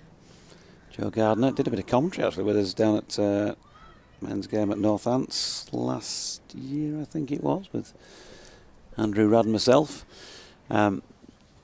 Second ball out into the offside. They've got through for a single, 69 for 2. So just winding the clock back. The score after 7 overs then 64 for the loss of 2 wickets. So an expensive, sorry, 8th over, I should say, 64 for 2. Expensive over prior to this. Leah Dobson on strike at 69 for 2. Steps back and just there's a big gap in the onside. You can see why she's trying to work that, Emma. Yeah, it's a tempting one there. It's not a bad option. Just got to be careful you don't end up playing around it. I think obviously Dobbo is very strong down the ground. And she's got hold of this one now, and she's going to pick up 4 runs. There are a couple of outriders there. No chance of getting to that one. Picked it up just on the half volley, and that was lofted a long way through cow corner for 4. Yeah, excellent pick up there. She can hit it a long way. Probably could hit it a lot further than that if she really got hold of it. So 26 now to Leah Dobson, 73 for 2, and this time she goes along the carpet and pushes it out in the same sort of direction, and we'll get through for another single. Good conditions, and I'd be pretty confident in saying this has been the biggest crowd you've had in here at a match this season so far. Open face from this latest Callis shot, and she's pushed that out square on the offside. 9 overs complete then, 74 for 2, so 10 coming from that. What do you think a good score is going to be? Well, always 74. I think looking at something like 100 off this last 11, potentially looking at 170. Obviously we've got Chloe and Bess to come in who can obviously hit a long ball. So yeah, I think anything up there will be a pretty good score. Obviously, Durham ended up with what 220 earlier, so it's clearly a high scoring pitch. Change of bowling again at this Kirkstall Lane end. Kelly Castle, the Sunrisers skipper, coming back into the attack. Took the wicket of Lauren Winfield Hill, of course, previously. First ball was a Yorker length delivery and well dug out by Leah Dobson. Apologies, folks, for the croakiness of my voice, as I was explaining earlier. I was at I was at a party last night at a golf club and the music was so loud, and when you're trying to talk to people, you end up straining, don't you, over the top of it. Another full-length ball, whipped into the leg side this time by Leah Dobson, who's going to pick up a single. How's the season started for you? Probably something I want to move on from, and you know, it's not been the best, but that's cricket, isn't it? Last season was a pretty good form for me, so it's just trying to get back to that form, I guess. You will. In comes Castle, and that's pushed out to the boundary outrider at cover, and they're going to get through for another single. 76 for 2. Dobson 28, Callis now on 10. It was the latter who got the single. Great memories of last year. Yeah, absolutely. I think. What a day that was. Yeah. The RHF final. Castle in again. Now then, she's got underneath this one, Leah Dobson. Could be a catching chance. No, she's going to drop lucky. It's in sort of no man's land between a couple of fielders. And so she managed to get through for a single. Yeah, that was an unbelievable day. I mean, it's sort of a bucket list item, isn't it? Playing at Lord's, winning at Lord's, and a lot of people have been in finals before. Castle in again. That's pushed into the offside by Callis. There's no run. Yeah, there's, well, there's three of us in here who don't know much about that, but you do. All power to your elbow. It was a great day. I remember couldn't get down there, unfortunately, with all the other travelling around, but did get to see most of it on the broadcast. Floated up this latest delivery by Castle, and that's nicely placed. She's not going to get 4 runs for it here, Callis, but it's a lovely shot, and she's certainly, there's no problem, I don't think, with her timing so far, easing herself into this. She's on 12, end of the 10th over, 79 for 2. Happy with that first half? Yeah, I think so. Last few overs have been pretty productive. So yeah, a strong platform laid for these two to push on, and then obviously for 5, 6, 7 to come in at the back end and hopefully really power us to a strong total.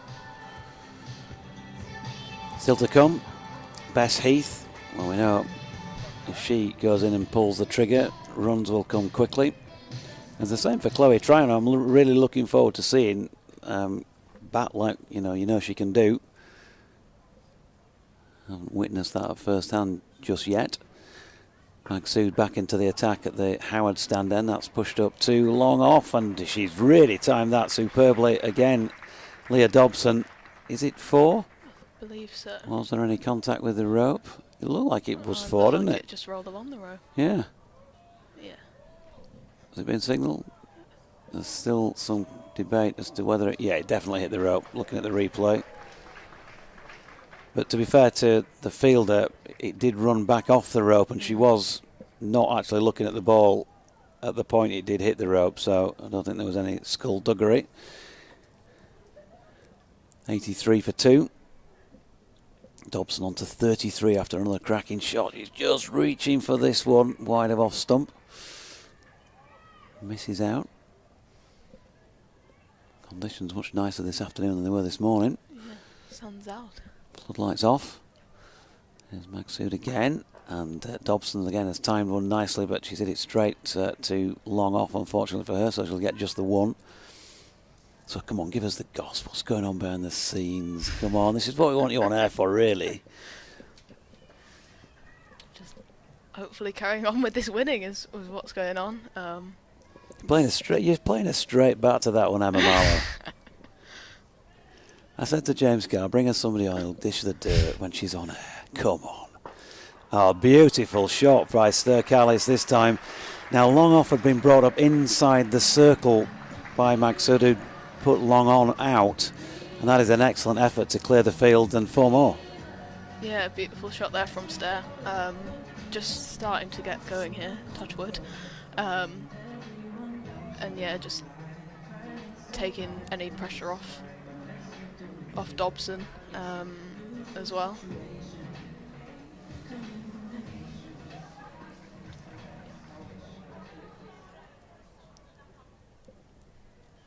So, what has Magsud got as a riposte here? Well, it's a better delivery because it will go down in the book as a dot from Abdahar Magsud.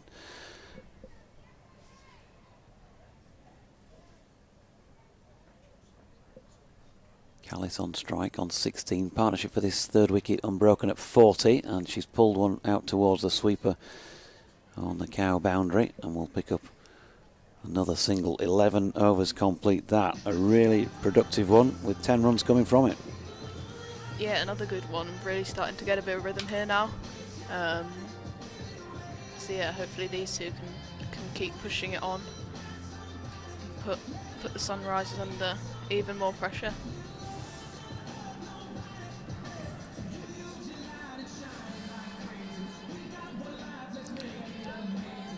So 89 for 2. Thompson 34, Callis 17. Magsud 2 overs for 18. And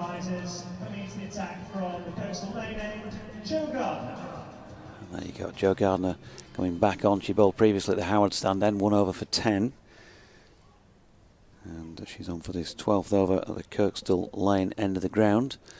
And she's been hammered away through mid-wicket. That's a superb shot by Stair Callis. It was short and it got the treatment it deserved, but you've still got to execute that well, and she did that brilliantly. Yeah, she's absolutely nailed that.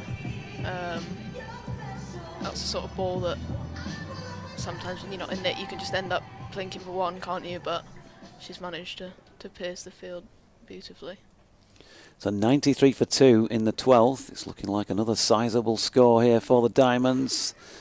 And with that, commentator's curse, of course, she cloths one into the leg side. I think there might have been bat and pad involved, but a single to Callis, who's on to 22, 94 for 2.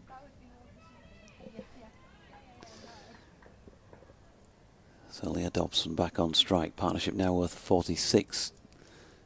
Leah on 34. Good delivery by Jo Gardner, just tempting her wide of off stump. A little bit of turn. And on this occasion, has the beating of Leah Dobson. It's Gardner again. Now Dobson down the track, but she's got underneath this one. It's a chance of a catch, but not quite reaching the incoming fielder, Maddie Villiers. And they're going to get back for 2. Yeah, I mean, if anyone's going to get that, it's going to be Maddie Villiers, an excellent fielder for Sunrisers. Just about gets away with it. We have the bugle. Gardner in. Will Dobson give it the bugle? Well, she certainly gave it plenty from the middle of the bat, but unfortunately for her, hit it straight out to, I think it's Eva Gray, isn't it, out there on the boundary? Looks like it. So single, 97 for 2.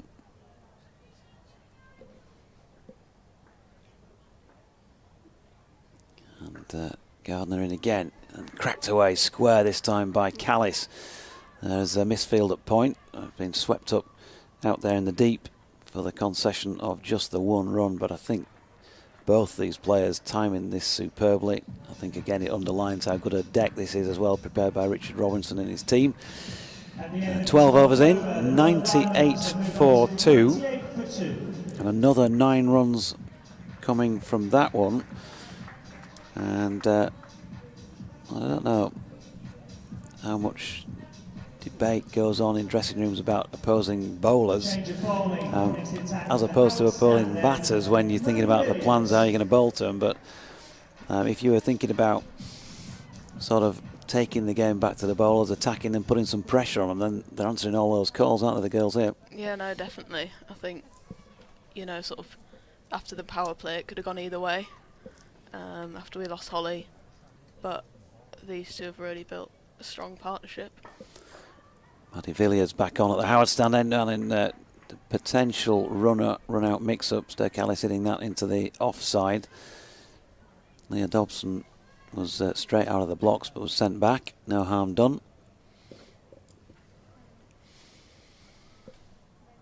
And in comes Villiers again, nicely dropped into the leg side by Stair Callis. Just sensible play with all the field set back, lots of singles at the very least that you can take, and she's picked up one of those. flying high, the girls, with this great start to the comp. Did you expect that, given that it was a little bit in and out in those first 5 games in the RHF this time around? Is Villiers in again, slides one right across the face of Dobson, who misses out. Yeah, obviously we had a few good games and a couple of not so good ones that we'll move on from. 99 for 2, and good piece of fielding there in the covers, denies Leah Dobson any runs. But yeah, it's been a great start. I think we've got a really strong T20 side. So the 50 comes up between these two. Yeah, 50-51 partnership now. Excellent effort from the pair of them. And that's 100 up as well. And the pull shot this time from Leah Dobson, taking her to 38, so 100 for 2. Listening to ball-by-ball coverage of the Northern Diamonds against Sunrisers in this Charlotte Edwards Cup match with myself, Jonathan Doige, joined at the moment by Emma Marlowe of the Diamonds. Winner of the RHF last year. Final ball of that over. 13 complete was a dot, so 100 for 2 after 13. And well, we've been crediting the Diamonds with what they've been producing out there. That is the tightest over of the match so far, just 2 from it. Yeah, it was well bowled. Bit of a change of plan coming around the wicket for Villiers there. Seemed quite effective. Looks like there's a little bit in it for the spinners. Bit of grip if they can find the right areas. But I'm sure these two will be looking to try and take the attack to castle this over, push the score along. 52 off 43. Third wicket partnership, 18 of them going to Leah Dobson, 24 Steph Callis. And Kelly Castle back into the attack for over number 14 here from the Kirkstall Lane end, bowling to Leah Dobson, who pushes one back first up. Tell us a bit more about yourself for those who maybe don't know you and your start in cricket. Yeah. When all that happened. Well, I came into the Diamond setup, well, the senior setup last year.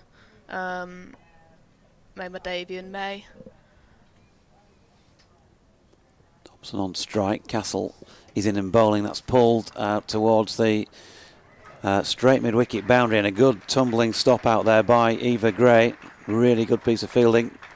It denies that the Diamonds a couple of runs. They've got back for 2. Where did you first watch cricket? Would you associate with a club? Yeah, my Beckwithshaw. Oh, really? Yeah. Harrogate. Yeah, my dad played there, so I sort of went along, scored a bit, and then got involved there with the boys and the men's stuff.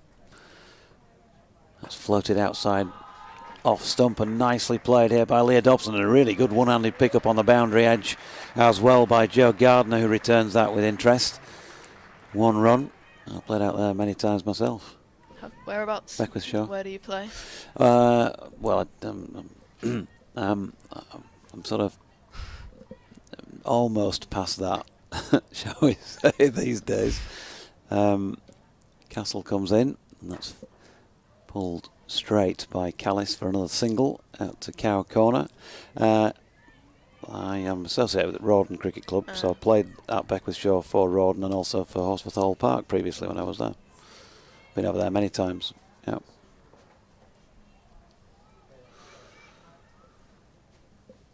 Notoriously difficult ground when it's rained to get any cricket on. It's a bit clayey as the soil, usually sort of sits around. 104 for 2 with that little flick through short fine leg, misfield there, and that brings about another boundary for Leah Dobson. I think it was Magsood, wasn't it, who couldn't take that cleanly. Yeah. So 108 for 2.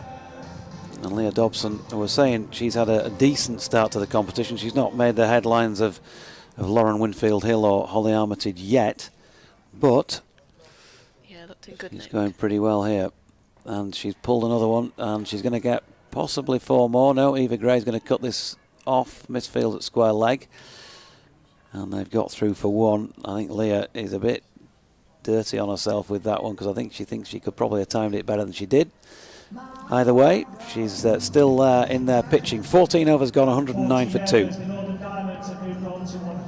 Yeah, she's helped us get off to some good starts. she's her, along with me and Phoebe Turner, were the newly contracted ones at the start of this year. So it's really good to see her in the runs. Out a lot of last year with injury, but obviously came back for the final and with some crucial runs to get us to that total. So yeah, it's great to see her with some runs so far this comp. Yeah, highest score of the comp for her. She made 41 against the Sparks. And she's on strike here. And she might make it to 50 with this shot. Will she? No. Just one bounce. And again, good piece of fielding out there by Jo Gardner, who, talking about Leah Dobson's abilities in the field out in the deep, Jo Gardner certainly put herself about as well. Single to Leah. She's on to 47. 110 for 2 in the 15th. Callis back on strike and launches herself at that. Dear me, she gave it everything. The kitchen sink, threw in the microwave, and I think the oven as well. But then didn't make the contact she wanted. She gets a single. Was going a long way back if she had. That was off somewhere downtown. And Dobson's got underneath this one now. Then she's not going to make the boundary with it, and she's going to make the fielder, unfortunately, and get out before she gets to her first 50 of the season. She's come to an end on 47 and is disconsolate as a result of that, but she's done a tremendous job there for the Diamonds. 111 for 3. Yeah, that's a real shame for Dobbo. She's obviously very frustrated with herself, but it was a great knock and it's set a good platform for Bessie to come in now. So 46 from 39. And she used her feet there, didn't she? She did the right thing, advancing down the track. She didn't quite get to the pitch of it, and I think that was the issue, and therefore couldn't time it as well as she wanted to do. Yeah. But we could be in for a few fireworks here with Bess going out there for the last 5 overs or so. Yeah. I mean that's a strength for Dobbo, so absolutely no issue with her going for that. But yeah, just didn't quite get to her. Which is a shame. But yeah, exactly. Bess in now could be carnage, and obviously still Chloe to come as well, which is quite an intimidating partnership if those two got going together. Yeah, 47, just to clarify. I don't know if I said 46 or not there. Apologies if I did. I've written down 46 for some strange reason, but 47 was what Leah Dobson finished with from 39 deliveries. Just a change in the field. Bess Heath then. She cracked it to all parts of Scarborough the other week in the first game we covered, first Diamonds match we covered. And off the mark immediately, pulling one out to mid-wicket. That partnership for the 3rd wicket, by the way, folks, was worth 63. Leah Dobson, just confirmation she was caught Miller bowled Scrivens. 2nd wicket for Grace Scrivens, who's bowling here to Callis. Pushes that one up to long on and picks up a single.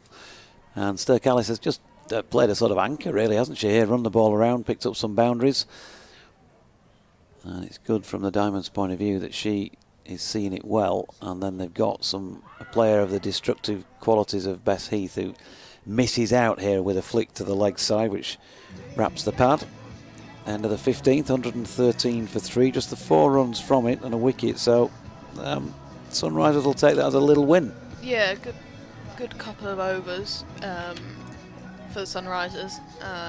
Just sort of slowed down that run rate a little bit, which was initially starting to get going.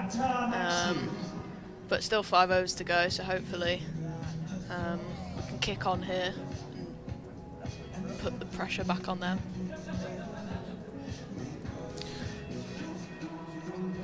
So Maksud back on, sporting number 18 on her back at this Kirkstall Lane end. Next in, if she gets the chance, Chloe Tryon. And Maksud then loops this one up, gives it a bit of air, tempts Callis into playing an attacking shot on it, and why shouldn't she? And she hits down the ground for a single. 2 for 10 from 3 overs for Grace Scrivens is an excellent effort, considering the overall run rate at 7.52. She's well below par in that respect, and 2 wickets to her name. Here's Maksud again, right arm over, drilled down the ground by Bess Heath, who I think was trying to get it just a little bit wider, wasn't she, than long on.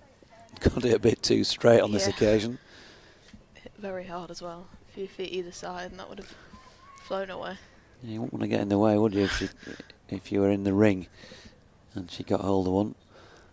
And now then, good piece of enterprise this time with the bat by Sturkalis. That floated up once again from Maksud, and she stepped right away outside off stump and got it away around the corner for 1.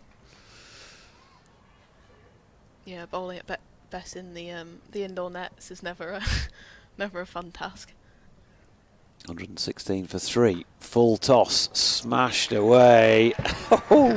We've seen some big hits earlier on from the fellas, and that too this time from who else but Bess Heath, who's got it right into the bottom of the boundary boards, a good 10 yards or so clear of the rope for 6 runs. This could really inject some light life into this Diamonds innings then. 8 not out so far, make that a dozen, because that's not the best of deliveries from Maksud, it has to be said. Leg stump, and again she's in position very quickly, Bess Heath, and smashes it away back at a square for 4. Yeah, well put away. Yeah, this was probably much needed after that last couple of overs of pressure from Sunrisers. But yeah, Bess is putting it back onto them now in 10 off those last 2 balls. So 126 for 3. Heath on 12 in quick time, and again advances down the pitch but can't get it away where she wants this time. Mid-wicket for a single is the result. On to 13. End of the 16th over, 127 for 3. So if you played a bit of cricket at Beckwithshire to start with, presumably you went to school around the Harrogate area. Where did you go? Yeah, Harrogate Grammar. Okay. So yeah, and then not much cricket played there, unfortunately, but yeah, then a bit of Yorkshire stuff, and then academy, and now we're here. Oh, just a bit of Yorkshire stuff, you know, yeah, whatever, yeah, just pass that off. Nice part of the world, Harlow Car Gardens, just down the road. Used to work near there actually at one stage, a long time ago. Yeah, no, it's a nice place. Valley Gardens as well, yeah. Nice walk around there. Bit of pitch and putt, Valley Gardens. I've played a few poor shots there, I can promise you. As this first delivery of the over from Maddie Villiers is a wide down the leg side. Chaos there. Interesting, yeah. Stumping maybe as well, misrun out.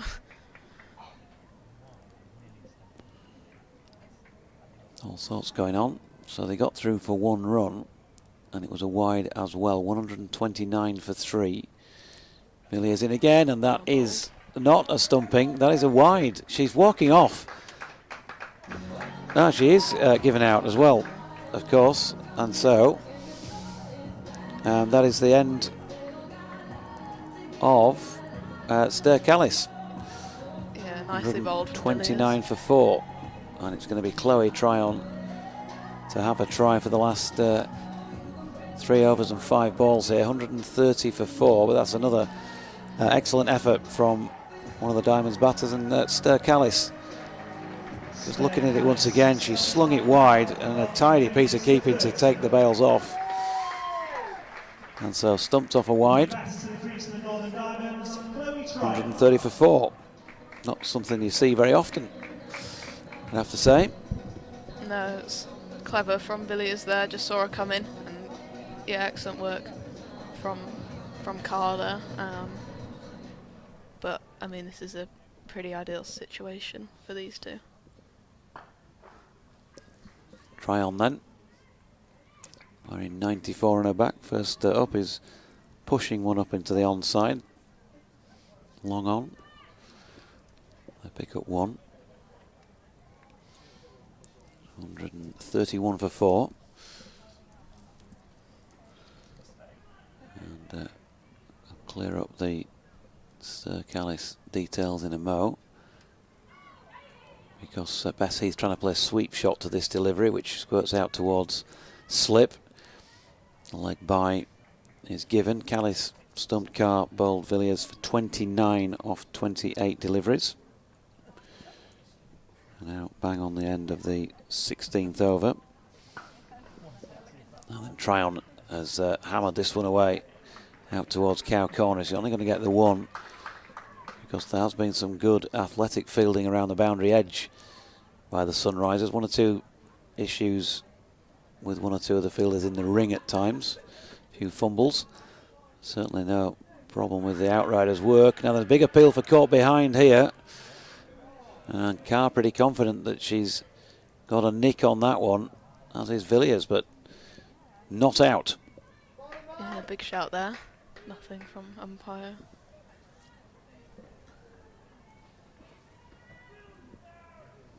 Final ball of the 17th then. Getting through these overs pretty quickly. Lovely shot by Bess Heath, who has made that into 4 runs with a reverse scoop backward of square leg. And Maddie Villiers, mad by name, or Maddie by name, mad by nature there, kicking at the turf. Yeah, a bit of frustration there. She obviously thought that previous one had found the edge, but an excellent shot there from Bess. We know how strong she is on that switch hit. There might be a mention of that post-match, really, kicking at the turf. Not the done thing, is it? I know that there was certainly words at Durham in the men's match the other week with players getting out and in frustration swishing at the pitch. Yeah, they're getting quite strict on that, but yeah, we'll see. So 137 for 4. Good time there to have a 10-run over. And it's going to be Kelly Castle to bowl over number 18 to complete her quartet from this Kirkstall Lane end. It's a full toss first up. Chloe Tryon has timed the pants off that, but unfortunately for her, picked out Eva Gray, who has been very busy on that boundary on the western side of the ground. 1 run.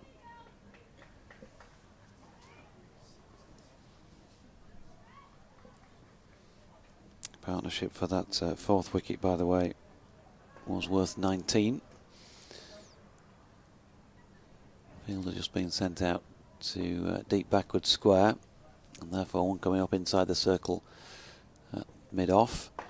And so Chloe Tryon, as good players do, has got underneath that one and got it over the top of the player who came up inside the circle. Not Chloe Tryon, Bess Heath, my apologies. And they've got back for 2. Good placement. Didn't get hold of it, I don't think, as she would have wanted, but she got enough on it to get it over the infield, and that was the key. Yeah, I think if she'd got hold of that, that was heading a fair few rows back. Yeah, it would have been people scattered, I think, probably down on the bench to our left. And she tries to hammer this one away square on the leg side, but misses out. Credit to Castle with the delivery. 140 for 4. Just 15 balls remaining in this Diamonds innings. Then they won the toss, decided to bat first. We've had 19 from Lauren Winfield, hitting 14 deliveries. 8 from 8, Holly Armitage. 29 from 28, Stir Callis. 47 off 39 for Leah Dobson. And a huge hit. That's gone 7-8 rows back over Cow Corner from the bat of Bess Heath. If you had to bowl at this pair, you wouldn't fancy doing it for too long, would you? You could be looking at something sizable on the board, and the Diamonds are putting on something sizable now. Yeah, glad they're on the same team as me instead of the opposition. But yeah, that's been nailed by Bess into the Western Terrace area. 25 to Bess Heath, 146 for 4. She's got this one straight. Is it going to go all the way? Is it going to go all the way, Emma Marlowe? That's gone miles over the boundary for a fantastic straight 6. Comfortably cleared it there, yeah. Excellent again. Still a ball left from this over. So the Diamonds got to 50 in 7 overs and 1 ball, 100 in 12 overs and 5, and now 150 in 17 overs and 5. So going at 10 and over for the last 5. 152 for 4, still 2 overs and 1 ball remaining. Eva Gray gets sent back out to a position where if either batter gets hold of it, she's not going to come into play, but Another good piece of fielding by Carr and a very good piece of bowling by Castle. Sees the back of Bess Heath, who's coming down the pitch towards the bowler, who was very clever in throwing that one wide.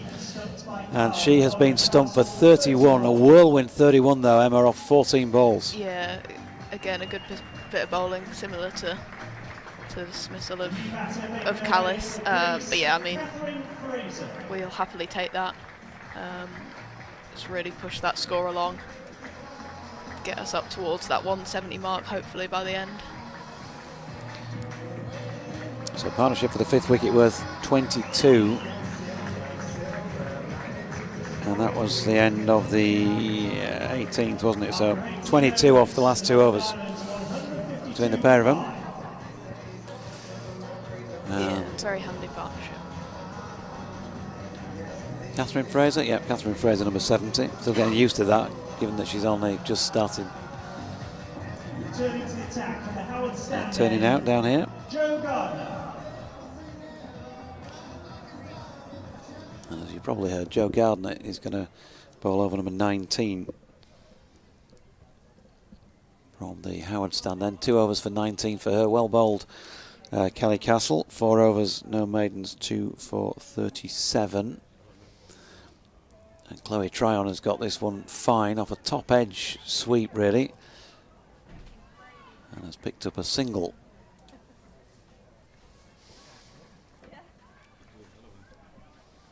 Catherine Fraser then to face her first delivery.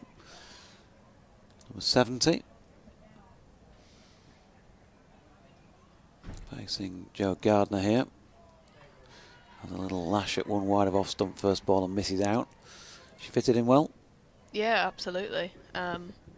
Made some handy runs as well for us in that Edgbaston game. And she's pulled this one. It's aerial for quite a while out towards mid-wicket, but, well, we've praised the boundary outriders for their contributions today, but Maddie Villiers, I think it is out there. She'd like to have a second attempt at that, I'm sure, because she's just palmed one over the bar, really. Palmed one over the boundary for 4 runs. And so Catherine Fraser with her first runs of the match, 157 for 5, and she's gone long this time. Fielder coming in from long off. Has she got her hands on that? She has taken a brilliant catch. That is the end of Fraser for just those 4. She scored the ball before, but she's got to press go at this stage. Pedal to the metal. She's advanced down the pitch. She got a fair bit on it. Who was the fielder coming in? That's a fantastic catch coming in low, down by the ankles. Grace Scrivens, I believe. Yeah, superb catch from Scrivens. And so 157 for 6. Off the bowling of Gardner for 4. So Joe Gardner with her The new batter for the first wicket. Abby Glenn. That 6-wicket partnership yielding just a 5 on this occasion. And Abby Glenn, number 15 on her back, the new batter.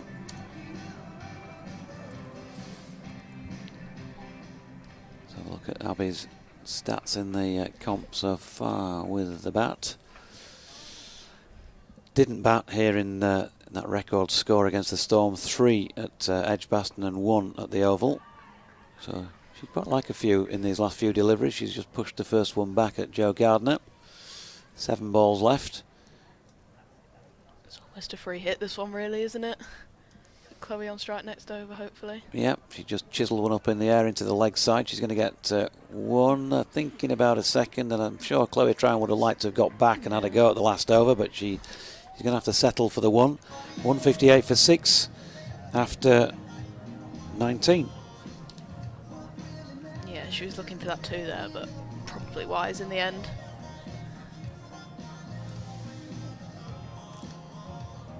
So I think there's been, you'd say, positives to both sides here. It's still going to be a good total.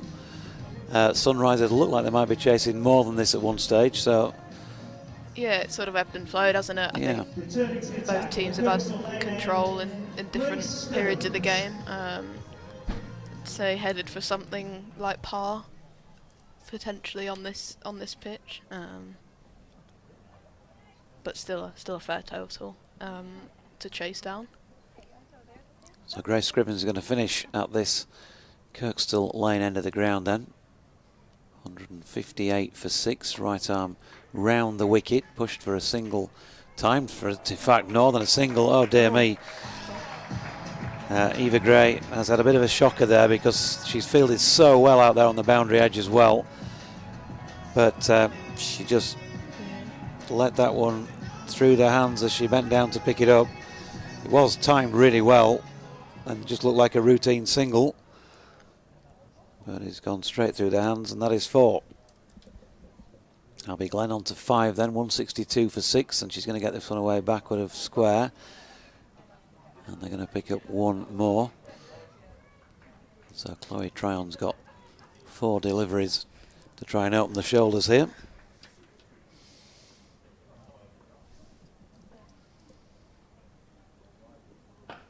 Here's Scrivens again, and there you go. Thud into the Seat Unique advertising board down to our right. Take that. Yeah. Chloe Tryon. Well picked up there. And look at where she played it from as well. She got right outside leg stump to give herself most chance of getting it somewhere, but kept her eye on the ball all the way. Really have to fetch it in the end now. Yeah. Scrivens in again, and hammered back past Abby Glenn, who nearly had to take evasive action. They've got 1. Tryon on 11. Just the 2 balls left. Diamonds on 170 for 6. And Abby Glenn back on strike down the pitch and flicks it away out towards Eva Gray once again. This time she makes sure, to a few ironic jeers from the crowd, in doing the pickup and returning for the concession of 1.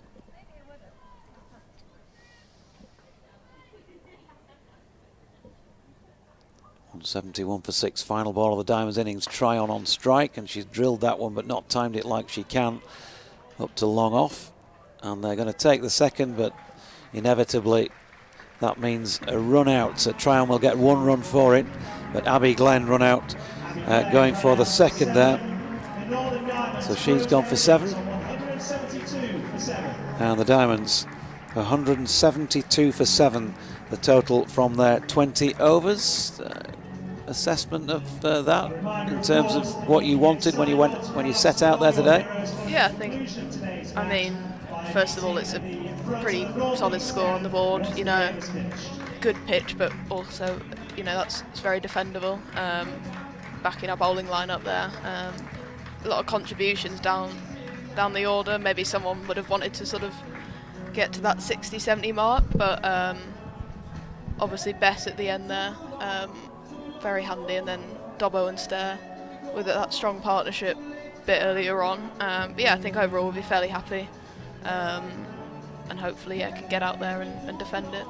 Well, to say you've said already since you've been on that strength is in the bowling department, so if that is genuinely the case, you'd have to be pretty confident of defending a score like 172 despite the fact it's a good pitch. Yeah, exactly. I mean, they've been so strong throughout. I mean, not just this comp, but the 50 over stuff as well so far this season. A lot of youth, but also, you know, experience with Lev and Chloe. So yeah, absolutely confident that they can defend this. And one of the key things in the team, as you know from winning the RHF last year, if you're going to put together a side that's capable of winning the Charlotte Edwards, you want to see that, you know, fairly early in the competition that different people are able to make contributions to get you across the line. You don't want to be reliant upon the same people all the time, because come those big games, you lose 2 or 3 quick wickets. Other people have not been out there in the middle and scoring runs. It becomes more difficult. So, you know, different people making contributions here has got to be a positive. Yeah, exactly. Obviously, Loz in that first game with a massive contribution, but yeah, then Holly in the last game, Dobbo, Stair today, and obviously Bam, very handy. So yeah, it's good to see everyone stepping up. Obviously Chloe didn't have loads of time in the middle today, but still managed to make an impact, and we know that she can make an impact with the ball as well. So yeah, hopefully she can step up with that as well. Good to have you on board, Emma. Thank you very much. Tell Lev that she's got competition when you see her.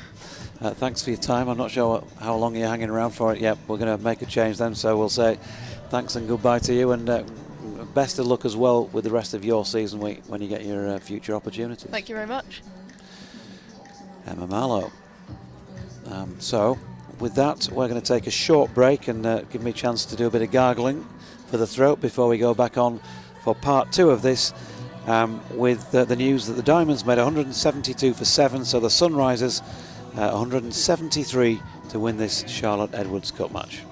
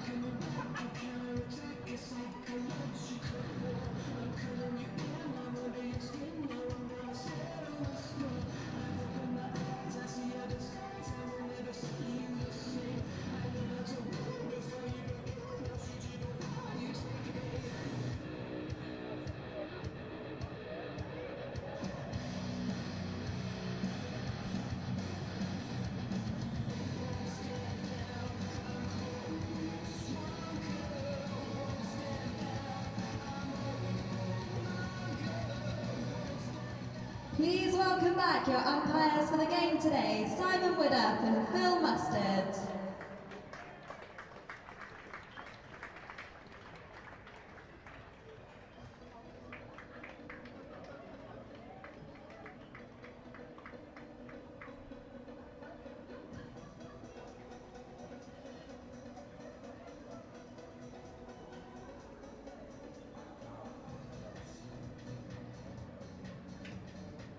And let's hear a huge Headingley welcome for your Northern Diamonds.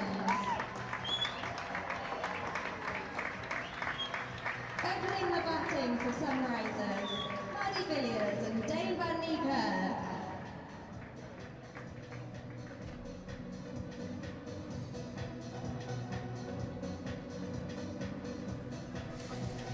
Welcome back then from Headingley for part 2 of this second match in our double-header. Durham beating the Yorkshire Vikings in the men's game earlier today in the T20 Blast, and then this Charlotte Edwards Cup. Now the Diamonds, having won the toss and batted first, 172 for 7 from their 20 overs. Kevin Howells and myself, Jonathan Doidge, with you throughout this one. We've had the pleasure of the company of Emma Marlowe from the Diamond squad during that first half of this match. Have we caught you unawares here, Doidge? It sounds as if you're still eating your cheese and biscuits from tea. And there we go, cheese and biscuits. Beautiful. Very nice. And so Catherine Fraser's going to open the bowling from this Kirkstall Lane end. The Sunrisers then need 173 to win. And here is Fraser, right arm over the wicket, floats one up first ball there to Maddie Villiers, who's pushed it out into the offside. Holly Armitage can't quite reel in the fielding attempt, and they're through for 1. Dane van Niekerk is out there opening the batting alongside Villiers for the Sunrisers. And she's going to be on strike now, so that first run on the board. The Sunrisers underway. This first delivery to Van Niekerk is flicked into the leg side. Faced 2 balls for a duck yesterday, Van Niekerk. Diamonds will be hoping for something similar here today. Here is Fraser again. That's whipped into the leg side. It's not the same today, is it? Because that's a super shot, well executed. Backward of square leg. And so the Sunrisers on to 5 without loss. Van Niekerk with her first scoring shot, going for 4. Picked it up beautifully. Nice and solid, very confident. That's what you'd expect. International player. Fraser in again, and this time the reverse sweep from Van Niekerk, and that's really well executed also, and not just the execution but the timing was spot on. 4 more to her. What were you thinking about 172? I think it's still game on.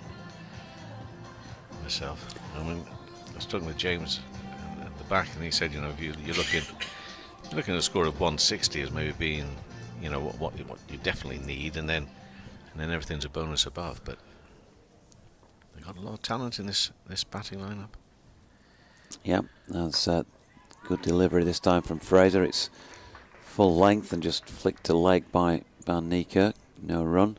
Yeah, I think it's still a good score. Oh, it is. No, it is. Don't get me wrong.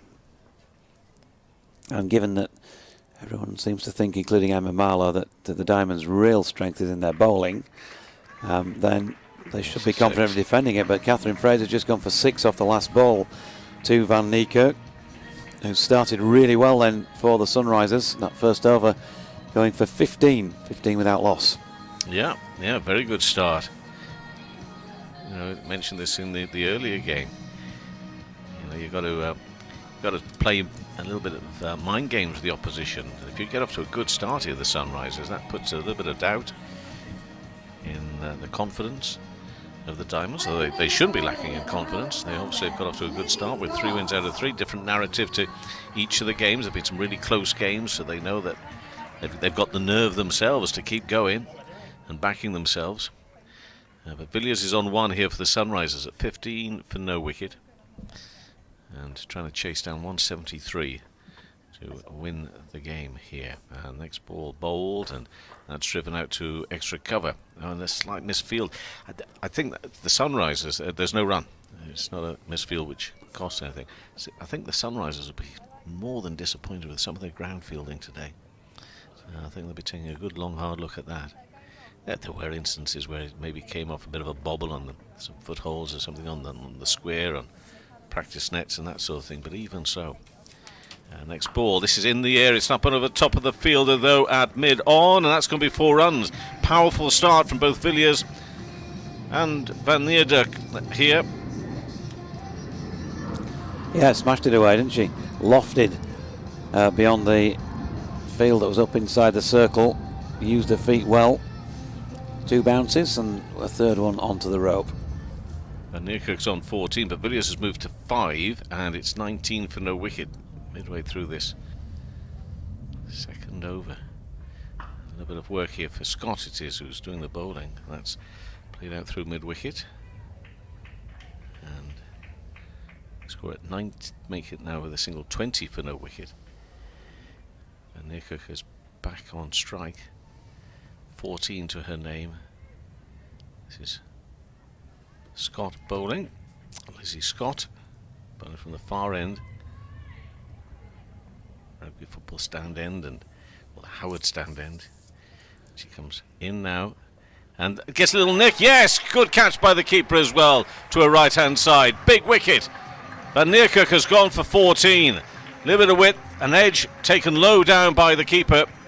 Good take. Early days in this run chase, but that's a big wicket because we know what she's capable of, and clearly got into gear really quickly. So they'll be delighted to see the back of Danae Van Neerkerk. Caught Heath off the bowling of Scott for 14, out there for 5 minutes, 6 balls, 2 fours and a 6. Yeah. That's why that's a massive wicket. Big wicket. So 14 off 6. Good catch by Bess Heath, who of course is keeping in this competition, not Lauren Winfield Hill, who's out there in the trademark orange footwear. But Lizzie Scott strikes again. 2 for 27 here in the opening win against the Storm. 1 for 31 against the Sparks, and then 1 for 11 against the Stars the other night. So she is taking wickets consistently up the top. Lizzie Scott, of course, Hexham born, Northumbrian. Well, McLeod is the new batter. She's taken a guard. Ball silent the ground. Next ball worked on the onside, but for no run. Up towards Lauren Winfield Hill, getting down to that one. Nice and comfortably. 20 for 1 then. 1 ball left of this over, and they've got rid of Danae Van Neerkerk. Looking now if they can to get rid of McLeod. Still to get off the mark. This is in the air, it's going to be safe out through mid-wicket. 1 bounce into the hands of the fielder in the deep. They'll go through for 1. So McLeod will keep the strike, and the Sunrisers move to 21 for 1 after 2 overs. Applause though for the wicket being taken in that over, of which only 6 runs came from it as well. 1 for 6 from Scott. Villiers is on 6, McLeod on 1. Van Neerkerk caught Heath, bowled Scott for 14, 6 balls, 2 fours and a 6. Early breakthrough, first breakthrough in trying to make sure the Sunrisers do not get to 173, and the Northern Diamonds looking for a 4th win from 4. Yep, Chloe Tryon coming into the attack for the Diamonds at this Kirkstall Lane end of the ground. Danae Van Neerkerk 14 off 6. Caught Heath, bowled Scott. That 1 wicket to have fallen so far with the score on 20 at that stage. McLeod though is down the ground to this first delivery bowl by Chloe Tryon, and she has picked up a very nicely played 4. Alice McLeod. It is nicely played. She struck it really well, very well. She's got a funny feeling. Yeah, Tryon with the left arm round the wicket. I'll try and finish that sentence. I've just got a funny feeling this could be a close one, even though we've just seen the end of a big wicket and Neerkerk, but Tryon again. It's wide of off stump and drilled. That's a lovely square cut for 4 runs beyond the diving fielder at point. who is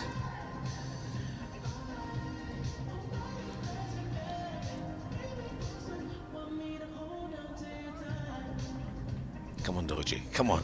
You can do it. He's unidentifiable without a number. Well, there we are. The person with no number. She is more than just a number. Try on in again, and this one pushed down the pitch, just lofted push from McLeod for a single down to long on. 30 for 1, 2 to come in this third over of the Sunrisers innings. Villiers on strike, she's on 6, pushes one out to point here. And it's a dot. That's Sturkallis who's fielding at point. Couldn't make out the number fully at first, but she has got 22 on her back. So final ball of over number 3. Try on, good delivery. Has she got it? She has. She's got Villiers out this time, trying to play the sweep. A big appeal. Catches her on the... Looked as though it was the flap of the front pad, but she was down on one knee, so she wouldn't have thought there's any problem with the height. And Maddie Villiers, LBW, try on for 6 from as many deliveries. Back pad, my apologies. It's hit him on. It's hit her on the thigh, hasn't it? Down on one knee. That missed sweep attempt. So 30 for 2, the Sunrisers. They've certainly got the runs on the board, but they're already losing these early wickets. They are, yeah. Am I going to readjust? Not just yet in saying we're in for a close one, but these are important wickets. Just, you know, you're seeing signs here, early signs from the Sunrisers of having a bit of power about them, a bit of know-how. But of course, we know that they've been struggling for results. And they got that big win against the Vipers first up. And that one win is all they've had. And 3 defeats. There's 1 no results in the Rachel Hale Flint, and no win from 3 so far. So a little bit, shall I say, like the Yorkshire men, really. They've got to get into a bit more of a habit of winning. But from here, a lot of runs still required. 143, but 8 wickets standing. McLeod's looking strong early on.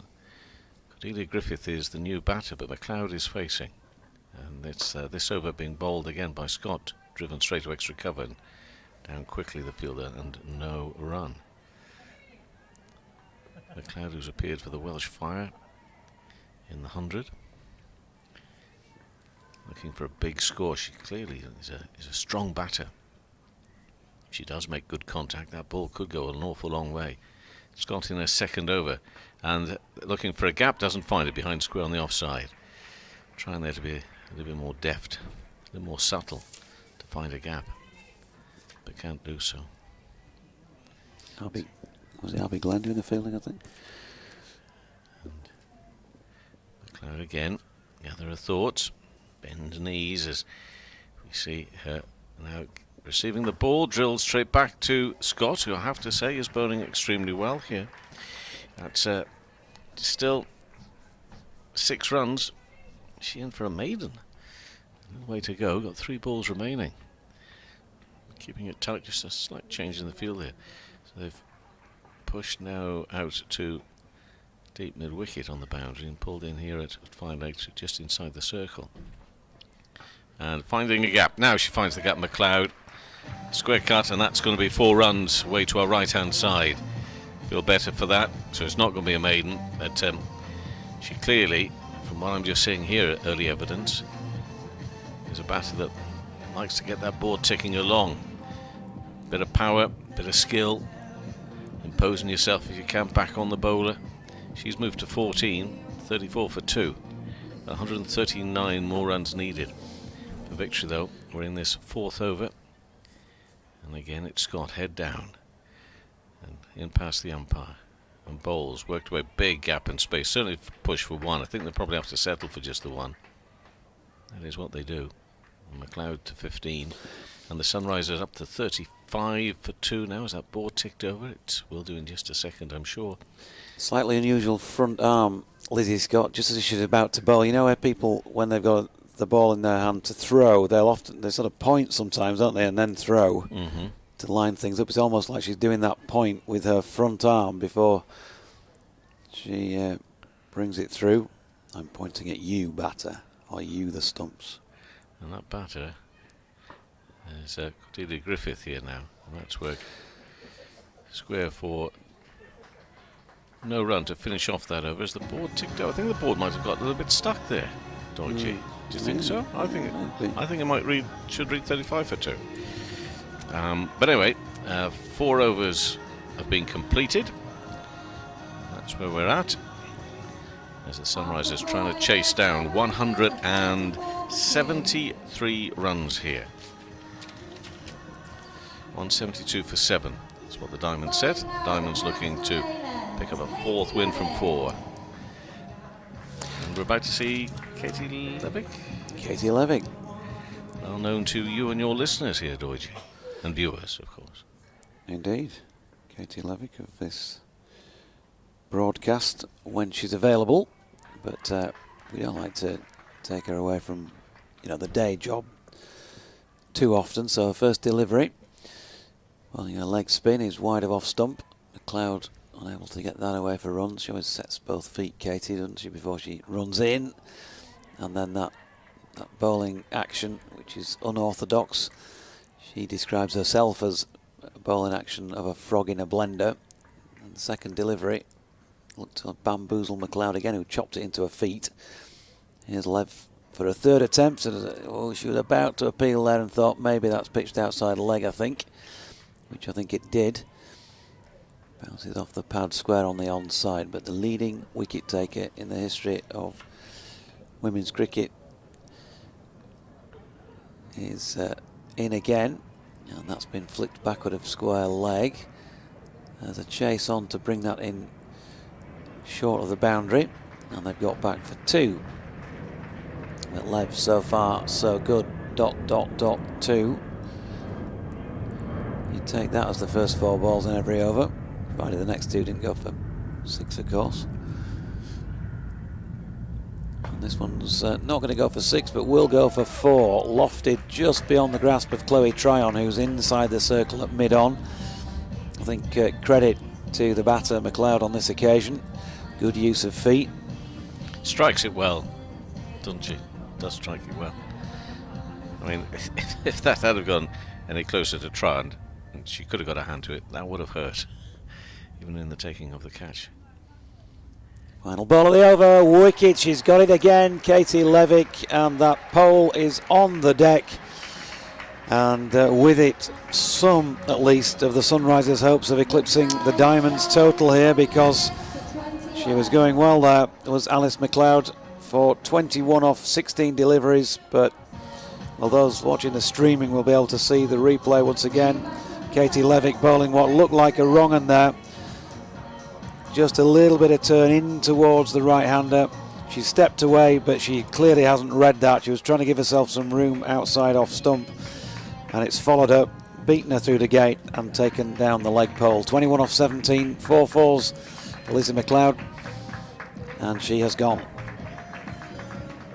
Grace Scrivens is going to come in next. I think, well, I know I've seen Levick bowl before, so I've sort of seen this action. What I noted there also is the fact that she rattles through the over, doesn't she? There's no time for settling. Everything seems just a little bit too rushed, and that, I think, causes problems for the batter. No, you're right. Just, you don't have time to think between deliveries. They're winding up the pressure on you. It's the sort of thing where, your club captain or somebody, your senior pro at your club, if that was happening, they'd be saying, step away, just have a breather for a minute, make them wait for you. Griffith is facing. Scrivens has gone out, but it's Griffith facing, and that's into the offside. This little push, 41 for 3. And the Sunrisers need another 132 for victory here. Levick, those 6 runs and the wicket. Looking forward to seeing more of Katie Levick this afternoon, but right now we're watching Scott, who's been performing well also. 1 for 11. She's in the 3rd over, and this one is into the offside, and no run, can't get it away. Griffith cuts a figure of a little frustration already. She got a 30 odd yesterday. See if I can just Remind myself of the exact score she got, a 36 off 35. 4 fours she struck before she was out of the bowling of Kate Cross yesterday. But she's got 0 to her name at the moment. Width tries to find a gap, doesn't do so.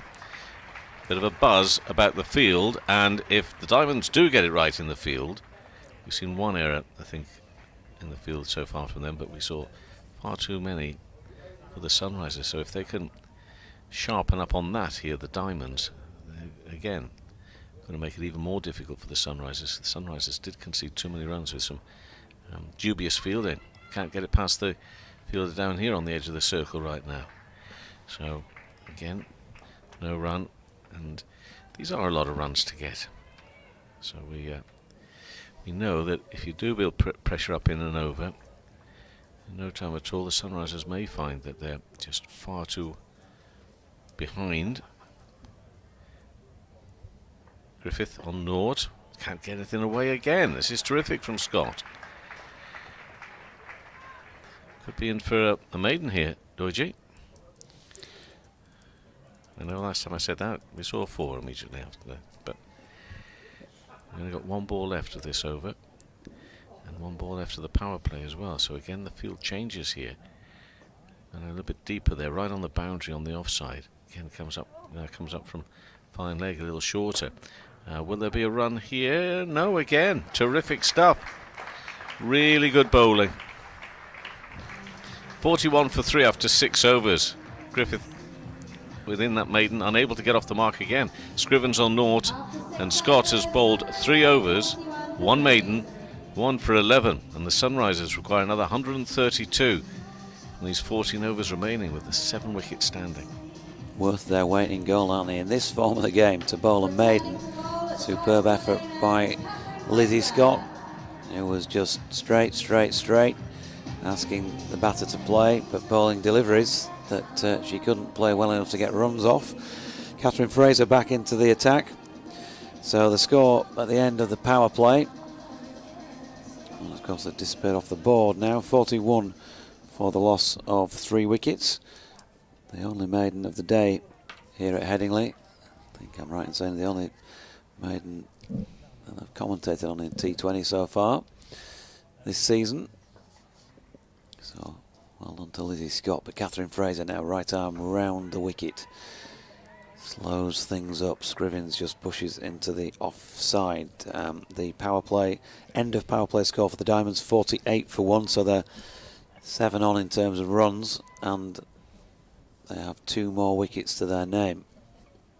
Fraser in again. Scrivens using her feet this time, but can't get it past the infield. Lizzie Scott, buoyed by that maiden, just filling there at short extra cover. Fraser in again, this one turned to leg. Holly Armitage has had 1 or 2 fumbles in the early overs here, the Diamond skipper. Maybe that's because she is close in, not far from the wicket ends, but on this occasion she was very watchful and made sure that even if there was a bobble, she was going to take that cleanly. She's not going to come into play here though, because Lauren Winfield Hill comes in from the long on boundary and keeps that Scrivens shot to 1. Why are you taking Levick off after that over? Not sure, but this is what they do, isn't it? They like to make these rotations. Don't let the batter get too used to what's going on out there. Maybe that was part of the thinking. Katie Levick went for 6 and took a wicket. Then we had a maiden. We've had 1 run from this over so far, so runs slim pickings as far as the Sunrisers batters are concerned in recent overs. Griffith got that away out to point, but couldn't get it past the infield. Holly Armitage just making adjustments here, moving Stair Callis round to square leg and moving square leg to short third. Here's Fraser again. Now that's been launched. The first runs of any kind for a few deliveries and smashed away over Cow Corner for 6 runs. Not the way that Catherine Fraser would have wanted to end that over. But the Sunrisers would, and Griffith is off the mark with a maximum 48 for 3 after 7. Well, up until that last delivery and shot, I was going to say, well, that what's the problem? But I would have Maybe the man coming in can just tell us he's only the director. He's not the captain out there. But you know, I thought that over from Levick was really testing. I'm surprised maybe just didn't keep going with it. But changes are made. And he'll come in himself in a moment or two's time, or James Carter. Put us all right on everything. Oh, in fact, Doidge's going to take a bit of a break. He can finish off his cheese and biscuits for a Sunday afternoon. Jonathan will be back very, very shortly. But, just a change in the commentary box here. What have I walked into? Cheese and biscuits? Hey, the food provision today has been outstanding. They're spoiling you here, gentlemen. I think they may have got the orders mixed up between the dressing room and the media box, to be honest with you, but we didn't send it back. We're enjoying it. Scrivens is on one. Meantime, here, down the leg side, the keeper can't quite get it cleanly. It's signalled a wide here. So, James, your thoughts? I think, first off, just your thoughts on the Diamonds' performance with the bat. Let's just remind ourselves, 172 for 7. Yeah, I was pretty happy with it, actually. I thought par score was probably 160, so to get beyond that was pleasing. Hall around the wicket and up and over the top on the leg side, and one bounce races away actually for a 4, and it brings up the 50 here for the Sunrisers in trying to chase down this 173 for victory. And then there was a few odd stutters, wasn't there? A few wickets taken, but I felt like we consolidated and the right batters went hard at the bowling, and 170 odds is a very good score here. Scrivens on 5, and that's beaten the fielder at mid-wicket. There is, though, somebody out there a little bit deeper with the right-arm throw. And one more to the total. Scrivens will move on to 6, and the Sunrisers up to 54 for 3 now, so both the batters are on 6. Partnership of 13. They're just trying to rebuild, following important wickets being taken. Every wicket's important, but there were batters that we saw signs of their brutality, their skill, their power. So to get rid of them early on, terrific work from the Diamonds, but they need to keep working. Griffith is on 6, and she raises the bat now, but comes down in defence and nothing more to Hall's bowling. And back up to her. She's bowling from the far end. That's the rugby stand end. Coming running in, and the stand end where the dressing rooms are for both teams, I think, James, both the women, where of course back in the day the men used to change in there as well. It's the rugby where the rugby league and rugby union players change. As she comes bustling in, Hall now. Now this has been got hold of really nicely, and just inside the boundary rope. It's going to be a 4, not a 6 on the leg side. Got to be a little bit careful here, because she is a very dangerous batter given an opportunity to get going. Yeah, she's just missed a length there, Grace Hall. A bit too straight, low full toss, and there can be a wicket-taking delivery, but Griffiths got right underneath that and whipped it into the east stand boundary for 4 runs. The one statistic that is good for the Diamonds is the 3 wickets in the power play. They'll be very pleased with that, or the performance analysts will be at least. Griffith reaching for that one. That was a little bit fortunate, because that could have perhaps gone into the hands of the fielder there at backward point, coming round to the right, but she'll get a single. Will Griffith move to 11 and 59 for 3 now. 1 ball left of the 8th over for the Sunrisers, still looking for their first win. They've come up north yesterday to Manchester, now today across to Leeds, looking to break that duck in the competition. But for the Diamonds, it's 3 out of 3 so far. They're looking to maintain a 100% record around the wicket. Next delivery bowled for the bottom edge of the bat. Good fielding actually off her own bowling from Hall, like that. The way she dived very quickly, very sharp to her left-hand side. No run. 11 off the over though, and 59 for 3. The Sunrisers. Griffith on 11, Scrivens on 6, requiring another 114 to win. 12 overs remain. Yeah, Hall will be disappointed to go for 11 in that over, but she's a bustling, slingy bowler, keeps the stumps in play, always looking to take wickets, and sometimes she might be a little bit more expensive, but she tends to get the strike rate up through those wickets, so hoping for a few more wickets from Grace Hall, having opened her account here under the lights a week on Friday ago, and then returning with a 3 for at the Central Sparks at Edgbaston on Tuesday. Just got to start the next over here. It's Tryon for a second over, played out into the offside. There is someone out there on the cover boundary, so it'll just be 1, so Griffith will move to a 12, and the score up to 60 for 3.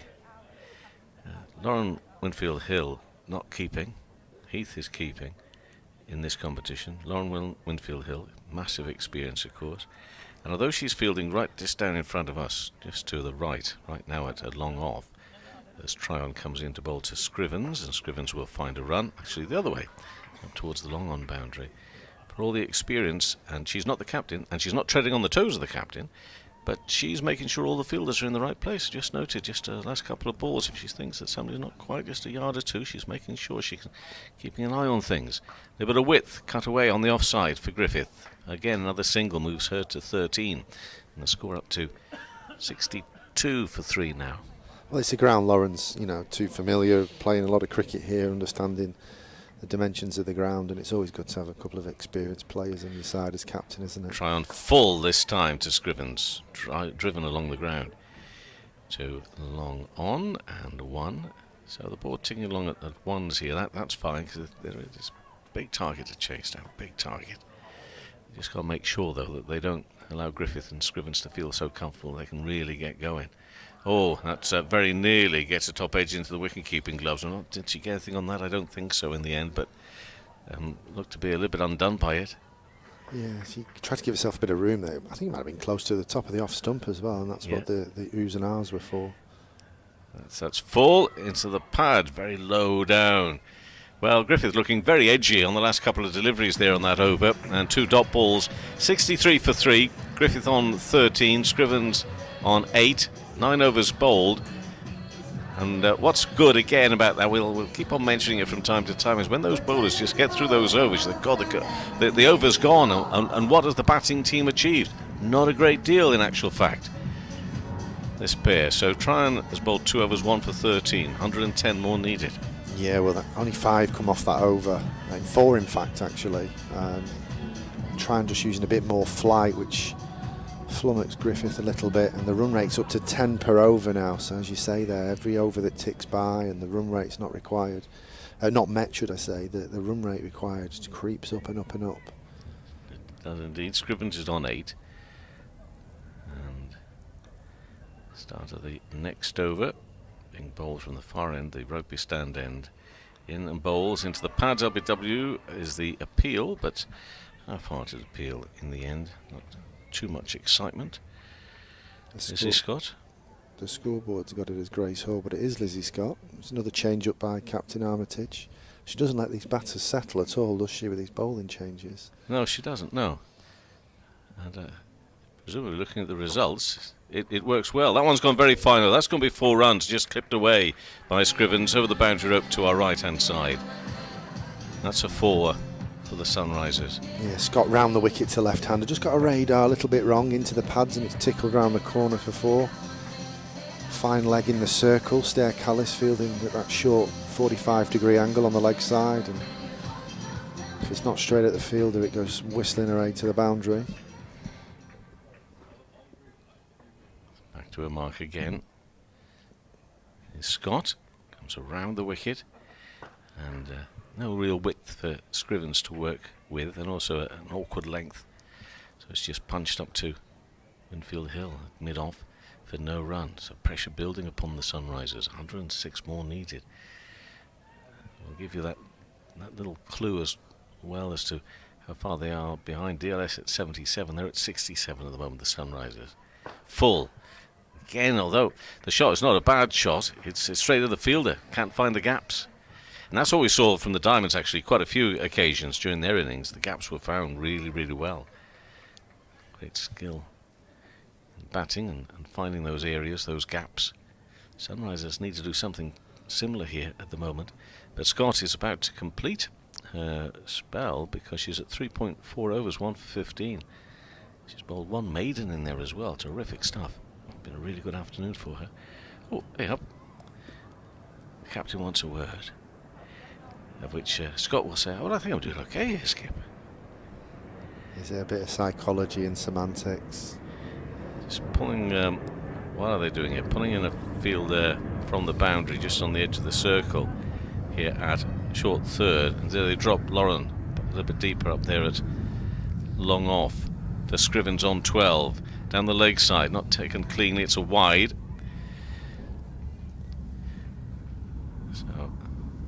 1-2 the total. But that's what happened there, just a slight change. But Scrivens is on 12, this partnership at 27 at the moment. Been a couple of wides, a couple of extras in this innings. And Scott will try again, still got 2 legitimate balls needed to complete her spell. Around the wicket she comes, worked away, big gap for a single, enough space for them to go through for 1, and Scrivens will move to 13. Sunrisers up to 69 for 3 now. 1 ball left, and then we'll be at the halfway point of this second match in the double headers here at Headingley today. Just actually see if take a look at what's been going on there at Taunton, because it's the Western Storm versus South East Stars. They started an hour earlier. As we here though see Griffith on 13 and Driven out there for a single to the cover boundary. She'll keep the strike. And before I'll give you the score here. Let's get that right to start off with. 70 for 3 then after 10 overs, or another 103 needed, and Griffith on 14, Scrivens 13.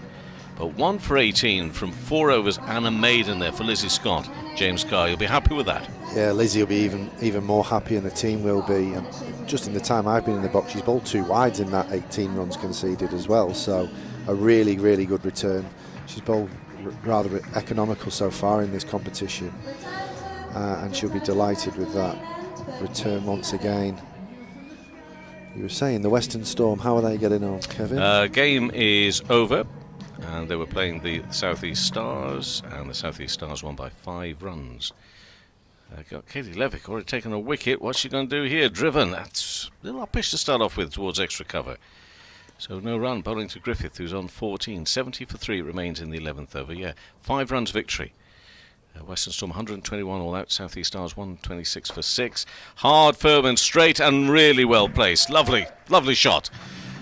No way the 2 fielders down here in the deep could get round to that. That's going to be 4 runs. Yeah, Levick offered a bit more flight and guile there, but Griffith was equal to it down the track.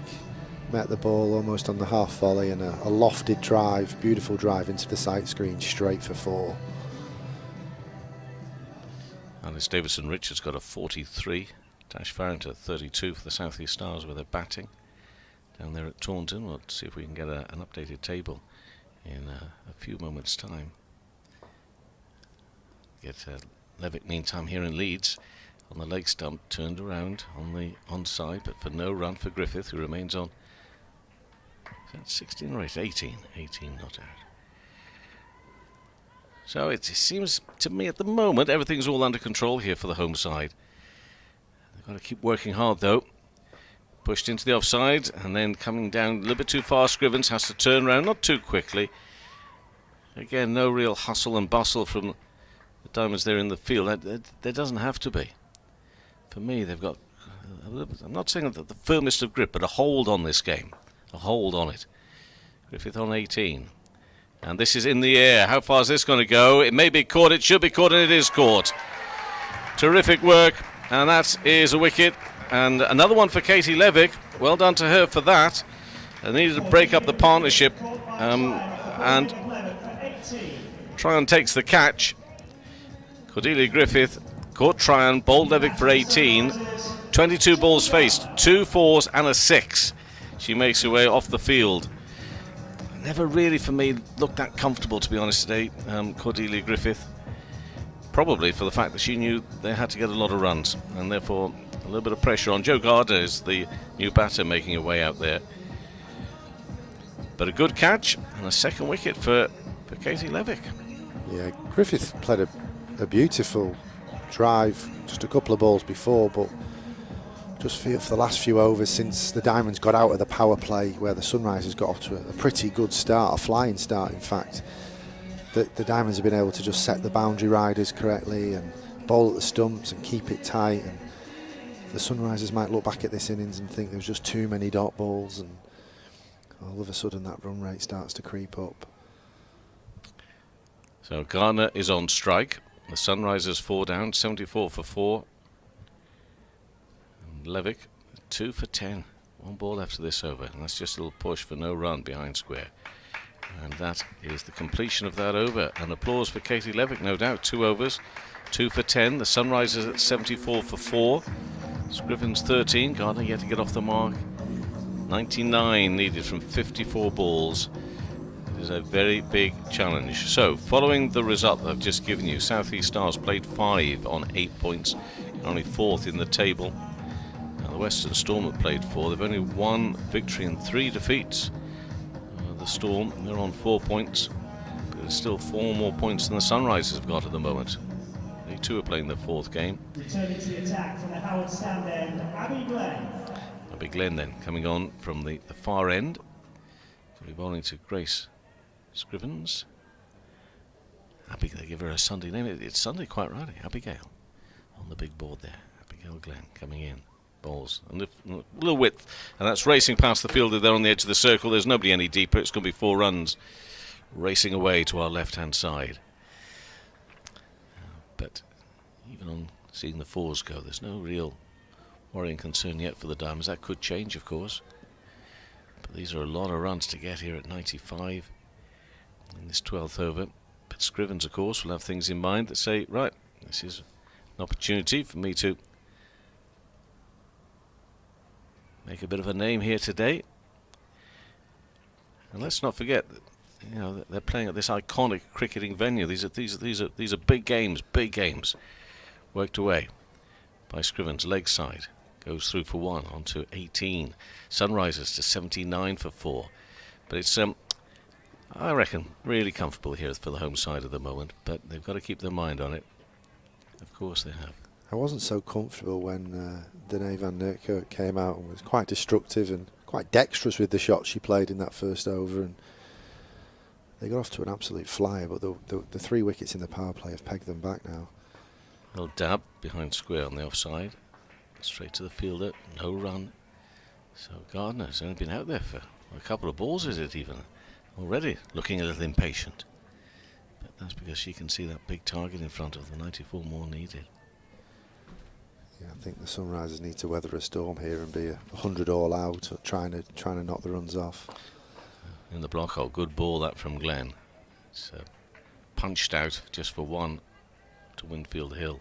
That's wishful thinking, isn't it? There's the director of cricket for the Northern Diamonds, but I just feel like the Sunrisers would be better to show some intent here and be 100 all out trying to get them than kind of whimpering to 120 and falling short. Just I think that'd be the right thing for the game and the right thing for the Sunrisers. Scrivens facing and given as a wide, leg side wide there to the left-handed Scrivens. Bess Heath will go and collect that ball. And these are gratefully accepted at the moment from the Sunrisers, all these extras. I say all these, there haven't been that many, but maybe 1 or 2 in the last couple of overs, just creeping in a little bit more. But Glenn is bowling what should be her 5th ball, legitimately, and that's worked away. Oh, threw herself over the ball, and therefore another late dive. A little bit harsh on the fielder coming round to the left-hand side, but perhaps should have got down a little quicker to stop that. It's going to be 4 runs. That's Callis, was it, who threw herself, didn't quite time the attempted stop. It takes the score to 85 for 4, and Scrivens moves to 22. Yeah, Callis will be disappointed she's not stopped that, but Abby Glenn has strayed onto the pads of Grace Scrivens there, and it's a bit of a gift really for a left-hander who, when the ball as well in right arm over the wicket, it kind of is a gift on the thigh pad, and we're going to see Glenn come round the wicket, which I think is a good move. Extra cover comes up into the circle and try and cramp her from round the wicket. Scrivens 22. Full, jumps out of the way of it, does Gardner at the non-striker's end. 1 run. Scrivens to 23. 86 for 4 then after 12 overs. And Glenn has gone for 12 from her first over of the day. Now, although Levick took a wicket with her last over and has figures of 2 overs, no maidens, 2 for 10, will she carry on? That's not the way they do things. It's not the way Holly Armitage does it. She makes a change. Chloe Tryon announced there by Gravesy on the old PA today, just down in front of us. It is unsettling though, isn't it? It doesn't matter what level of cricket you play. If the bowling's changing all the time, I think it's very unsettling as a batter to get that rhythm.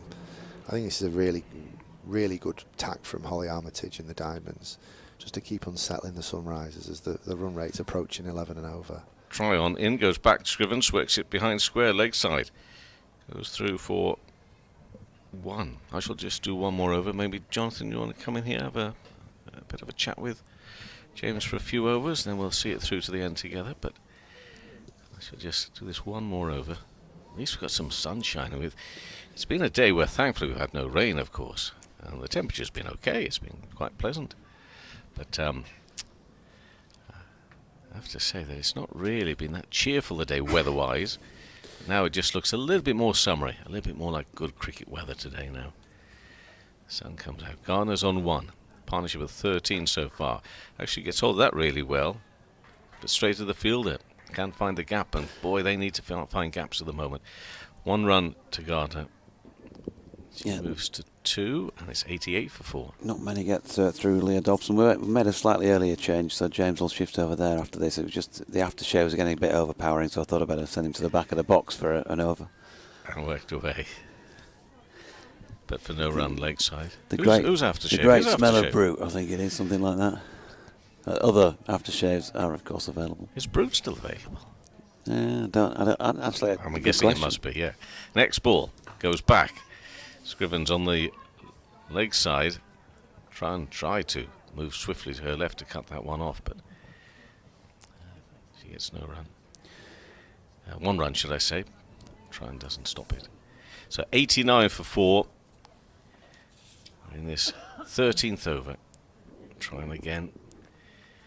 Having gone for 16 and taken a wicket, fires one in, and Gardner keeps it out, but for no run all the time. That run rate is just increasing. We're just under 12s right now at 11.4, 11.72 actually.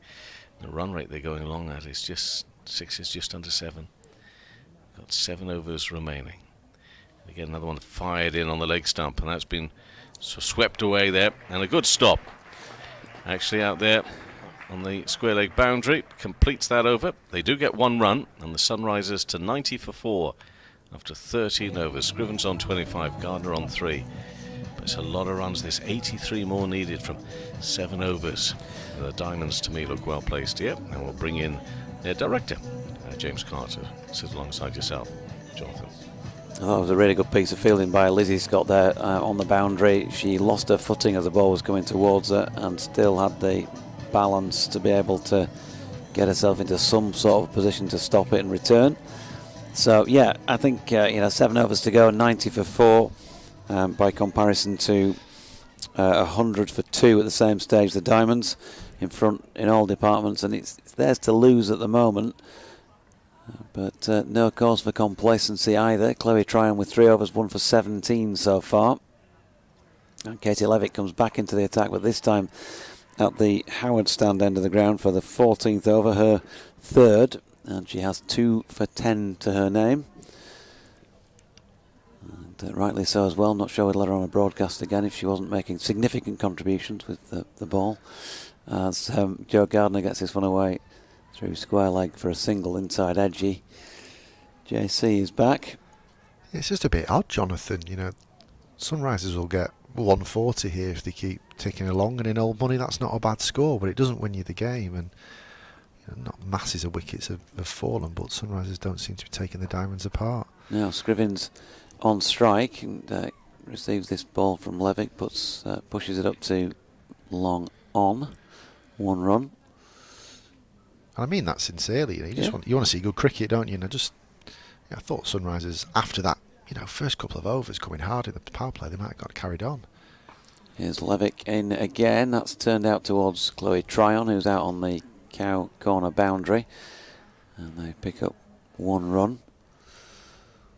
But Levick, she just keeps floating it up there on the stumps. It is hard to get away, isn't it? Yeah, just the odd one. There we go, just showing a hint of turn on what has been a very good pitch throughout the day here in both matches. This time left-handed, of course, playing it as if it's an off-spin delivery. Scrivens able to get it away square on the leg side for 1. 94 for 4, Scrivens on 27. Jo Gardner, right-handed, is now on strike on 5. So Levick challenging the outside edge, but not with this particular delivery because that's just been pushed up to Holly Armitage at short extra cover. 14 overs complete, 94 for 4, just the 4 runs from it. And as you say, just standing at the back of the box listening to you and Kev when you suggested you'd rather kind of die going for this than you would just a little you know, tame defeat, even if you end up scoring more runs, at least you know you had a go at it, and you know you've got to try and put some pressure back on the opposing bowlers here. Who knows? You know, they've played well so far this year. They're 3 from 3, but if they were under heavy pressure from both batters, then the bowlers might start to miss their lengths and mis-execute, and that makes it easier for the batting side. Yeah, I think we've bowled well, but if you put the pressure on the bowler, like you say, then the bowler has to do something differently. And you know, as I say, I'm biased towards the Diamonds, but I'd really like to see the Sunrisers try and test us here in these final few overs. No place for bias on this broadcast, as Grace Hall is back into the attack, bowling to Scrivens, who has cut that one effectively, but out towards Holly Armitage at short extra cover. Grace Hall, newly of course in the side this year, and she's got very slingy, quite upright in the back as she runs in, and slingy bowling action, very much like a sort of female Lasith Malinga. Those of you who remember the Sri Lankan quickie, next ball I should say is pushed up to long off there by Scrivens for a single. But she's got a really similar action, Tim, hasn't she? Yeah, very similar, very slingy action. Bowls very straight because of that action. Sometimes can bowl a kind of low full toss and can leak runs, but I always feel she's always there or thereabouts when it comes to taking wickets. Really does motor into bowl as well. And powers in and does that there, but they smashed back over her head by Jo Gardner. 1 bounce and 4 runs down beneath our feet. No chance for either Chloe Tryon or Lauren Winfield Hill to get round and cut that off. All gone for 16 of 9 deliveries so far. Yeah, just searching a little bit there and just gone a little bit full and punished by Gardner. And she comes again, and this one pulled out towards Cow Corner. 1 bounce and 4 more. So some runs starting to come, and they are at least having a go at this.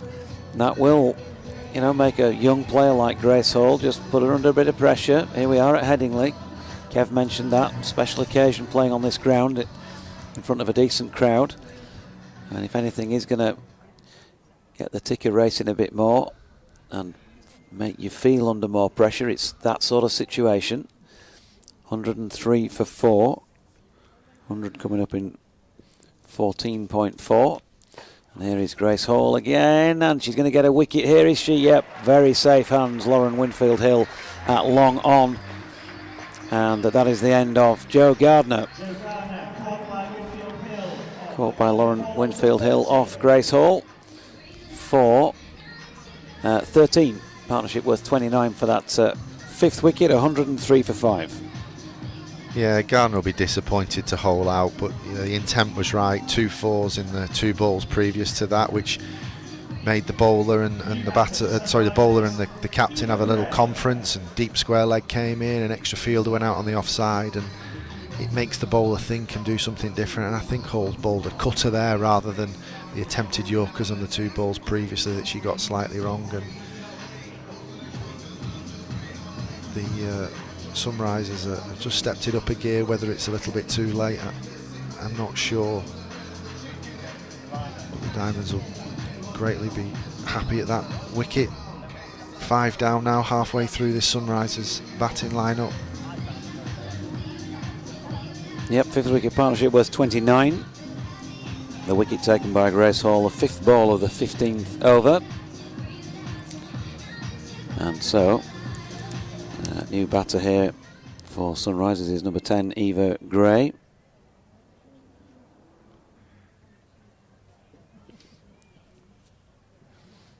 Just taking guard. Doing a few stretches. It's very reminiscent of what goes on in the com box before the start of every innings. She seems ready and prepared, unlike probably what goes on in the com box before the start of every innings. Right-handed. Here comes Grace Hall, and then she's got underneath this one. It looks as though it's going to drop in no man's land. It does. Leah Dobson steaming in off the boundary edge to try and get there. She made good ground actually, but it was still way short of her. And her opposite number 10, Eva Gray gets a couple of runs then, first ball, 105 for 5 after 15. You don't see many twos ran inside the in the circle, but it went up so high into no man's land that they were able to come back for that second run. So intent shown by Eva Gray there. Run rate creeping up to 13.6 per over now, 5 overs to go. Current run rate at sevens. Certainly not a terrible run rate. Obviously it was just shy over 8 at the start of the innings. 68 needed off 30. That's the equation. And Catherine Fraser back on at the Howard stand end, and she's going to go for 6 first ball. That is a big hit. Big hit by Grace Scrivens. Yeah, that was a great shot. She shuffled down the crease, got close to the ball and got under it. And that's cleared the ropes by a good 5 or 6 metres there. It's a long hit out there to the western terrace where it meets the Howard stand end.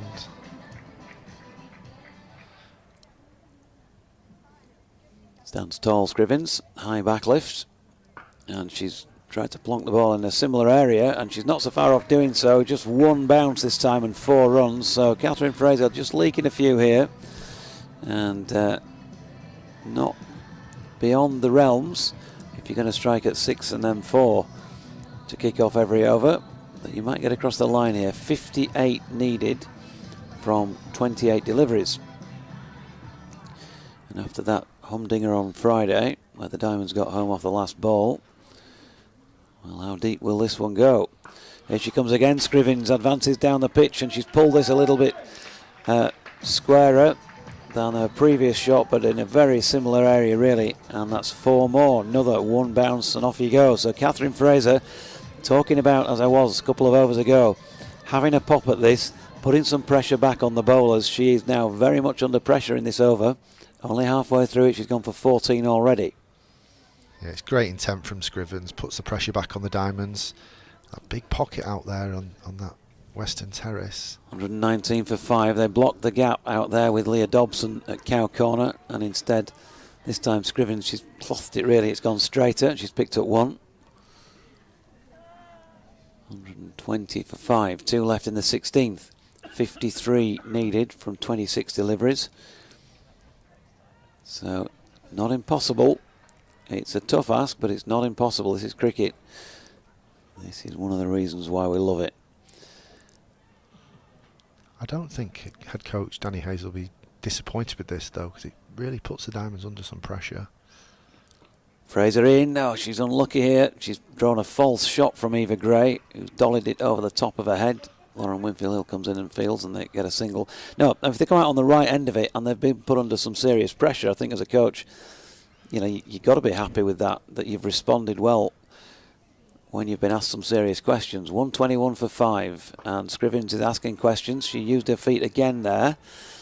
I think I'd give Catherine Fraser the benefit of the doubt in terms of seeing her coming and just managing to keep that to a single. 122 for 5 off 16. Scrivens on 44 and Gray on 3. And credit where credit's due to Gray Scrivens. You know, she's taken the game to the Northern Diamonds in this final 5 overs. 4 remaining now, in fact. 51 required off 24 balls. And it makes the Diamonds think. Katie Levick's going to be the bowler to return. If there was ever a player for a situation of pressure, it's certainly her. She's got 1 over left to bowl. She's gone for 14 so far. Yielded 2 wickets.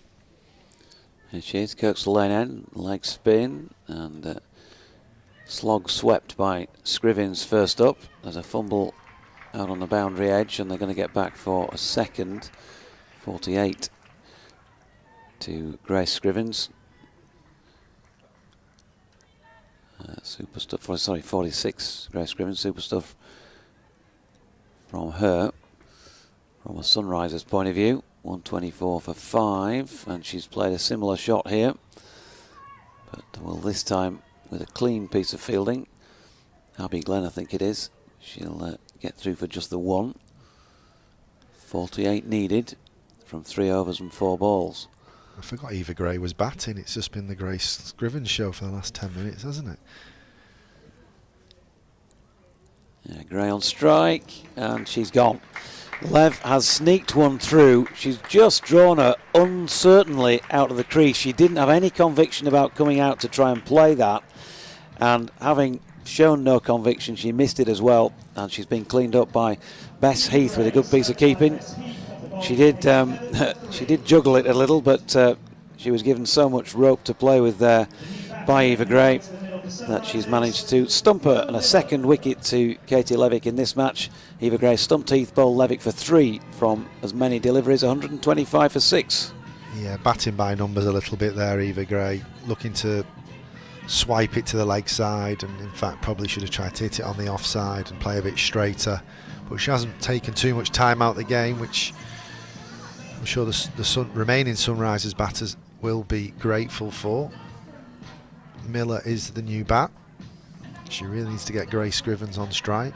She approaches 50, but she'll be looking past a personal milestone and looking to try and get the Sunrisers home here. 48 more runs required.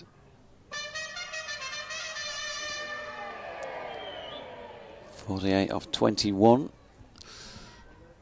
And Eva Gray, as I said, 3 off 3. First ball here to Florence Miller is worked out into the onside, into the deep. They've got back for 2 quick runs.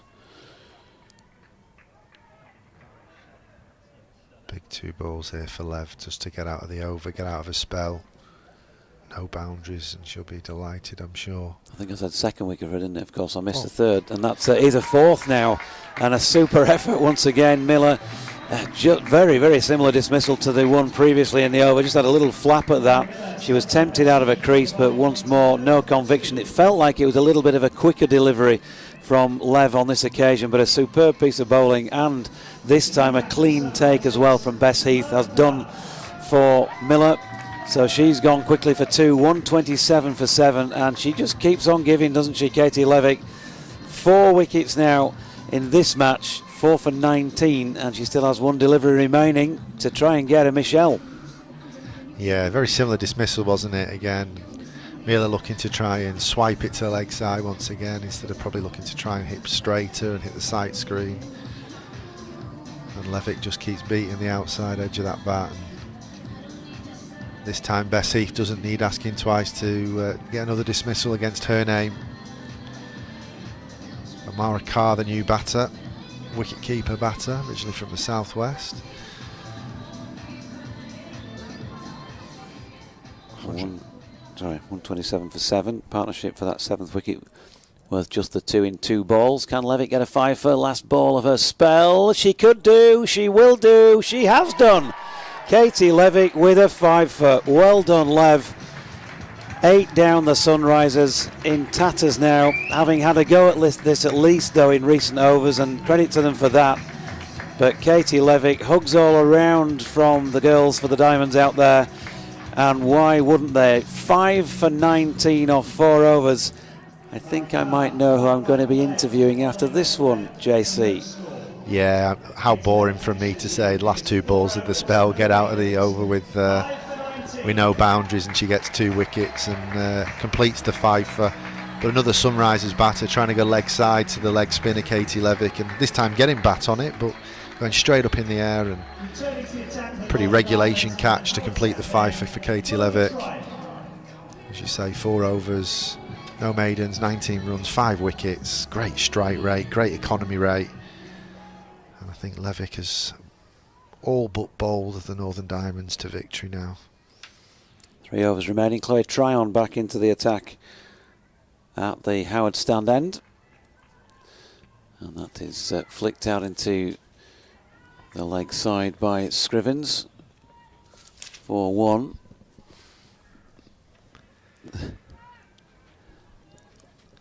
Tryon with a wicket of her own.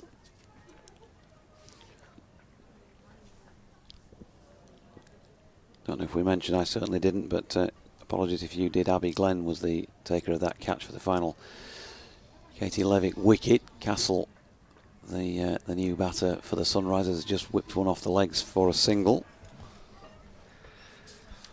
Mr. Howells has just passed me a note and asked me to explain the bonus points, and I'm going to show how terrible at maths I am in a minute.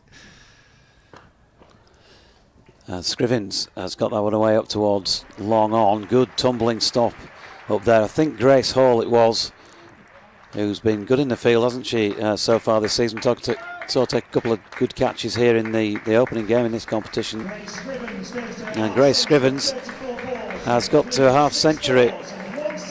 34 balls, 6 fours and 1 6 for Grace Scrivens. An excellent knock from her point of view and the Sunrisers' point of view, but not supported, unfortunately, for her. And another wicket, this time falling the way of Chloe Tryon. They're 9 down now. And Scrivens has gone for that 50 from 35 deliveries, stumped by Bess Heath. Yeah, great knock from Scrivens. In vain, unfortunately, today for the Sunrisers, but showing what a talent she is. One of the England under-19s World Cup squad members, captain in fact, getting all the way to the final over in South Africa. But yes, Mr. Howells, the bonus points system is exactly the same as the Rachel Hayhoe Flint Trophy. So for the Sunrisers to get a bonus point, they need to have a run rate greater than 1.25 of Diamond's score. So in theory, they need to chase it in 16 overs. And now I've got to work out how the Diamonds get their bonus point, which is I've got to work out the formula for that, because it's something 1.25 work back is quite difficult for my mind. Max Hood, the final batter for the Sunrisers, number 11, and Tryon bowling to her. First ball goes out to Lizzie Scott at point, no run. But I would imagine that 42 runs is enough of a victory. And this time Tryon bowling, and Max Hood has hit that up to the incoming Lauren Winfield Hill. After her, Max Hood off the mark. So I think the Diamonds would have to restrict the Sunrisers to around 80% of the Diamond score to get the bonus point. I think working back that's the 1.25. You're nodding. I hope that's right. Someone will correct us if I think I've got it right. I should know that, shouldn't I, really? But it's another quirky thing in cricket, isn't it? Like DLS and everything else. But so 132 for 9. Castle and Max Hood on one apiece. Grace Hall to bowl over number 19 from this Kirkstall Lane end. 41 needed off 2 overs. It's a good one to win. And Hall, well, she's fired one down the leg side first up, so that will reduce the requirement by 1, a wide given. it'd be good for Grace Hall to get another one against her name and get the Diamonds off with the victory now.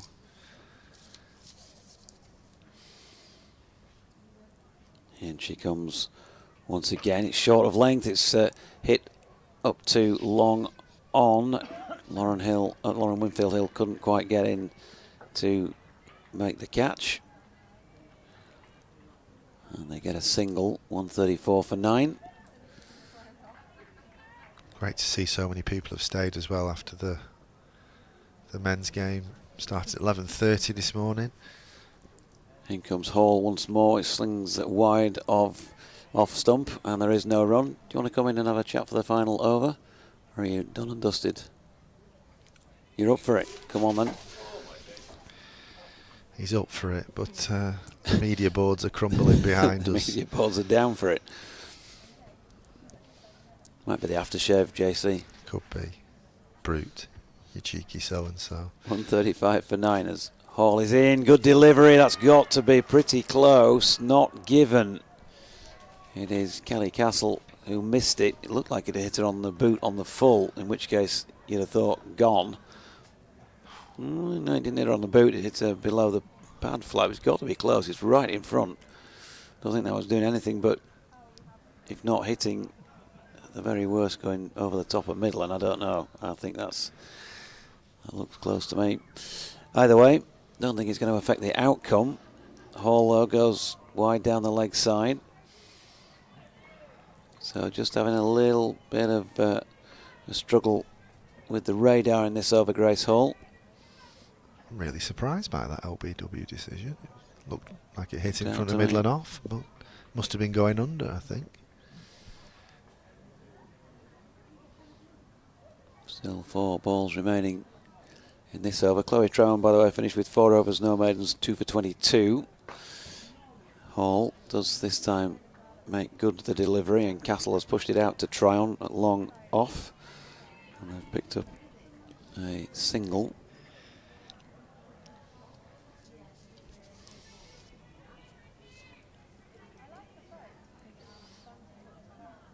Next Diamonds game on the screen, next live at Headingley is the Vipers next Sunday.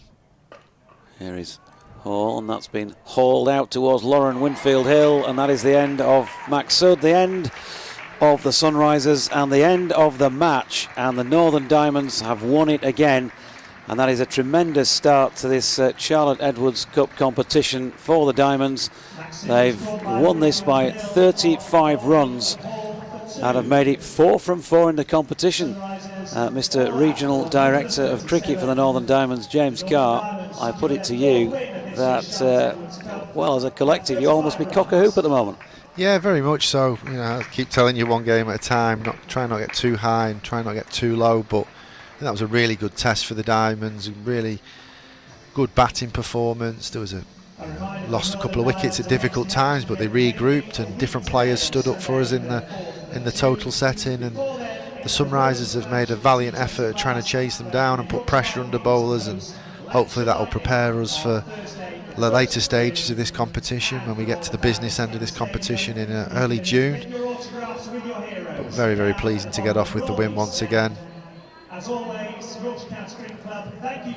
Pleased to see Grace Hall come off again with a couple more wickets. Young bowler, only playing a 4th game in a domestic career, and as I said, she's leaked a few runs today, which she always looks to take wickets, and I think if you can do that, you're going to put teams under pressure as that wicket column goes up and up, and that's what we've seen really today. The Sunrisers, they kind of ran out of puff there at the end. Valiant effort from Grace Givens with her 50.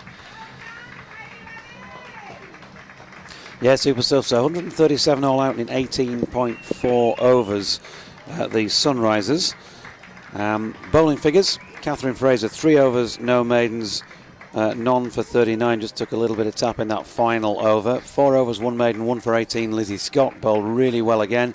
Chloe Tryon did 2 for 22 from 4 overs, 2 for 27 from 2 overs, and 4 balls there for Grace Hall, and 1 over for 12 on this occasion for Abby Glenn, but very much the feature with the ball. Katie Levick, our very own Katie Levick, I think we'll say at this stage, always good to claim a bit of glory. 4 overs, no maidens, 5 for 19. It's got a good feeling about this year. I know you're going to want to play it down because that's the sort of cliche stuff that you management, your directors of cricket types come out with at times like this, but come on, James Carr. This looks like a very good team, and if they're not going to win this competition, then it's going to take a good side or two to be up there above them and win it. They are looking well organised, well balanced.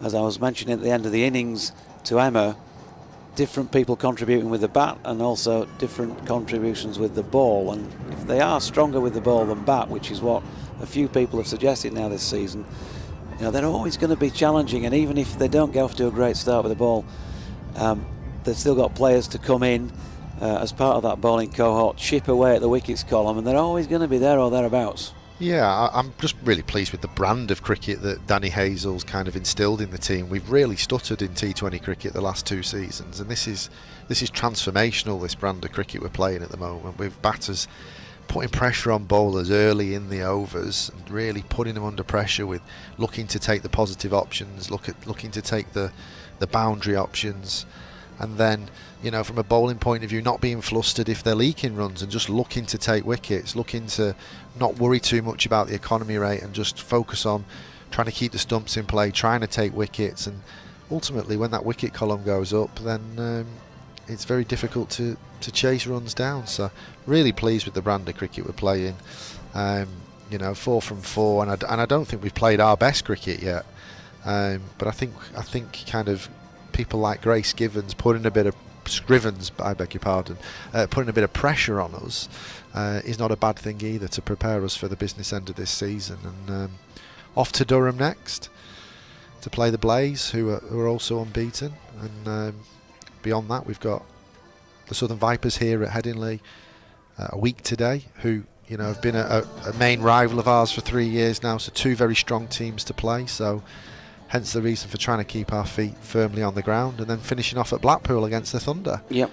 South East Stars 126 for 6, Western Storm 121. So that sounds like a humdinger as well, but the Stars getting home by 5 runs there. So the table now, said hoping that it will be updated, but don't think it has just yet.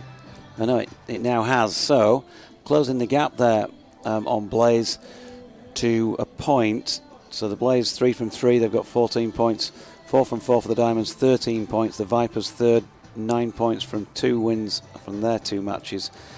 Right down to the Sunrisers, who sadly for them have 4 defeats from as many matches. But clearly today they've shown that they're not a bad side, as the Yorkshire's men are showing in their competition. You don't have to be too far off the mark to sort of lose a game, even though you can still be competitive. So I'm sure there'll be better times ahead for them. But you say Blaze up at Durham, that's on Friday, and it's a game that we're covering on BBC Radio Leeds, so looking forward to seeing the Diamonds in action again. If you can get there, of course, then please go and do so. And then back here next Sunday against, who was that again? Southern Vipers. Southern Vipers. So another couple of crackers coming up for the Diamonds this coming week. We hope you'll be in the stadium for those, and if you can't be so, then there will be some coverage on Friday in particular on BBC Radio Leeds. Hope you've enjoyed our double header today from Headingley. Further misery for the Yorkshire Vikings earlier on today, because they went down to a 3rd successive defeat in the Vitality Blast, this time losing to Durham, who of course are partners in this Northern Diamonds team with the Yorkshire and Northumberland girls. And they have done the same as they have been doing in the competition so far as well, with an excellent win to make it 4 from 4. Many thanks to Kevin Howells for joining us, and also to James Carr. You can catch more from me with the men's teams before I go up to Durham on Friday, because on Tuesday I'll be down at Trent Bridge for the latest in the Blast. Brace yourselves, folks, for that, because Yorkshire have had a pretty dismal record in white ball cricket at that ground. James Carr is going to be on with me for that one on Tuesday night. Looking forward to that. And then back here on Thursday at Headingley, when of course the Yorkshire Vikings take on the Lancashire Lightning in the first of the Roses matches of this campaign. Graham Orange will be accompanying me to bring you the broadcast of that. But from a mixed day here at Headingley, but it's not how you start, it's how you finish. The Diamonds have done it. Thanks for your company, and we'll see you on Tuesday night. Goodbye from the 3 of us.